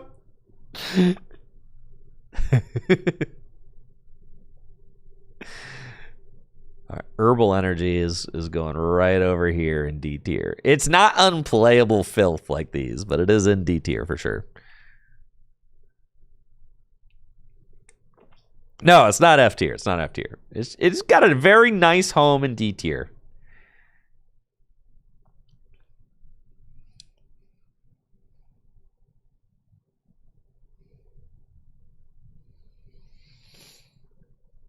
Ooh, strong energy. S tier. This card's crazy, bro. Crazy. This card, like, single-handedly, that's fighting Pokemon. That's the fighting Pokemon card right there. It defined an entire era, multiple eras of fighting Pokemon. It defined the X and Y and Sun and Moon era of fighting Pokemon domination were single-handedly defined by strong energy. I mean, I played it in my Landorus Crobat deck to Hammerhead, right? You had strong energy, makes your fighting type Pokemon's attacks do 20 more damage. The incredible thing about strong energy is that fighting Pokemon's biggest strength historically in the Pokemon TCG is that they hit multiple types for weakness. They hit a lot of colorless Pokemon for weakness. They hit a lot of lightning. They hit lightning Pokemon for weakness. And back then, they used to hit darkness Pokemon for weakness, right? So you were hitting 3 different types for weakness. And the buff of strong energy meant that you were not just doing 20 more damage to those Pokemon, you were doing 40 more damage to Pokemon. No, strong energy, and I see your question, Peter, is powerful colorless energy as good as strong energy? No. Powerful colorless energy was good in the Lugia deck, and it was good in some Arceus decks, but strong energy was better because it multiplied your weakness hitting as well, whereas no Pokemon in the modern TCG are weak to colorless. So powerful colorless energy was always a plus 20. Whereas, like, fighting Pokemon are kind of defined by their damage buffs, as you kind of see with Premium Power Pro in the Lucario deck now, right? Imagine if this energy existed for Lucario. Imagine if this energy existed for Cynthia's Garchomp. You would play. I mean, it'd be insane, right? Imagine if this energy existed with Solrock and Lunatone, being able to hit 90 damage with Solrock. It's nuts. It's so good. So strong energy defined like a defining energy with Landorus right off rip, and then got reprinted later on in the X and Y block, and was playable with Sun and Moon Pokemon, notably Buzzwole GX and Lycanroc GX, which were also very dominant strategies during the Sun and Moon era. So you kind of transcended the X and Y and the Sun and Moon era, both like heavily featured decks that relied on strong energy. And just to kind of pull up some example deck lists.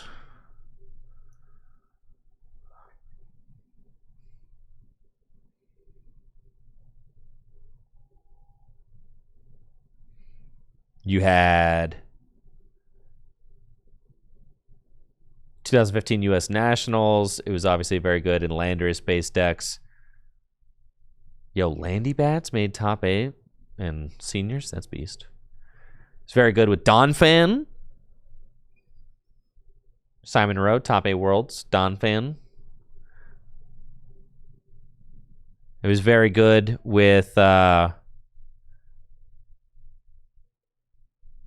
Groudon as well. I played against Ross Cawthon at this Worlds. We both finished in the top 16. I was playing Night March. He was playing Primal Groudon.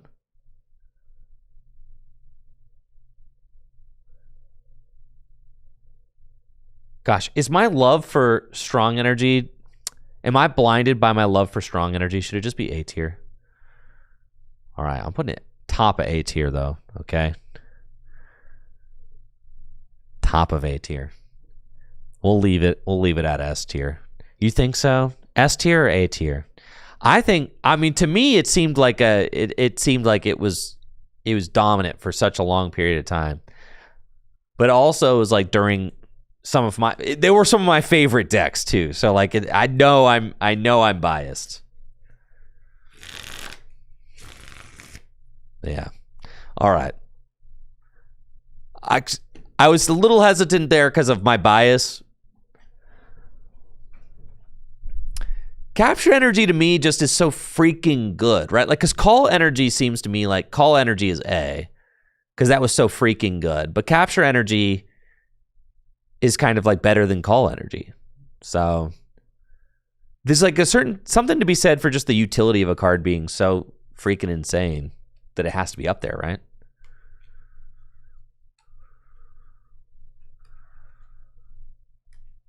But yeah, Strong Energy. What makes Strong Energy better than Powerful Colorless Energy is that it does multiply for weakness too, and the fighting Pokemon that were printed around it are also just insane. I mean, like your Buzzwole and your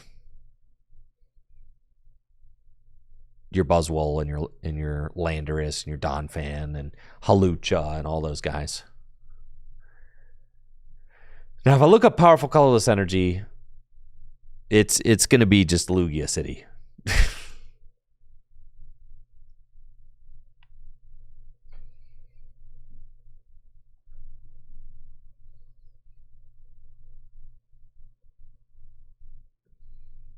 Lugia. It was literally just the Lugia energy, right? Okay, Blissey. Okay, some Arceus. Okay, some Hisuian Zoroark. Okay, some Porygon Z Cramorant. VMAX. Top 4 of the Taiwan Regional. Beast Mode.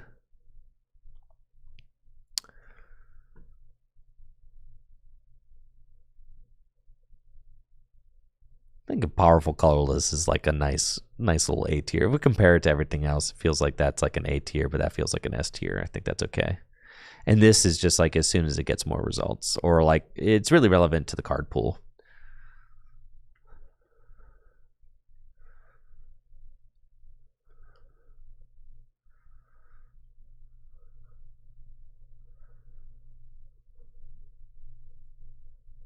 Mystery Energy.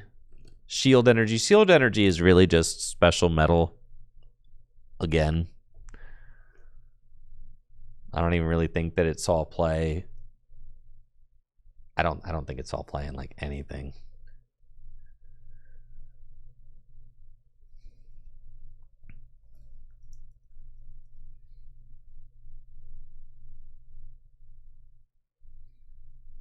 Nope.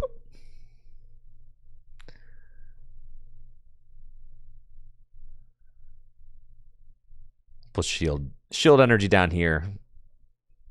It's like, could see play in like Gym Leader Challenge and stuff. Like, not the most useless card I've ever seen. But like, these guys were better and really belonged to be in C tier just because they were good in their WotC formats and stuff. Mystery Energy, though. Mystery Energy, it's hard for me sometimes to like think about where these cards belong in their historical context, because I'm like, my mind is poisoned by Gym Leader Challenge. Like, Mystery Energy is obviously an incredible energy in Gym Leader Challenge format. It gives the psychic Pokemon it's attached to 2 less retreat cost. It's a very good effect. It's basically like a little air balloon energy wombo combo. Yeah, this card saw play in Trevenant. That's right. It was Trevenant decks. Oh, Trevenant break decks. Yes. Mystery Energy. Let's see. Trevenant Gengar, Trevenant decks. Yo, Italian national winning deck. There you go. Sean Foisey's top 8 worlds deck. It's like a very okay card in standard. Like, it didn't really do anything. But again, it's just it's about context, right? Because the card reads well.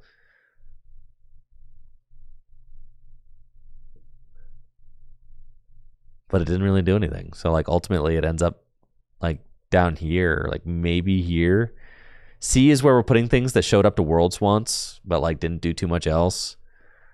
It could go like, yeah, I guess it probably belongs like up here. Yep.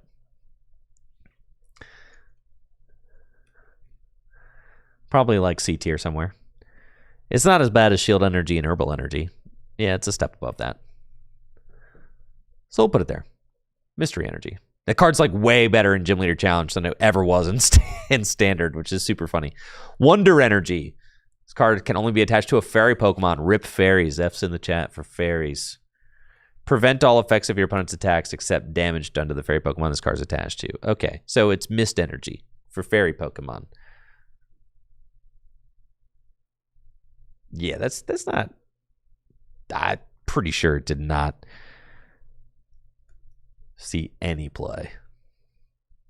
Yeah, just a world championship winning deck. But other than that, C tier it is. All right. You know, what the one of in the world champion. All right, the one of, just in case, right? The one of Wonder Energy. I forgot that deck played a one of. After all, why not, right? Nah, brah. You're getting the D tier regardless. You can go top of D tier. Knock yourself out.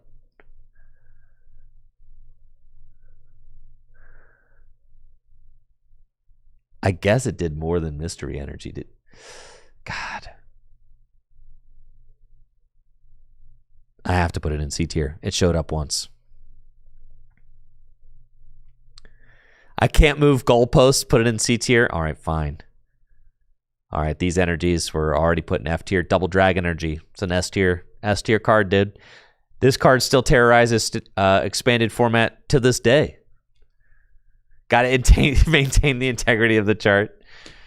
Yeah, that's S tier. It's not even, dude, it's not even a question. Of course it's S tier. This card's crazy.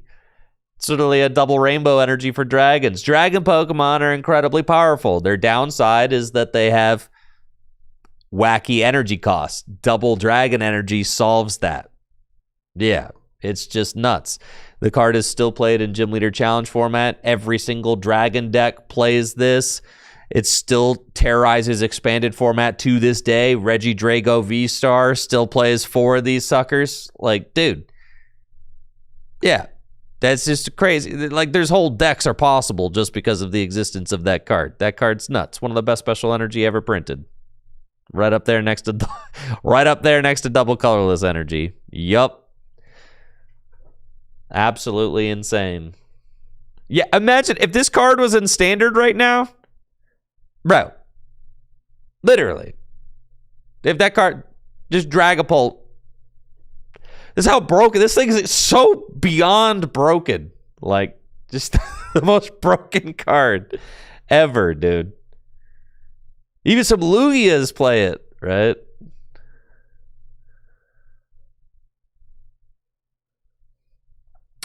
These are some of the worst, and this is my that sometimes they just print like the stinkiest effects. Dangerous Energy is one of the worst special energy cards ever. It was not good in any context. It was just horrible. When the dark Pokemon card's attached to is your active Pokemon is damaged by an attack from your opponent's Pokemon EX. Put 2 damage counters on the attacking Pokemon EX. So it's like a Rocky Helmet energy that only works against Pokemon EX. It saw 0 play. It's bad. All right. Then you've got Flash Energy. Flash Energy turns off weaknesses for Lightning Pokemon.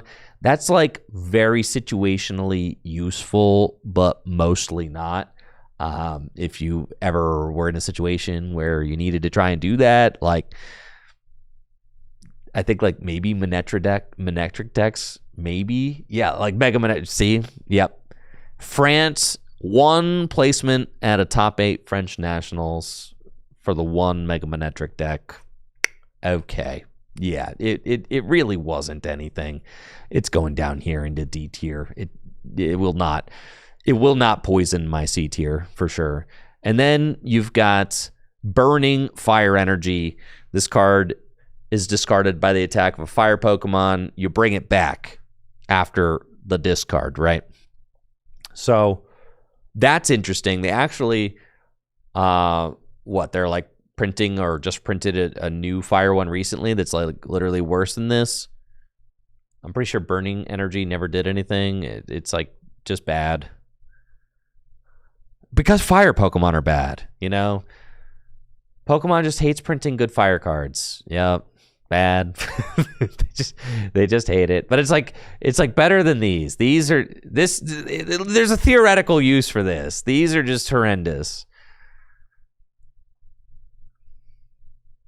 Splash Energy. Now this was the good one. Greninja Break. All right. Now Greninja Break.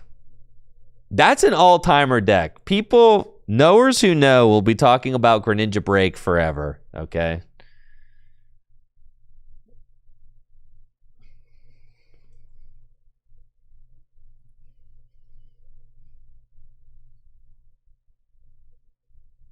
They literally will be talking.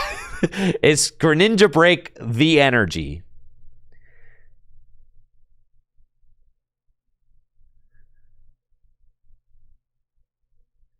Now, the reason why people were so obsessed with Greninja Break is because it was like... It's literally like the most evolution-based deck ever. It's just... The whole deck is... I'm just going to click on one of these links here. The whole deck is just the Greninja line. It's like the whole deck, you know?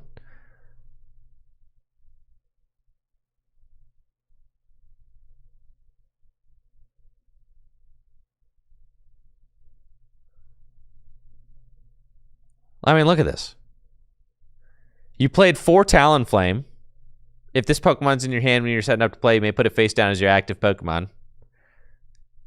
And then literally you played 4 Talonflame because you might start that because you're only playing 3 Froakie. And you play the 4 Talonflame, so you're more likely to start Talonflame than Froakie, right? And then the whole idea is that turn 2, you evolve into Frogadier and use water duplicates.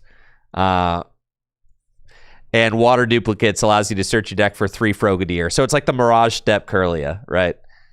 And so the whole idea of the deck is that you go turn 1, open Talonflame, bench Froakie, pass. Turn 2, free retreat Talonflame into Frogadier, use water duplicates, pray you didn't prize too many Frogadier because you really need to like not prize 2. So like, you could prize 1, don't prize 2, right? So then search your deck for 3 Frogadier, put them on the bench. So bang, turn 2, you've got a board full of Frogadier. Turn 3, you evolve into Greninja, and you can start using Shadow Stitching, which is ability lock, right? And so your opponent couldn't use abilities while you're using Shadow Stitching. And then, which only does 40 damage, but then you evolve into Greninja Break, which, dude, I gotta say, huge props to Alex Wilson. He thought about this. Never have I been on a website that turned this sideways when I clicked on it. That was beautiful. Huge shout out to Alex Wilson for his work on PTCG Legends. That was crazy. I just got to say, that was awesome. I mean, he's got an awesome website. I've known that, but I didn't know that I didn't know he had that much attention to detail. That was pretty sick. All right, so Greninja Break. Once during your turn, if this Pokemon is your active Pokemon, you can discard a water energy from your hand. If you do, put 6 damage counters on one of your opponent's Pokemon. So you would just be ability locking them and then spreading damage with Greninja Break. And then you had N, which is just Iono, right? So like as your opponent was chewing through your Greninja Breaks and you're like spreading damage all over their board, you're ending them and ability locking them with Shadow Stitching, right? And you eventually are going to like end them to 1 and then to 2 with no abilities while continuing to spread damage. And then every time one of your Greninjas gets knocked out, the whole line, the whole Greninja Break line comes back to your freaking hand, right? The whole Greninja Break line comes back to your hand with Splash Energy, and then you just lay it right back down. You're like, oh, that Frogadier on my bench, that's going to be a Greninja. That Greninja on my bench, here's the Greninja Break. Like, yeah. And if you have seen the Mega Greninja from next set, then you know that there's nothing new under the sun. Mega Greninja is literally just a callback to Greninja Break. So Splash Energy is the Greninja energy. And Greninja was very good. Second place world championships, multiple big top 8 finishes as well. Just it's just a really, really good, successful energy for sure, right? Was the second place 2016? No, Cody Walensky. There it is. Okay. I was going to say, yeah, second place worlds. Yep, that's a good one. So Splash Energy, I mean, you got to put it in like B. It's like a quintessential B. B tier. It's like it didn't show up at Worlds just once. It was like a whole deck's identity, and that deck was a deck that'll live in Pokemon history forever. Rainbow Warp, Counter Energy, dude, Counter Energy. S tier, right? I mean, Counter Energy is just nuts. It probably is S tier. What are we thinking? Counter Energy S tier, Reversal Energy A tier. Where do I have Reversal Energy now, or whatever the heck it is? The Scramble Energy, I got it in B tier. Counter Energy is incredibly strong. Counter Energy is a double rainbow energy if you're behind on prizes. But it didn't work on GX or EX Pokemon. It only works on single prize Pokemon. Huh. So I guess Counter Energy is not as good as I'm remembering it. Yeah, it doesn't work on Pokemon GX or EX. So like I'm used to playing Counter Energy in Gym Leader Challenge, and I'm like, oh yeah, that card's crazy. But like that's just because it's uninhibited in Gym Leader Challenge. But like it wasn't able to be used on Pokemon GX or EX. So it's probably A tier. It did work on V. No. Counter Energy is not. It's more like down here. Okay. Because I have Scramble Energy here. Counter Energy is probably right here next to Scramble, to be honest. I think that's fine. Yeah. I forgot it didn't work on GXs. What do we think is better? Is Reversal Energy or Counter Energy better? Counter Energy is better than Reversal Energy, right? Is it?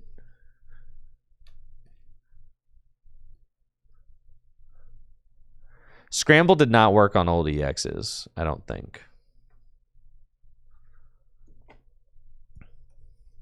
I think like the slight difference with Scramble and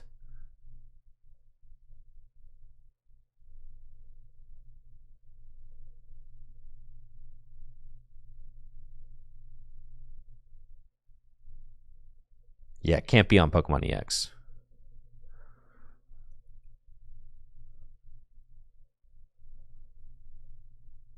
Yeah, it doesn't have a rule box. So like they're the same thing.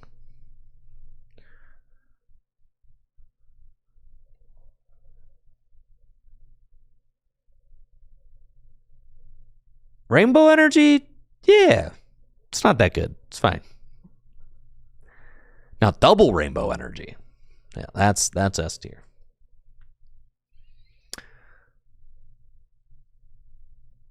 I think counter energy. Well, let's look it up. It was played in like the Zoro counter box. Let's just limitless check this thing. I was played in this. Oh, those Hoopa decks, goodness. Buzzrock. It was played in these like, yeah. See, this isn't that impressive. It really is not. The freaking Passimian decks, dude. Oh my god, I hated this deck.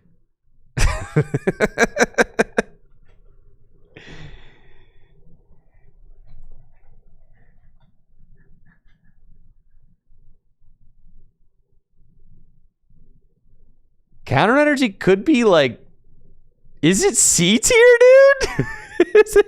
Wait, counter energy. I'm like totally gym leader challenge brain thinking about this card. Counter energy doesn't actually have results. Like, not really. That's crazy. Like, I just think of counter energy as like, counter energy is like this like quintessential card. Yeah, maybe it just goes in B. I think B tier is probably fine. Could be C tier though.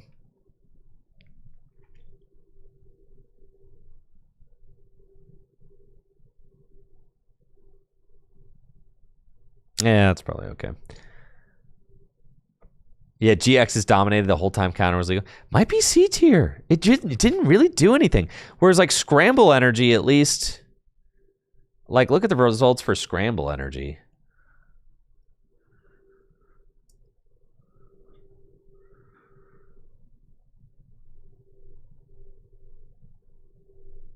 I mean, you have like very respectable U.S. Nationals win.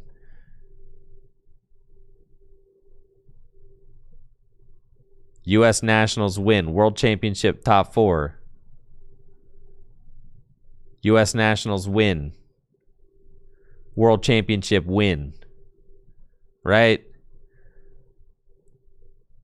World Championship second place.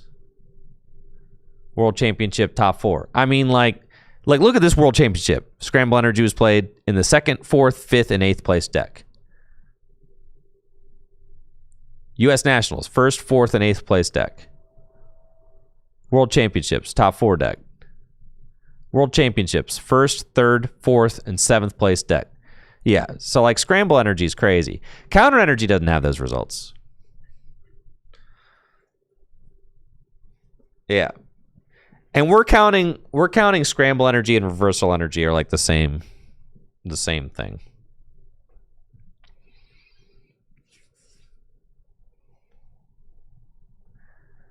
Yo, thanks, Dragon. I'm glad you liked the podcast this week. Definitely make sure to check it out if you're interested in Pokemon TCG podcasts, and you haven't already. Definitely make sure to check out the Tag Team podcast on YouTube and Spotify.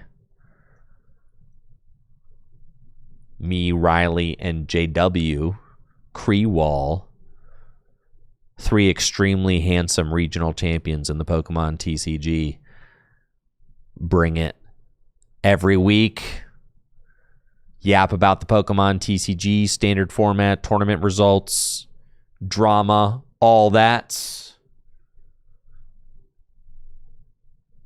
Make sure to check it out if you have not already. It's a ton of fun. Tag Team podcasts. Released weekly on YouTube and Spotify.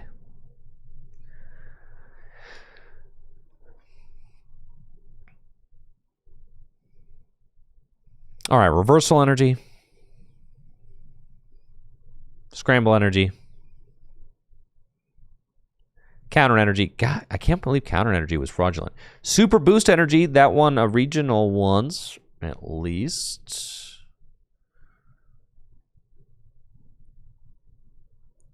It is an it's I can't believe it. Yeah, super boost energy. Let's see, what did it do? Gardevoir Swampert by the late Jimmy Pendarvis, R.I.P. Yeah, dude. Super boost energy. This card's crazy. Super boost energy is a Prism Star special energy, so it can only be a one of in your deck. While this card's attached to a stage 2 Pokemon, it provides every type of energy, but only one at a time, so it's a rainbow energy. But if you have 3 or more stage 2 Pokemon to play, it's 4 rainbow energies. It's 4, dude. It's like quadruple rainbow energy. I mean, that's kind of insane. It won a regional. You got to put it here, right? That's like showing up. It showed up once.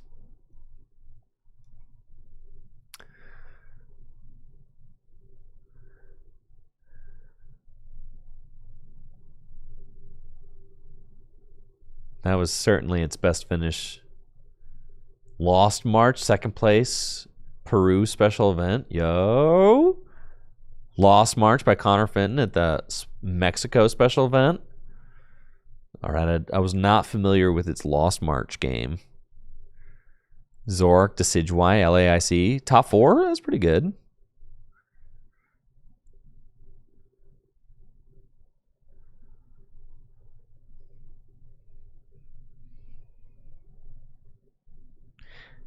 Yeah, Jimmy proving you don't need to play a good deck to win a regional. That's facts, because it certainly was not. Were any of these unit energies played in anything?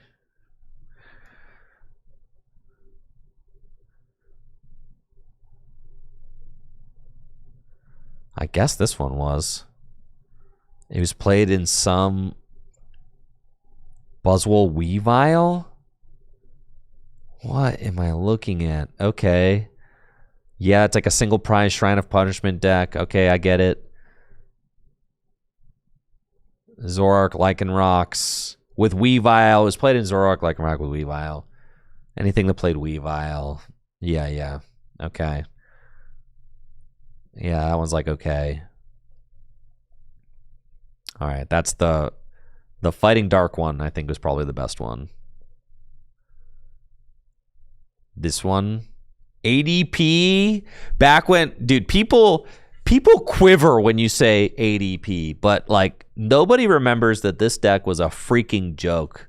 Okay, this was a meme deck until Zacian V came out. This was deeply unserious Pokemon.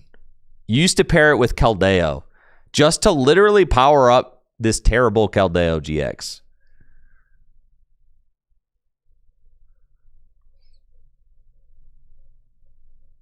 It won Philadelphia.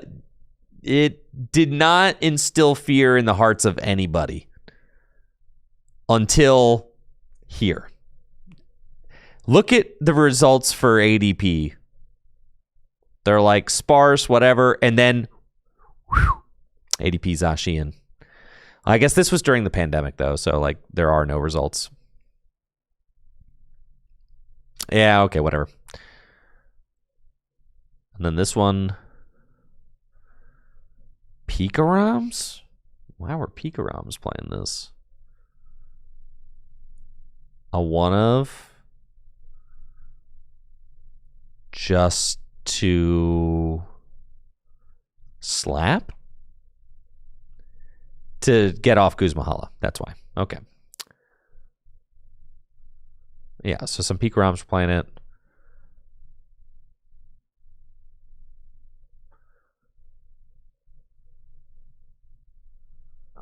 This one was played in Garbodor decks. You could use Kartana GX?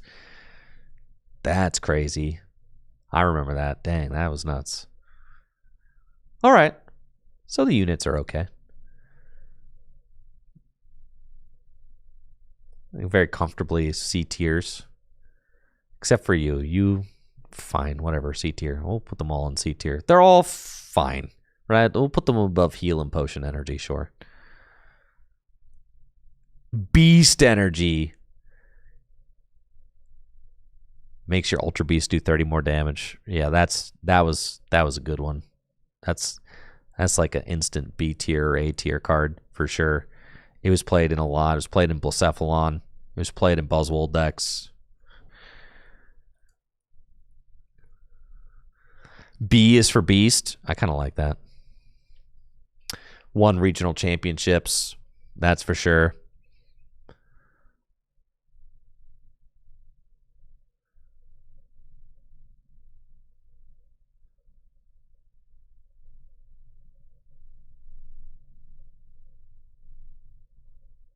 I think Zach Lesage won regional with Blacephalon GX. Playing it. Naganadel box. Shintaro Ito, second place Worlds. Ultra Malamar, top 8 NAIC.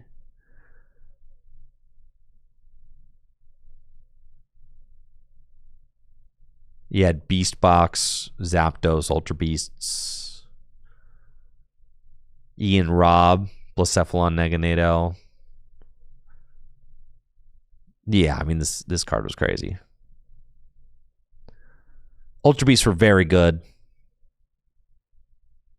I think, yeah, we Beast Energy rides in A tier. Right around there. Middle of A tier feels good. Yeah. Middle of A. Yup. Right there feels good. No. Oh, thank God. Okay. Ah! Nice. Work saved. That would have been a stream ender for sure. Memory Energy. Pokemon this card is attached to can use any attack from its previous evolutions. Okay. It's very okay effect. We have tools that do this effect. We have Pokemon that do this effect. We have special energy that do this effect. We have stadiums that do this effect. Okay. The effect is very just fine. It's dependent on whether or not. Why am I still over here, by the way? I'm supposed to be. I forgot I moved myself over here. I'm coming back here. Okay. The effect is very fine. And at times can be useful. I think having the effect on a special energy is like the worst one. Though this one in particular, I think, is used in Shock Lock. But that's like it. Yeah, Memory Energy is gonna be in probably D tier. Yep, that seems fine. Because I think like the Pokemon and the tools are just better than the energy. But the Memory Energy, it's used? Is it Shock Lock that uses it?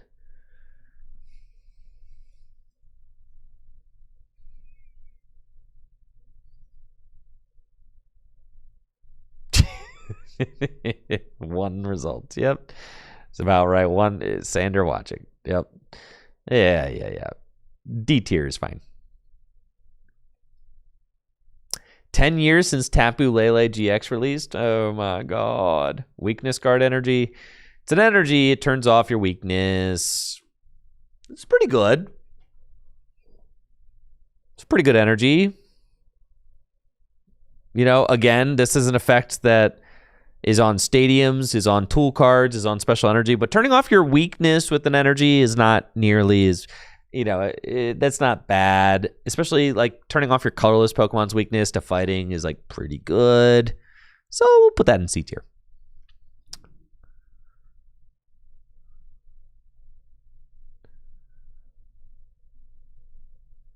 Draw energy. It's an energy. It draws a card when you attach it. Very medium okay energy. That's like a D tier guy for sure. If I've ever seen one, it's like okay in Lugia decks sometimes. Right? Did Lugia didn't even play that card. They played no, that card is draw energy just I think draw energy is terrible. Nothing played this, right? Rowlet and Alolan Executor.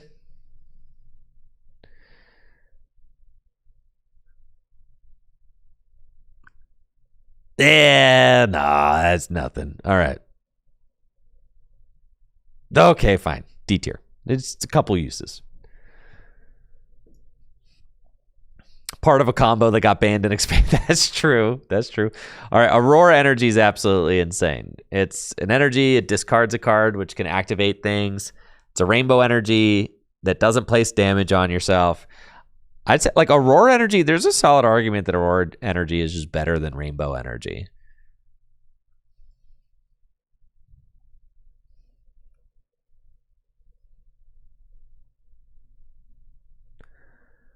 I was obviously absolutely abused by Lugia and Regidrago decks. I mean, the list is just, it's nauseating. Mewtwo and Mew tag team decks, Arceus decks, Spiritomb decks. What was this list? Shoo. Really? What a cool deck. And why did it play these special energy as opposed to like basic darkness energy? Why was it doing that?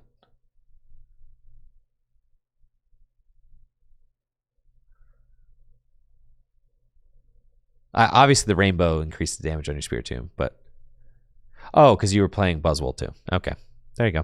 That makes sense. Cool.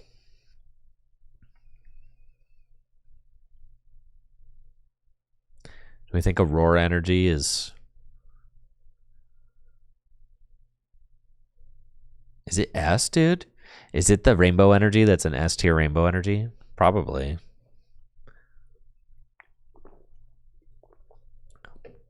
Which is better, Double Dragon or Double Colorless? Probably Double Colorless. There's more applications throughout the game's history. But I think if Rainbow Energy is like high A, then Aurora Energy is probably... I think Aurora Energy, there's an argument to be made that Aurora Energy is like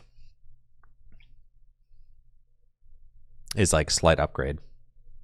Whereas Jet Energy, it's right...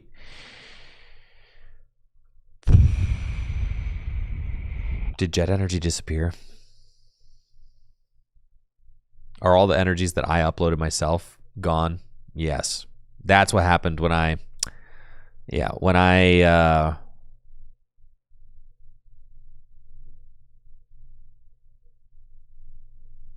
accidentally went back and forth, I lost that. I lost the 3 that I placed in. So Jet Energy, I think I had put in A tier. Mystery Energy, I'd put in A tier as well. Or Telepathic Psychic Energy, I'd put in A tier. Rocket Energy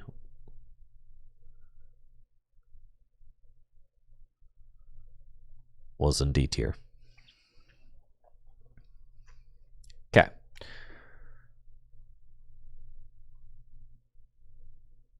Now these are good ones. Horror Psychic Energy and Speed Lightning Energy. Speed Lightning Energy was crazy in peak ROM decks. Just draw 2 cards when you attach it to a lightning Pokemon. I mean, that's just like insane. Draw Energy, draw 1, that's weak. Draw 2, all right, that's like a whole... Like, there's supporters that draw 2 cards, you know? Like, that's significant.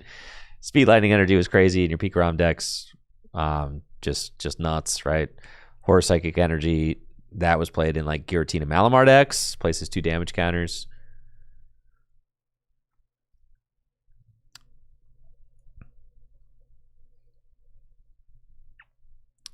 Speed Lightning Energy was also played in the Lugia decks a little bit.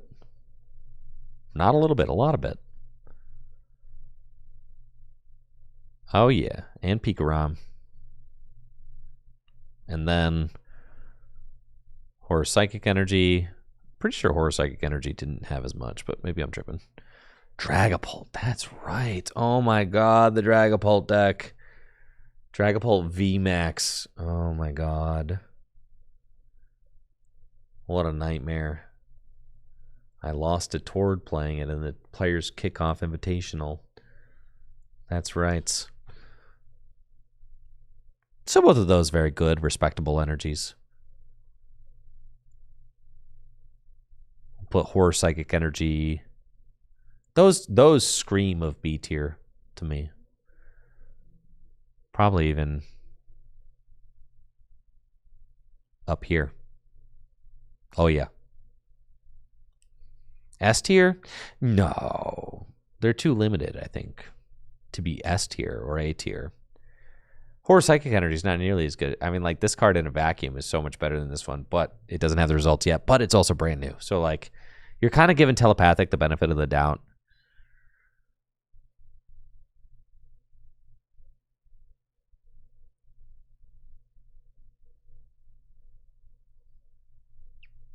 Twin Energy was like double colorless, but it only worked on non-rule box Pokemon.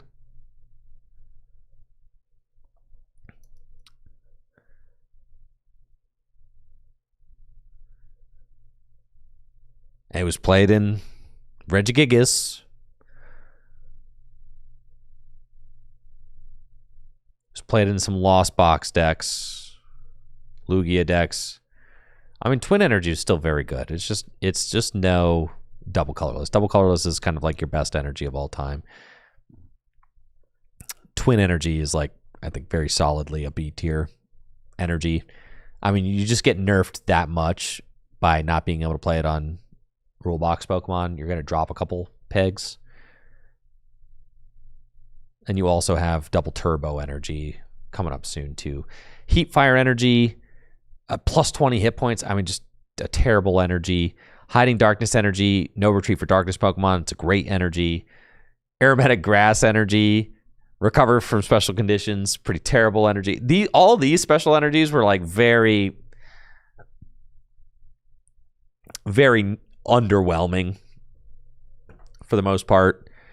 Like Aromatic Grass is like, yeah, is it like the worst thing I've ever read? No. Is it good? Also no. Coating Metal Energy was used in like some Lucario Melmetal decks to like turn off your fire weakness, though you were definitely still losing to Senti Scorch anyway. Hiding Darkness Energy was probably the best of all of these. Probably belongs up in like B tier. Twin Energy probably goes like there. Hiding Dark is quite good. Pretty sure I'm not just imagining that.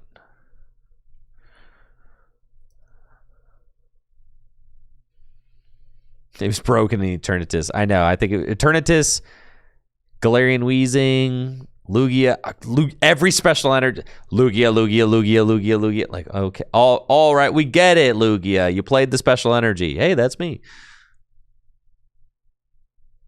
Yep. Had a Hiding Dark in there.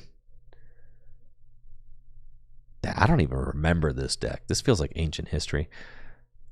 I guess I did. Top 16 at regionals.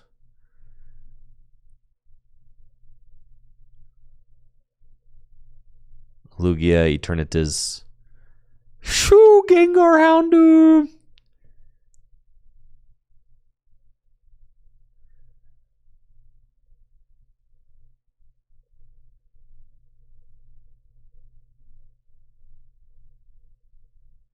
All right. Yeah, I mean, Hiding Dark was good.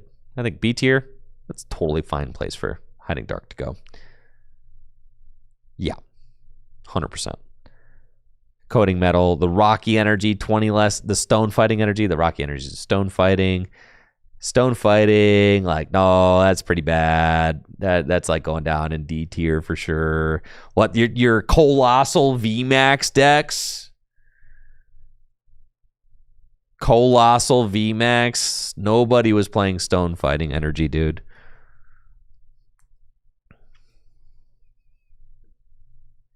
Yeah, dude. You know, your Stonejourner. No, bro. No, not the top 8 Champions League. Colossal. No shot. 3rd place Champions League. This was the fakest deck of all time, dude. That's gotta be the fakest deck. Oh my goodness, no chance.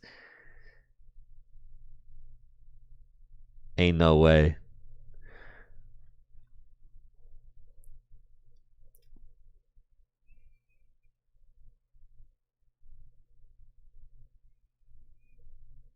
You think Twin A tier? I mean, I could put Twin in A tier. What would it be like if you dropped this into standard format today?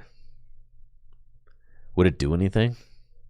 It's only as good as the Pokemon that get printed around it, right?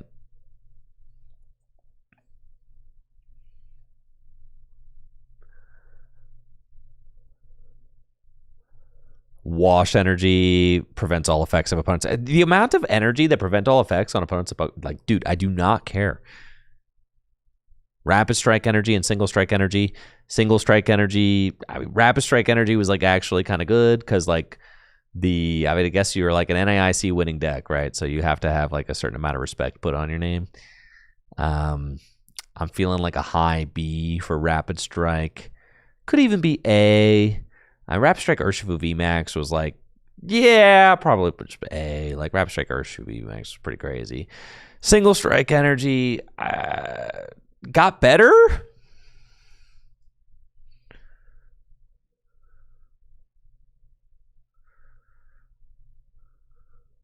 Right? Because it became like the way to play Lugia. Again, God, every single, it's like, well, it was played in Lugia. But the single strike deck itself was terrible.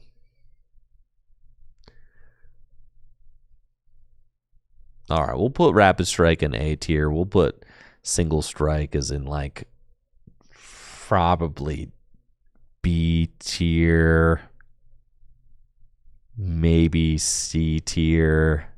I mean, you got to keep... Magma Energy won all 3 age divisions of Worlds. Single Strike Energy did not do that. Single Strike Energy can go live down here next to Rescue Energy or something. That's fine. All these decks did better things than the Single Strike Energy ever did.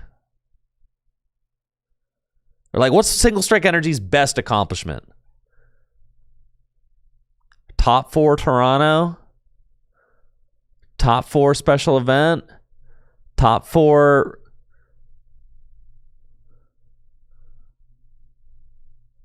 Like, bro, it was played when it was like Lugia was at its worst, you know?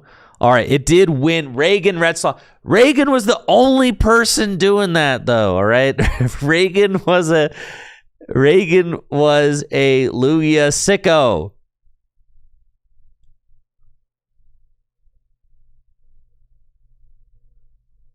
Second place. Top 4. All right, won a couple regionals. I guess so.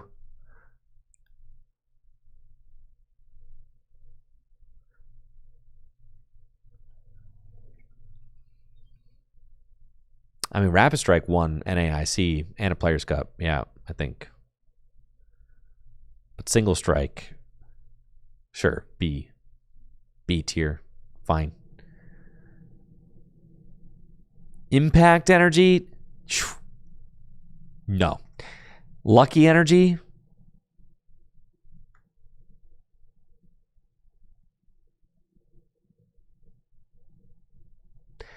no. Impact Energy, that card was just terrible. Spiral Energy actually did see play, though. Right? What did Impact Energy even do? It's just the most forgettable, like literally the most forgettable energy. You played Spiral Energy, just at least it could be searched out with like Rapid Strike Octillery. So for that, Spiral Energy was like fine. So like, you know, that'll put Spiral Energy in C tier. But Impact Energy was just terrible. No, it was Single Strike Energy could be accelerated by Houndoom. Impact Energy could not even be accelerated by Houndoom. Lucky Energy was used in Blissey. I mean, it was, right? So Lucky Energy was used in Blissey. So for that, it's probably like C tier. Again, right, because like I feel like the Single Strike Malam or the Rapid Strike Malamar and like the Blissey deck are like similar kind of, you know, situations. Treasure Energy. If you took this card as a face down prize card, you could attach it to one of your Pokemon. I mean, that's just like a classic F tier energy. Fusion Strike Energy. I like One Worlds, right? So you like have to put it in C tier. But it's not actually like I don't know, Mew VMAX, I guess, but like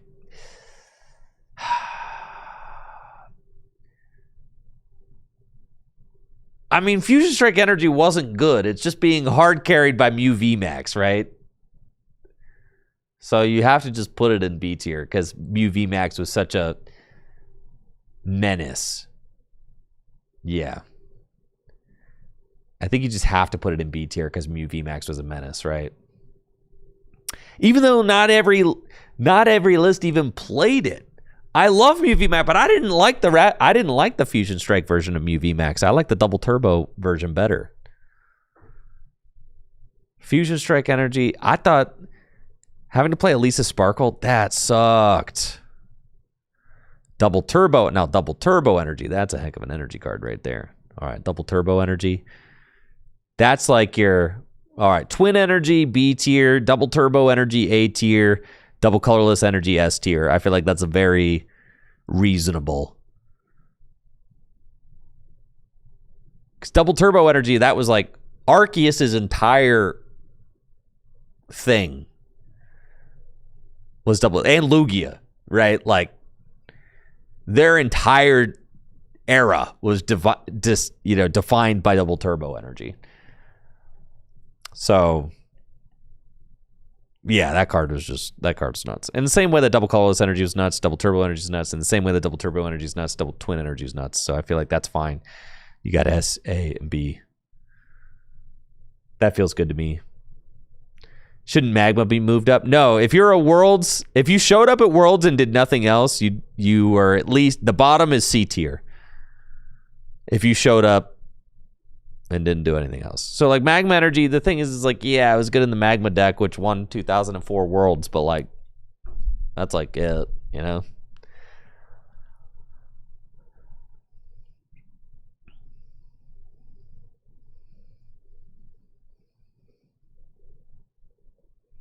Heat Fire Energy. Oh, that's the plus 20 hit point over here, dude. Triple Excel. I put you right next to Boost.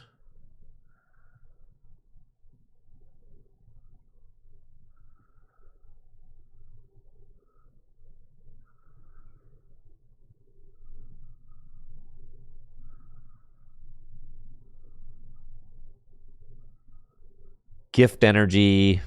All right. Let's screenshot these ones that we need to add. We need to add Gift Energy. We need to add Regenerative Energy. Regenerative Energy. That is not a good card. V-Guard Energy. That did see some play. In Lugia. Everything saw play in Lugia, man. Luminous Energy, that's just the same as Multi-Energy. Therapeutic Energy is the same as Heal Energy, really, right? Isn't it? But it recovers. Medical Energy is just as bad as Herbal Energy. Mist Energy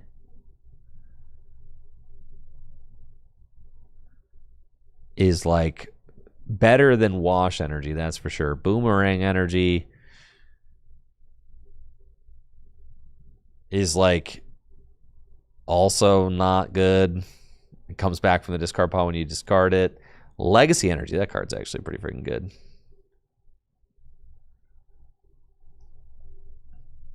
Enriching Energy. Card is not good. Sorry, Alakazam.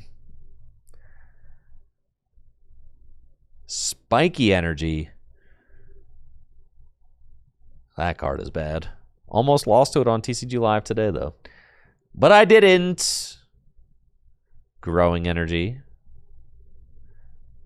Card is, like, seems pretty decent.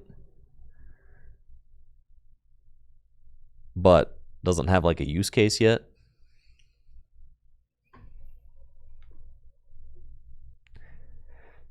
All right, Natalie says, whoa, Aqua Energy had one deck in 2004. Natalie, no, it didn't. No, it didn't. Look.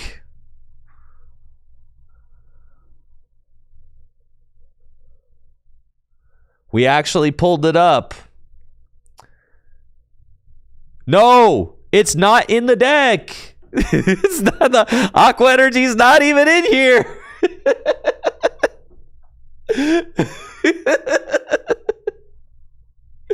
I know. It's really tragic. I know. The one player who top 6 or top 32 worlds with the Aqua deck did not even play the Aqua Energy. That, if that doesn't, so like you almost have to put it down here just for that.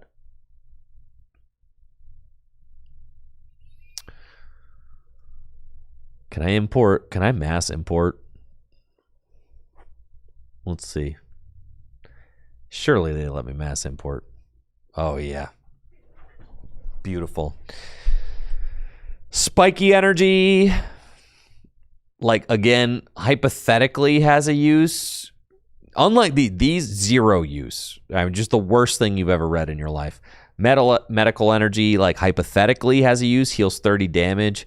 Boomerang Energy, like, hypothetically has a use. I guess Aqua Energy is... Am I being too mean to Aqua Energy? No, it can go there. Therapeutic Energy does have a use. It heals Snorlax, okay, from Lost Origin. Other than that, I think that's enough to put it in. It was just Snorlax, right?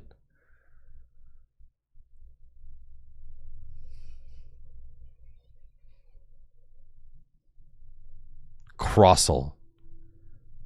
Lugias.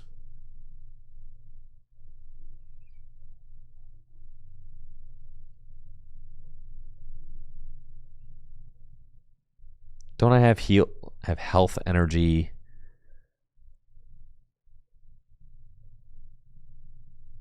Well, it certainly shouldn't be lower than...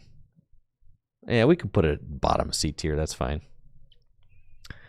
Boomerang should go higher in D. Why? What's Boomerang Energy doing?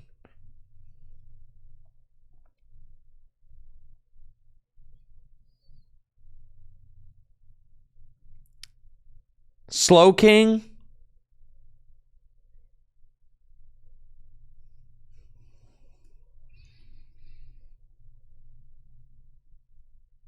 Or Slacking?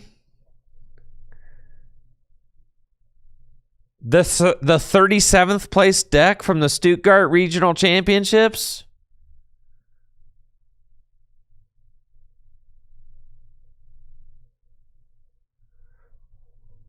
They are supposed to be ordered within the tiers, yeah. You think Counter and Super Boost should be above the worst two Hollands?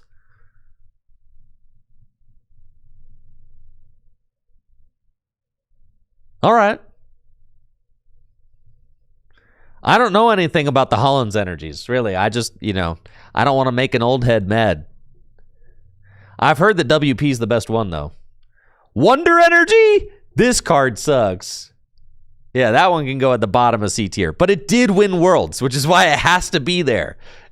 I told you, if a deck won if a card won Worlds, the lowest it could be is C tier. You think FF is the best one? All right, we'll put FF up here.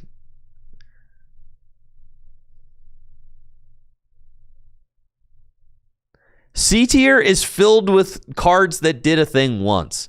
Coding Metal Energy probably just goes in deep. That card sucked, dude. Yeah, it saw play in some Lucario Melmetal lists, but like you were still losing.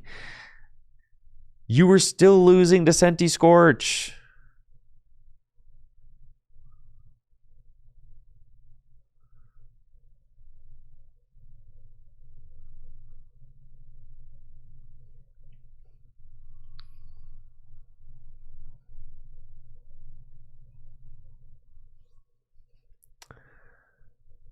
Look at Boomerang and City League lists. Oh, yeah. Well, you're sure to find Boomerang Energy in City League lists, I'm sure. Can we go back on DTE? How is it not S tier? You think DTE, despite being a nerf on double colorless energy, is still S tier? I mean, it might be. It's just kind of crazy. I think part of me just assumed that it was like double turbo is kind of just the top of A.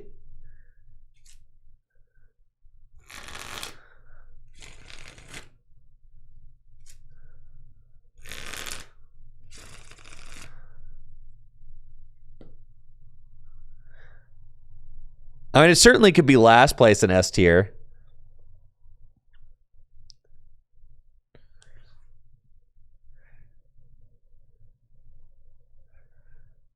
It won Worlds every year it was legal.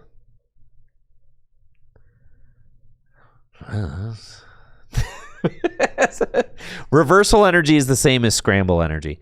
I know I'm going to have to like fix that up. Scramble energy and reversal energy are the same.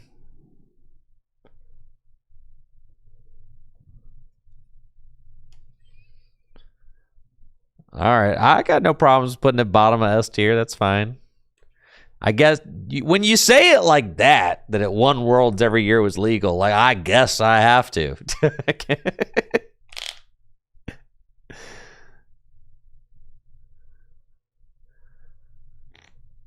Better results than capture energy? Capture energy is so crazy. Do you want to move capture energy to A tier? No way. Capture energy is definitely S tier.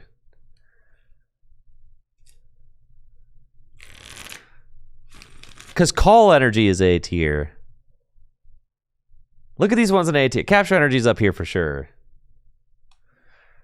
Are blend energies actually that good? Yeah, they were good. These are like... Because plasma was that good. Right? They're just really good. They're like free rainbow energies. Good.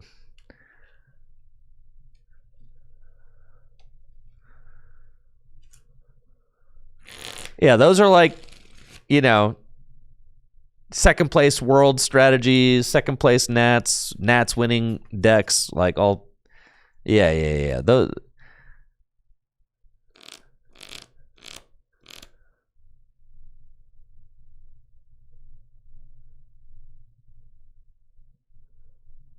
I still think capture energy goes like there.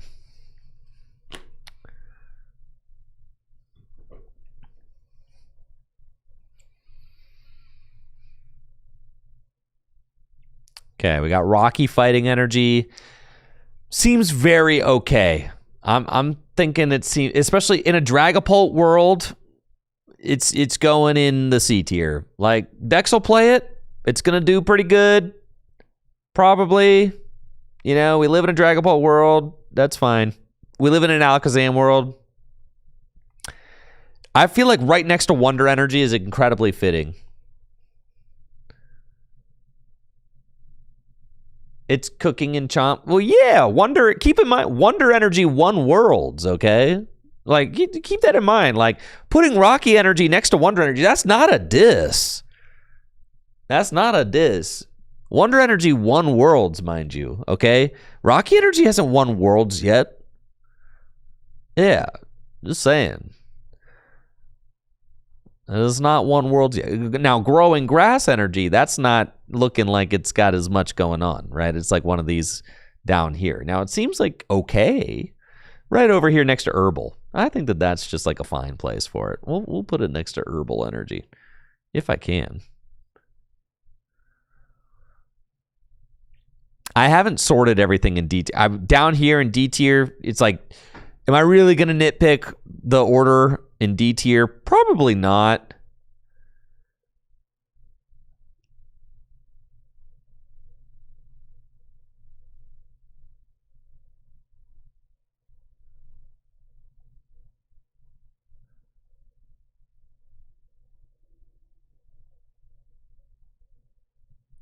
As I nitpick the order in F tier.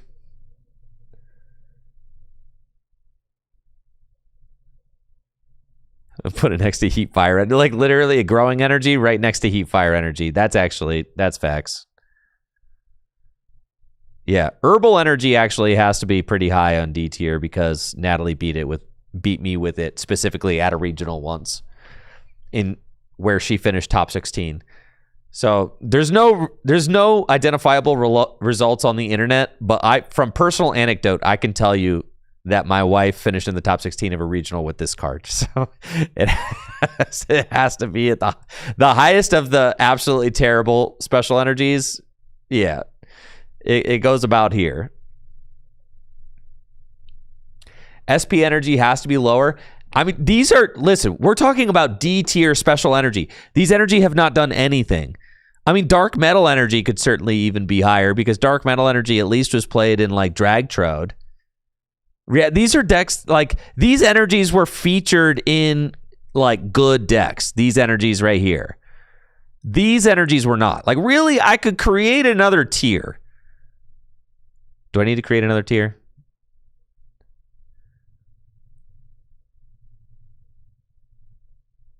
I think I do. All right.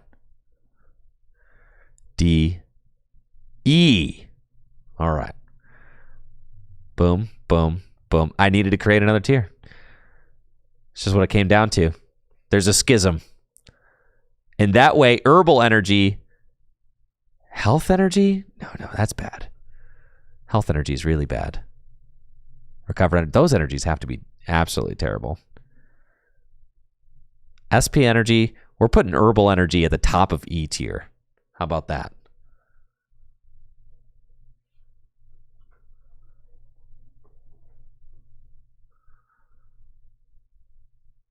Now we're cooking.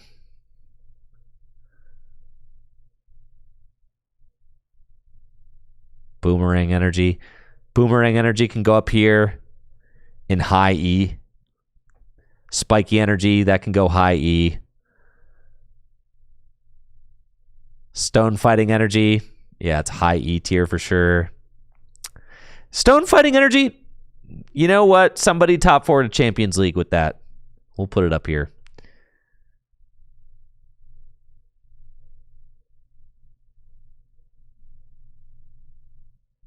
Draw energy was played. Draw energy. Yeah. Put draw energy at the top of E tier for sure. That was played in like some decks. Rockets energies. We'll put those at the top of E tier too. That's looking fine. Burning energy, flash energy. Flash energy is more real than burning energy. Burning energy never did anything, that's for sure. The fire energies are just the worst. Memory energy is like useful in Shocklock. I think that card was played in Shocklock. Maybe I'm wrong though.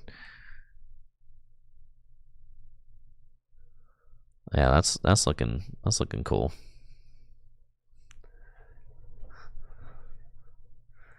Send burning energy to the Shadow Realm.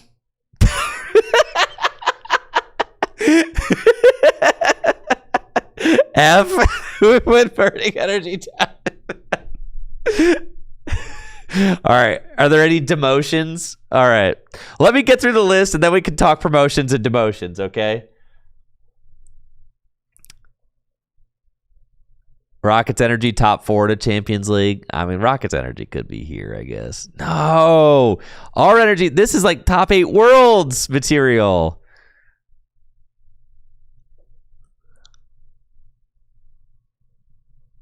Heat Fire Energy could be D tier for use in Lugia, Radzard. That's right, I did do that. Just because it was searchable with Lugia, that doesn't make it good.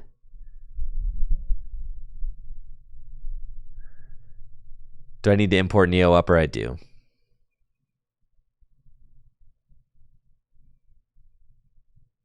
There it is.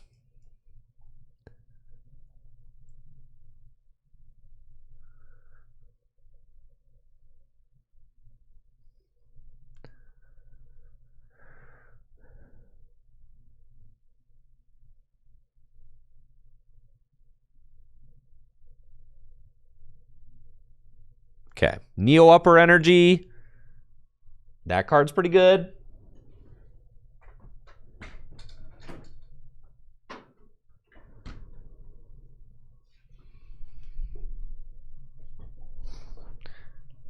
I need to change colors. Let's see. What is this one? Whoa. What did I do?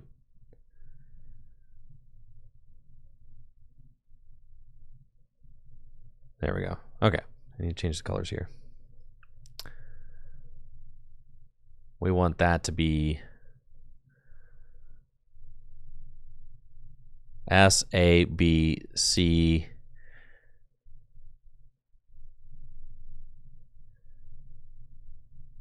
We'll make that green. E will be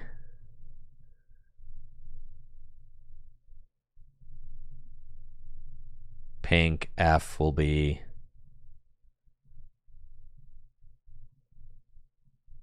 purple. Okay.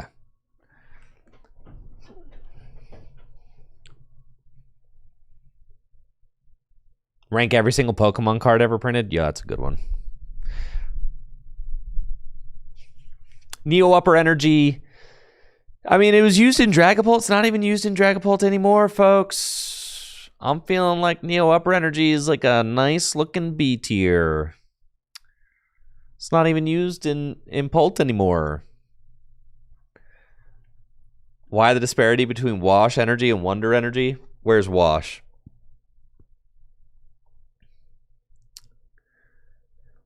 Well, because Wash Energy never did anything. Wonder Energy was in a World's Winning deck.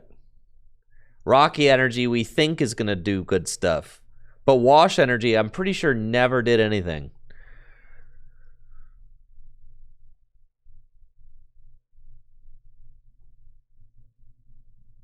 Oh, am I wrong?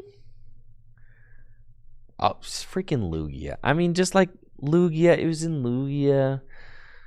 For what? As a one of and Lugia. So was Heat Fire Energy. That doesn't mean it's good. Just because a card was in Lugia doesn't mean it's good. Lugia, everything was in Lugia. All right? All the special energy was in Lugia. Just because you were a one of energy in Tim Danklin, the Dank with the one of.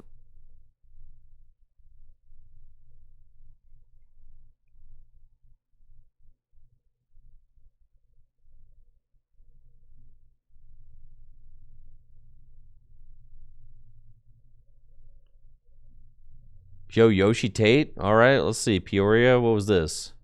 This deck was so fraudulent. All right, I'll bump. I mean, but is it really going to be better than Team Rocket's energy?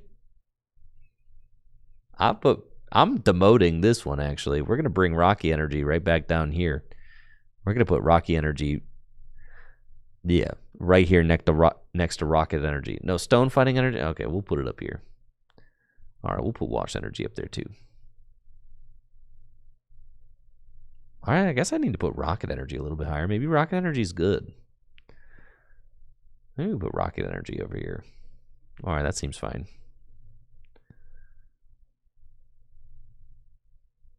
Probably above.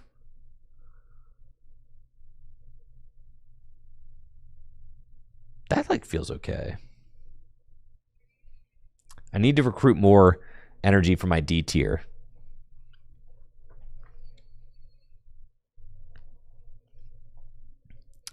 I need to recruit more. I think Draw Energy can go to the bottom of D. Herbal Energy is definitely at the top of E. Any other recruitments to go into D tier? No, that seems fine. Mystery energy, D tier calls for you. The bad unit energy, yeah, D tier calls for you, bad unit energy.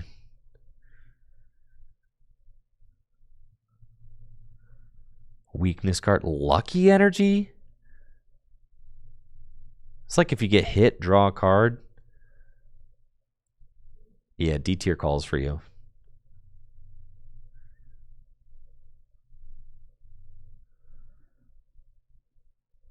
Yeah, that seems good. Therapeutic, spiral, weakness guard. Yeah, that's looking pretty good.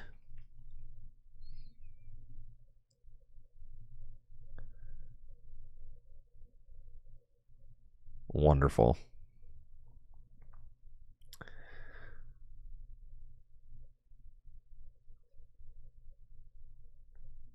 Okay, legacy energy. Better or worse than Neo Upper, dude? Legacy energy is pretty good. It certainly is at least B tier, I think. Enriching energy, that card is a C tier card. For sure. I'll put enriching energy. I guess it did just win a Champions League, didn't it? Holy crap, man.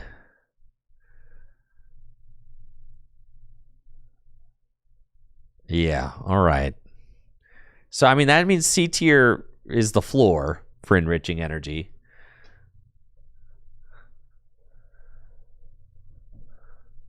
Legacy like revived Lugia. Yeah, I feel like enriching energy is C. It's exactly where all the decks that's like that energy, like super boost energy. Like it did something once, it's good in like one kind of deck kinda, but like nothing else. But super boost energy was better. It was used in more decks than enriching energy.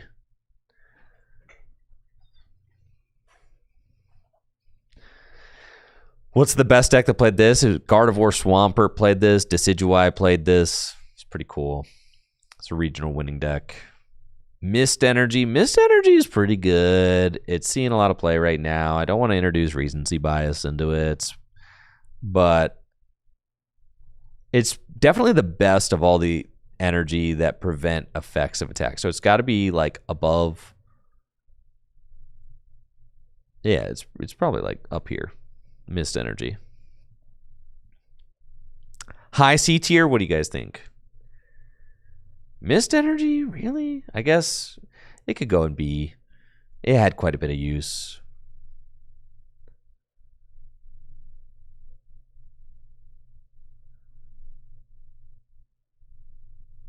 Regenerative energy, all right, that one. I know it like had a niche use in like Arcgalodon or Duraludon VMAX or something. Like, no, that was bad. V-Guard energy did see play in Lugia. Yeah. Lugia. That card was big in Lugia mirrors. But, like, outside of that, it also saw play in Arceus. All right, we'll bump it up. Gift energy, that card is pretty good. Yeah, that's a B tier card, too. Okay.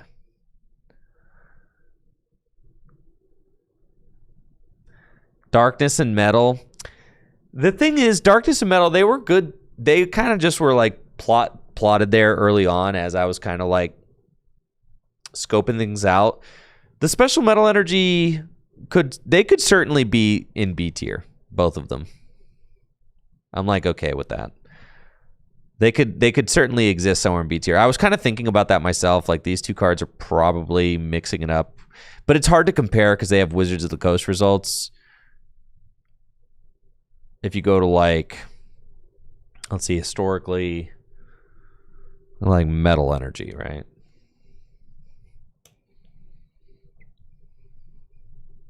Like say, yeah, Special Metal Energy. Yeah, it's not bad. You got some Dialga Chomp results. Metagross results. Oh, yeah. Yeah. Those should be much higher. I put these out there early on kind of just to like base the rest of the tier list around them. But now that I'm kind of like looking at things that are in B tier, I think like These two could probably just be like actually the top of B tier, and I would be okay with that. Especially since Darkness was so crazy with Sneasel, like during its time, like the whole Wizards of the Coast era. Darkness was crazy. Metal Energy was good much later on. I'm fine with just like bumping them up kind of wholesale.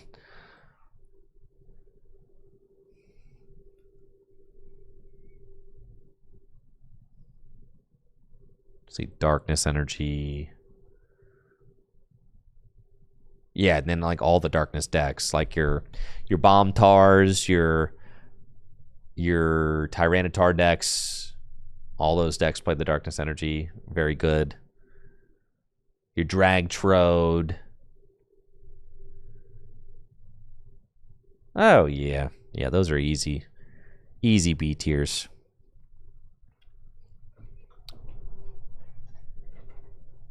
Easy. Okay. Well, let's zoom out so we can see the whole thing.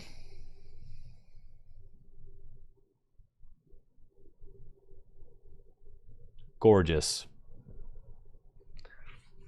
Let's talk promotions and demotions.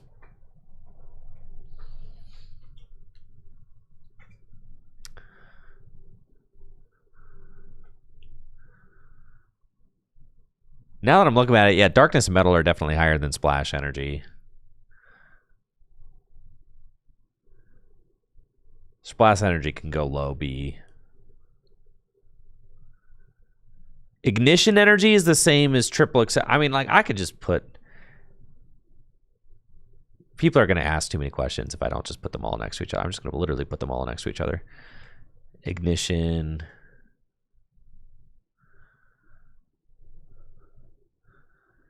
I think what I need to do is I need to just create Ignition, Triple, and Boost. Let's see.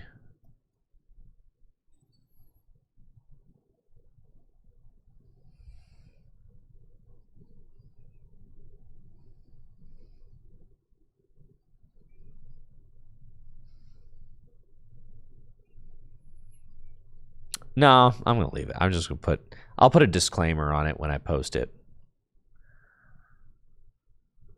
That is Luminous on there, and that's the thing, is that Luminous and multi-energy are the same thing.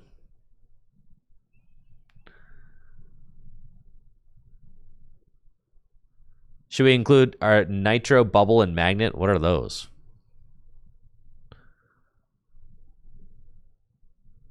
Yeah, multi-energy and luminous energy are the same thing. Boost energy, Triple Excel, and Ignition are all being counted as the same thing. So it's like this for the same reason. Like I don't have like every single Darkness energy reprint up there, and I'll have every single Metal energy reprint up there because it's just at a certain point it becomes too redundant, right? It clutters the list up.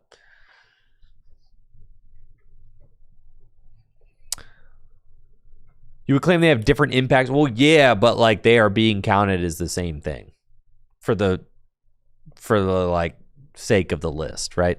I mean, double colorless energy was differently impactful during base set, during XY, during Sun and Moon, but it's all still double colorless energy, right? Like it's all DCE. So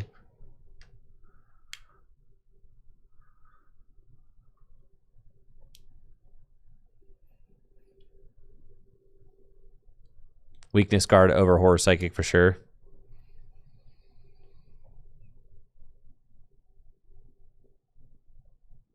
Where is Horror Psychic? All the way up here? Yeah, Horror Psychic. Am I tripping on Horror Psychic? Or am I tripping on Weakness Guard? Let's check.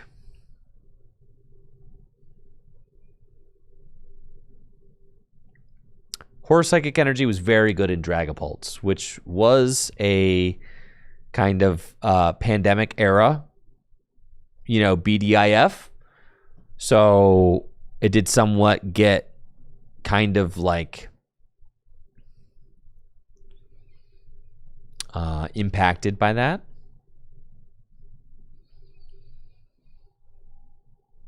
All right, Weakness Guard energy. Mewtwo and Mew. Yeah. Okay. Yeah. All right. Weakness card energy is up. We'll put weakness card energy. Put them right there. Horror psychic energy. And we need to fix, I mean, Neo Upper and Legacy. What, Neo Upper energy to win NAIC? Let's see. No. Because that was Guardy won it, right? And like Worlds. I mean, like, it's going to be impossible to look through these. I mean, it was part of like just the best Dragapult list for the longest time.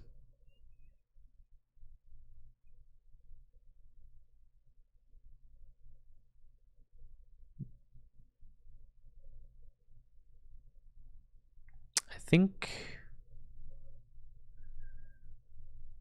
I'm okay with Neo Upper being like here, Legacy. Yeah, Legacy feels good there.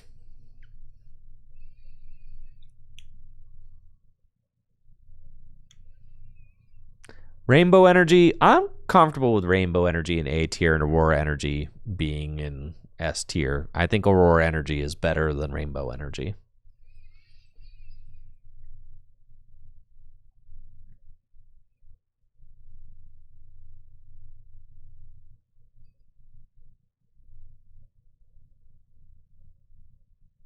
All right. I think that's it. Double Colorless Energy, the best special energy ever printed. Double Dragon Energy, right up there. Yeah, I mean, these energy for sure. They feel like a cut above the rest. Double Rainbow Energy was absolutely insane during like its entire time. Aurora being better, mostly carried by Lugia existing alongside it. That's probably true. That's probably true. We could do like a this, but that doesn't feel right. We could do like a this, but that doesn't feel right. This feels right to me for some reason. Rainbow could be like top of A. It could be like that, where they're like essentially next to each other.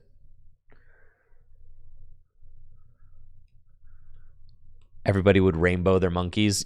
You're right. I know, right? It's true. Everybody would rainbow their monkeys. We could put them both here. It's like fine with that.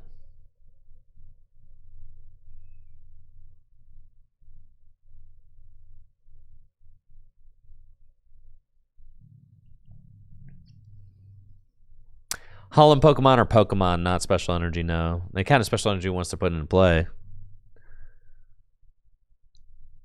Is telepathic not an S? Well, it doesn't have like the results yet, right?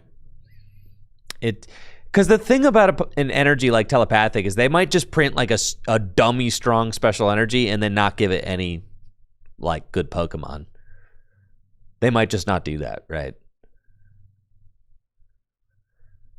Basic energy are not going to my special energy tier list. This basic energy is literally his basic energy. His basic energy.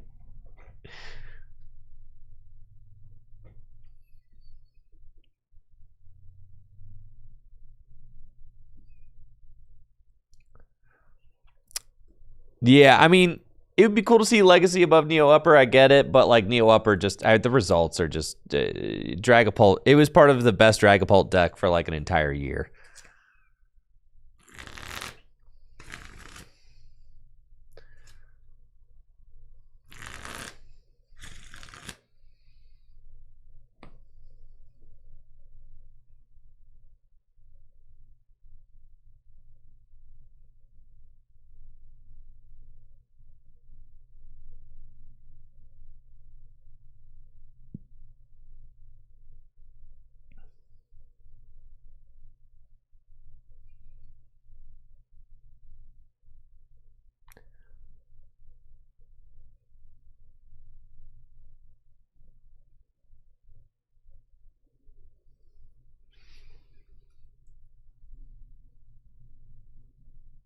That's how we make content.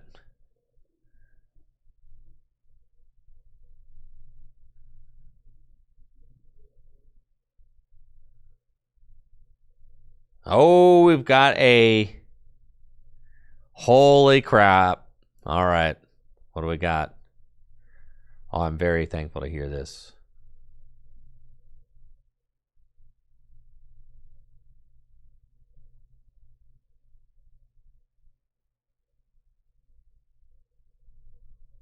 Kyle Sablehouse's wife had brain surgery. It's like a really big deal. For sure. All right. The incident you are now for the first time claiming was the basis of the decision to not affect the gameplay at all, yet decided the whole tournament.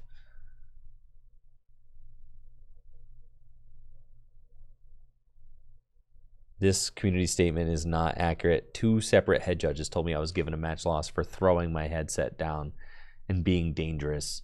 Not a single judge told me I was given a game loss for disrupting the board.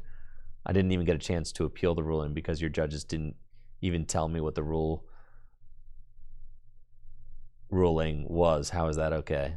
Sheesh.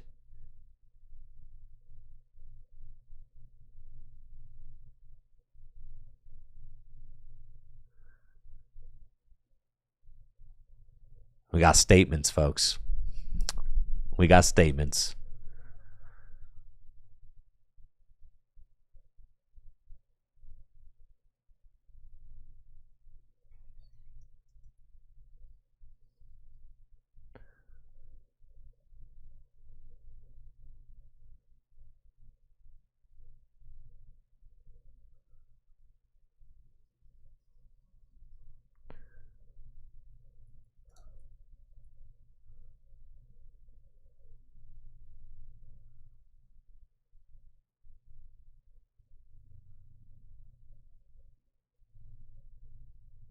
What should I call this?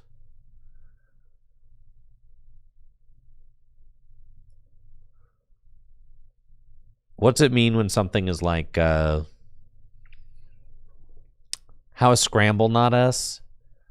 Because scramble and reversal are like the same thing. What, you think scramble is like scramble and reversal, or they're like, all right.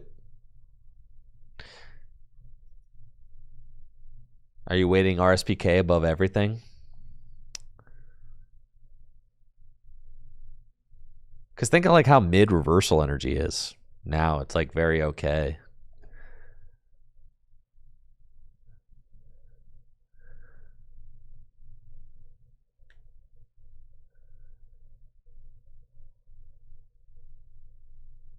Wait, where is enriching?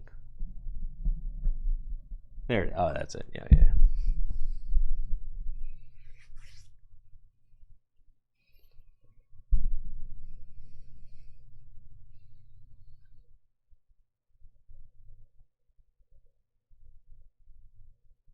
B tier is very respectable. I'm going to check scramble energy one more time.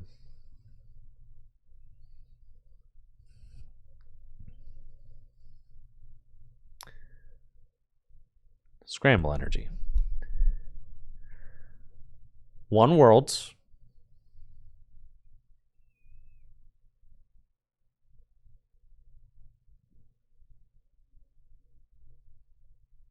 It's up until 2008. Do they not show if I do?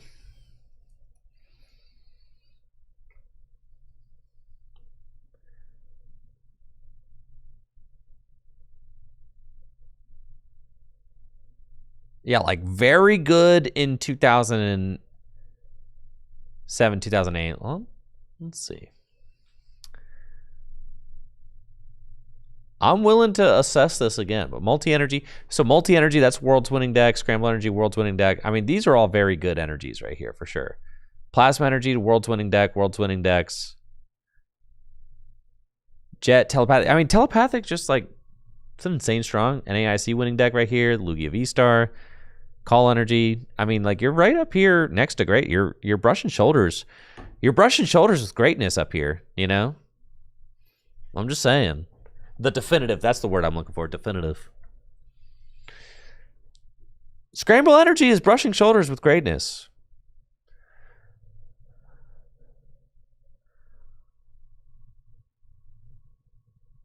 But it's also sharing a title with Reversal Energy.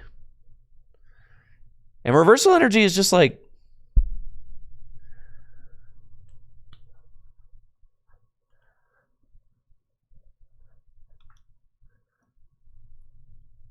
I mean, like, Scramble Energy in its year. Strong Energy was printed twice, and... no way. I mean, Scramble Energy, yes. Guardy Gallade. Specifically, Guardy Gallade. And Empoleon. So 2007, 2008.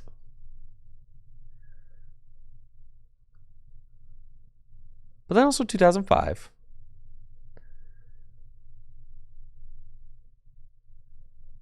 All right. I'm soft. Fine.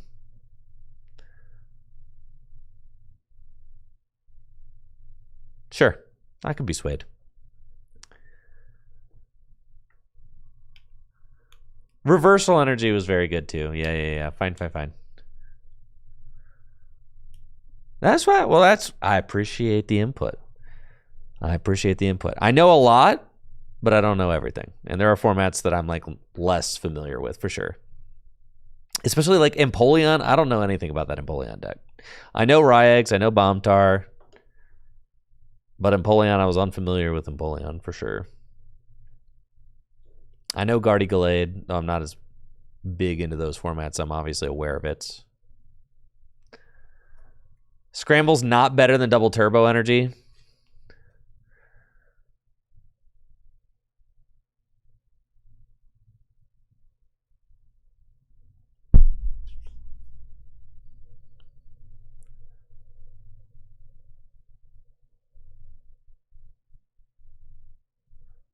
I mean, Double Turbo Energy was just like, I mean, it existed during a time where like Special Energy was at its peak, right?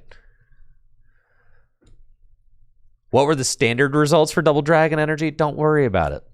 Okay? Double Dragon Energy is still goated.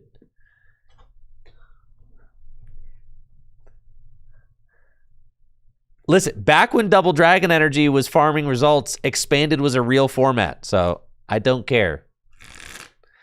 Also, a lot of Aurora Energies and Rainbow Energies results are from Mewtwo and Mew tag team decks that are Expanded results as well.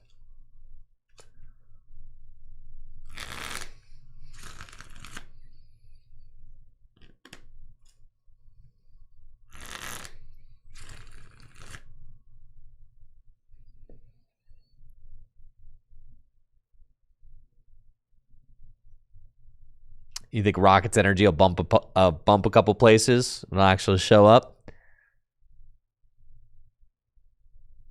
Wait, did I lose? Oh my god, I lost everything. This is devastation. No, it's right here. Okay, I'm good. I still got almost. There's Rocket's Energy. I didn't lose everything. Okay, no, we got everything. All right, we're good. Okay.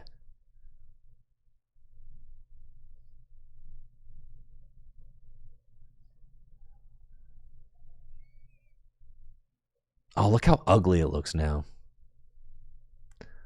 All right, we need to remove somebody from S tier, chat. Somebody's getting kicked out of S tier. It doesn't look nice. Why not rank Triple XL, Boost, and Ignition are all the same thing. Do you really want me to...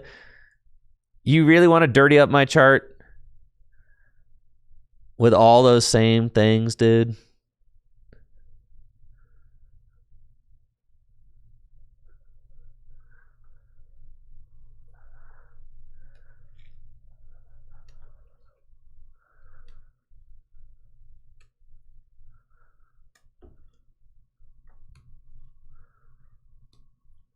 Move Capture down or move Strong Energy down? All right, someone's got to get demoted at S tier.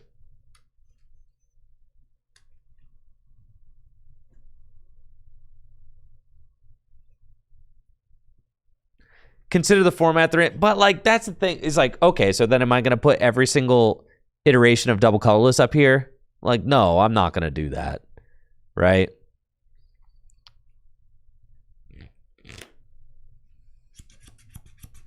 Am I going to put every iteration of rainbow up here?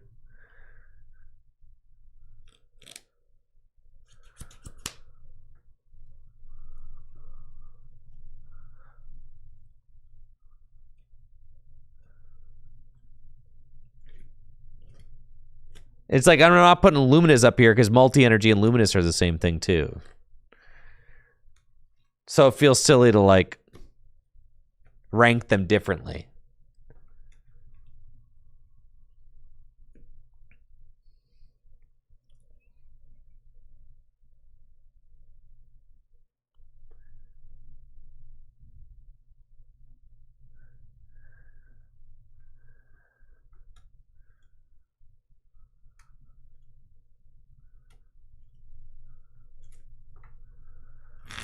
Put all three of them in the same picture? Now, I will do that. Fine. You know what? We're here. I'm going to open Photoshop. We're actually going to do it.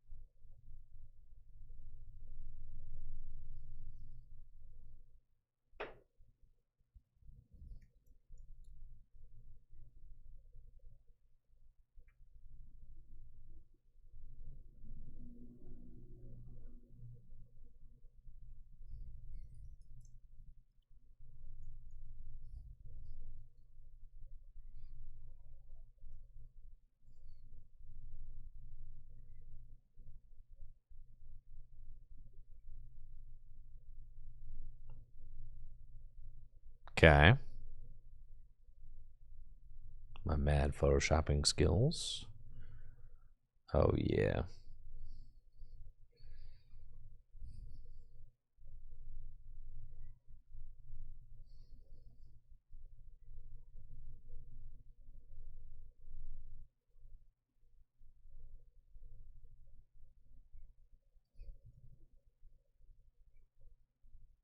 Beast mode.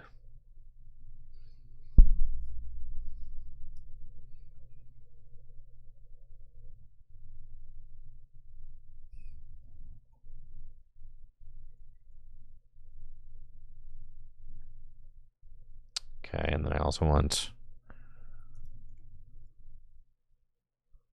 luminous.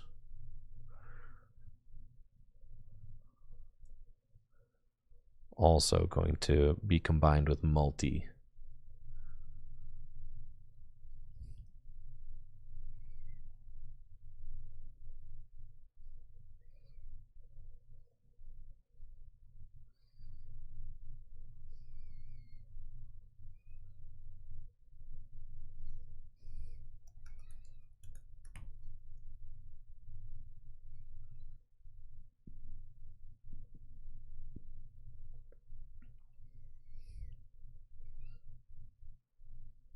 Okay, here we go. The same thing.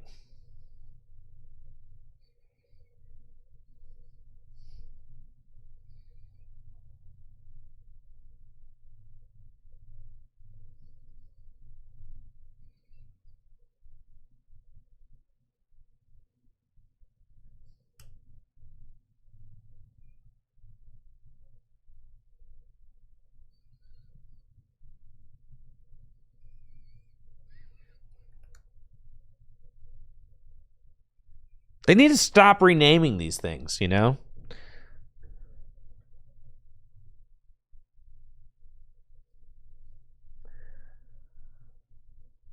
They just need to stop renaming the energies. And then we won't have this kind of problem.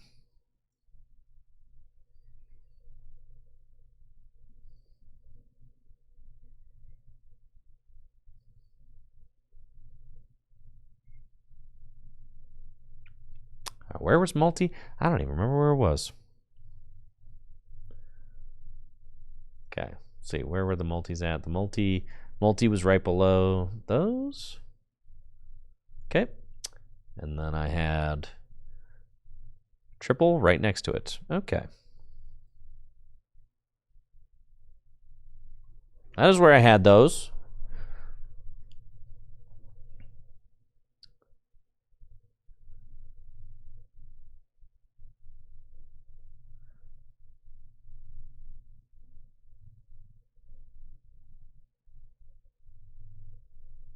I'm okay bumping. I think capture energy is so broken, dude. I'd be okay putting strong energy at the top of A. Reversal and scramble. Oh, yeah, they're supposed to be the same. Yep. That's right. Are there any others that I've combined like that without thinking about it?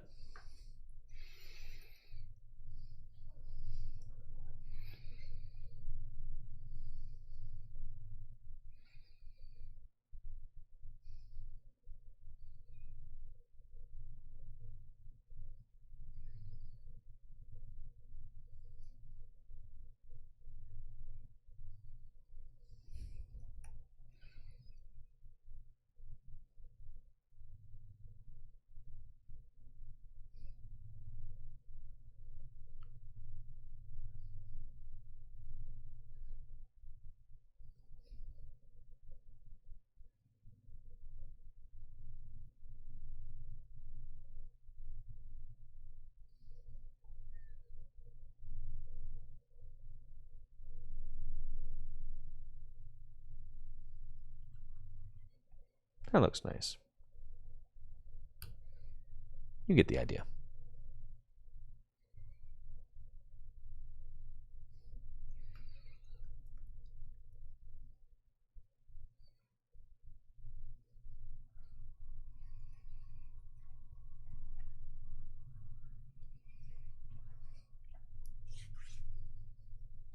Well, I can't have Jake Kierhart thinking the strong in A tier is crazy. Can't have that.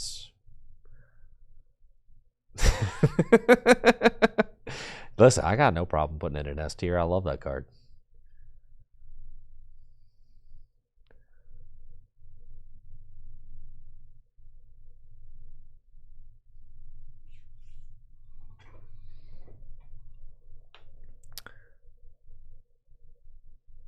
Someone's got to go down, though, for aesthetic reasons.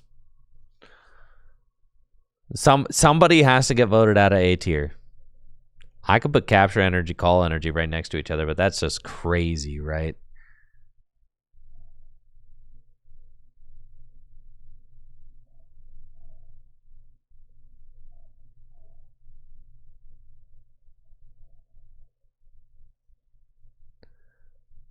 I think I'm feeling... God, Fusion Strike energy? Really? B tier falls off fast. No, Speed Lightning was goated. These are all good. Okay, they're really good. Yeah. All right, so then Fusion Strike... This energy sucks, man.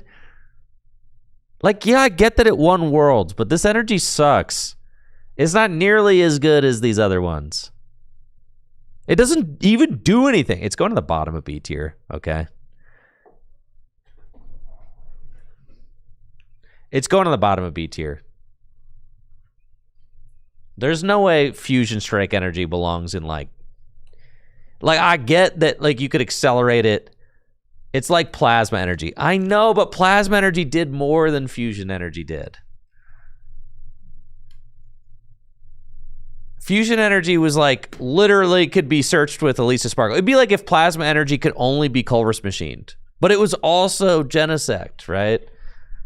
It was also Lugia EX. Fusion Strike Energy only got searched with the Leads to Sparkle. That is why it was there. It also allowed you to draw under Spiritomb, I guess, if you put one on a Genesect, right?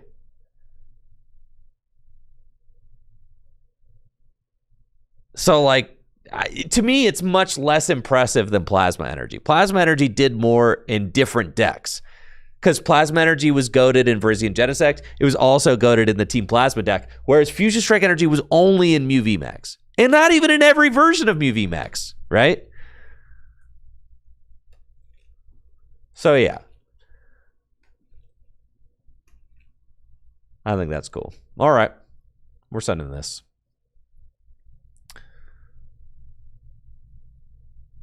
Putting Capture and Call next to each other feels right. That seems fine.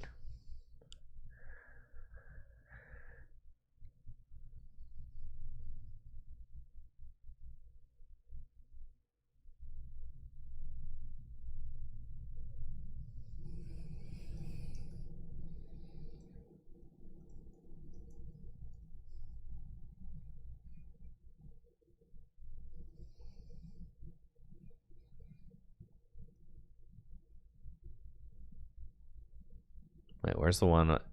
Didn't I?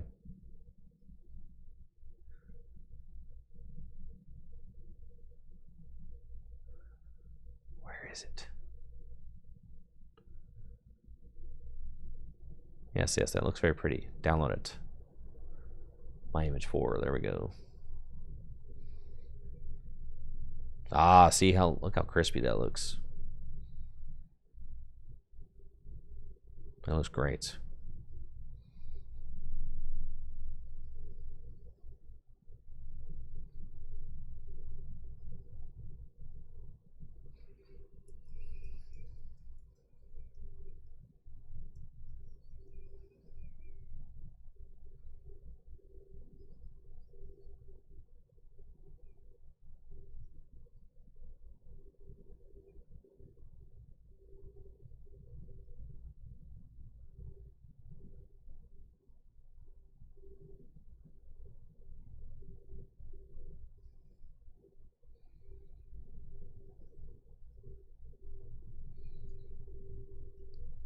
Objectively correct. You're right. I need to...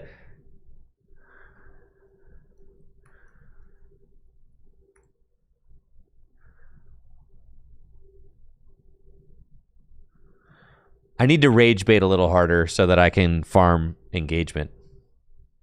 That's for sure.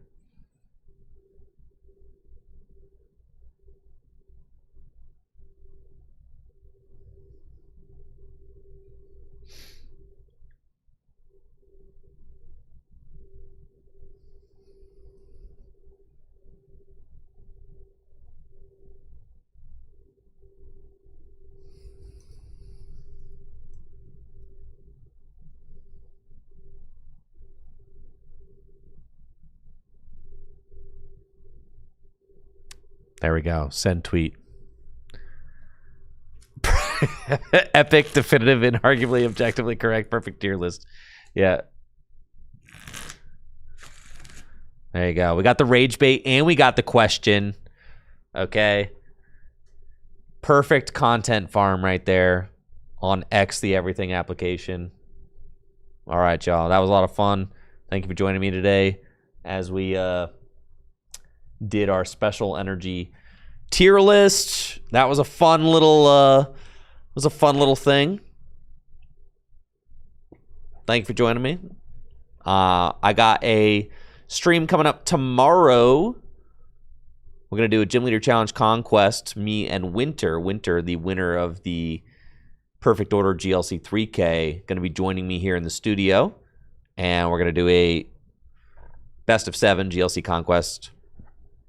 And then on Thursday, I'm thinking I probably will stream during the day, maybe. Or I'll do GLC at night, but like 2 GLC streams in a row. I might just do the Conquest with Winter and then stream the new TCG live updates during the day. And then on Friday, I've got Cole coming in. And Cole and I are going to be embarking on our journey to rank every Pokemon TCG expansion ever. So if you thought this was fun, this was just a warm-up, really, for when Cole and I decide to rank every TCG expansion ever. And we're going to start that on Friday. And we decided there's like 120 expansions. So if every expansion took us 5 minutes to rank, then that would take 10 hours. It probably won't, but just to give you an idea of scale, right? So that's going to be a big one. We're going to be at least working on that for 5 hours on Friday. And then if we need to schedule a time to finish it, we will. So that'll be a lot of fun. Y'all take it easy and have a great night. I'll be back tomorrow with Winter.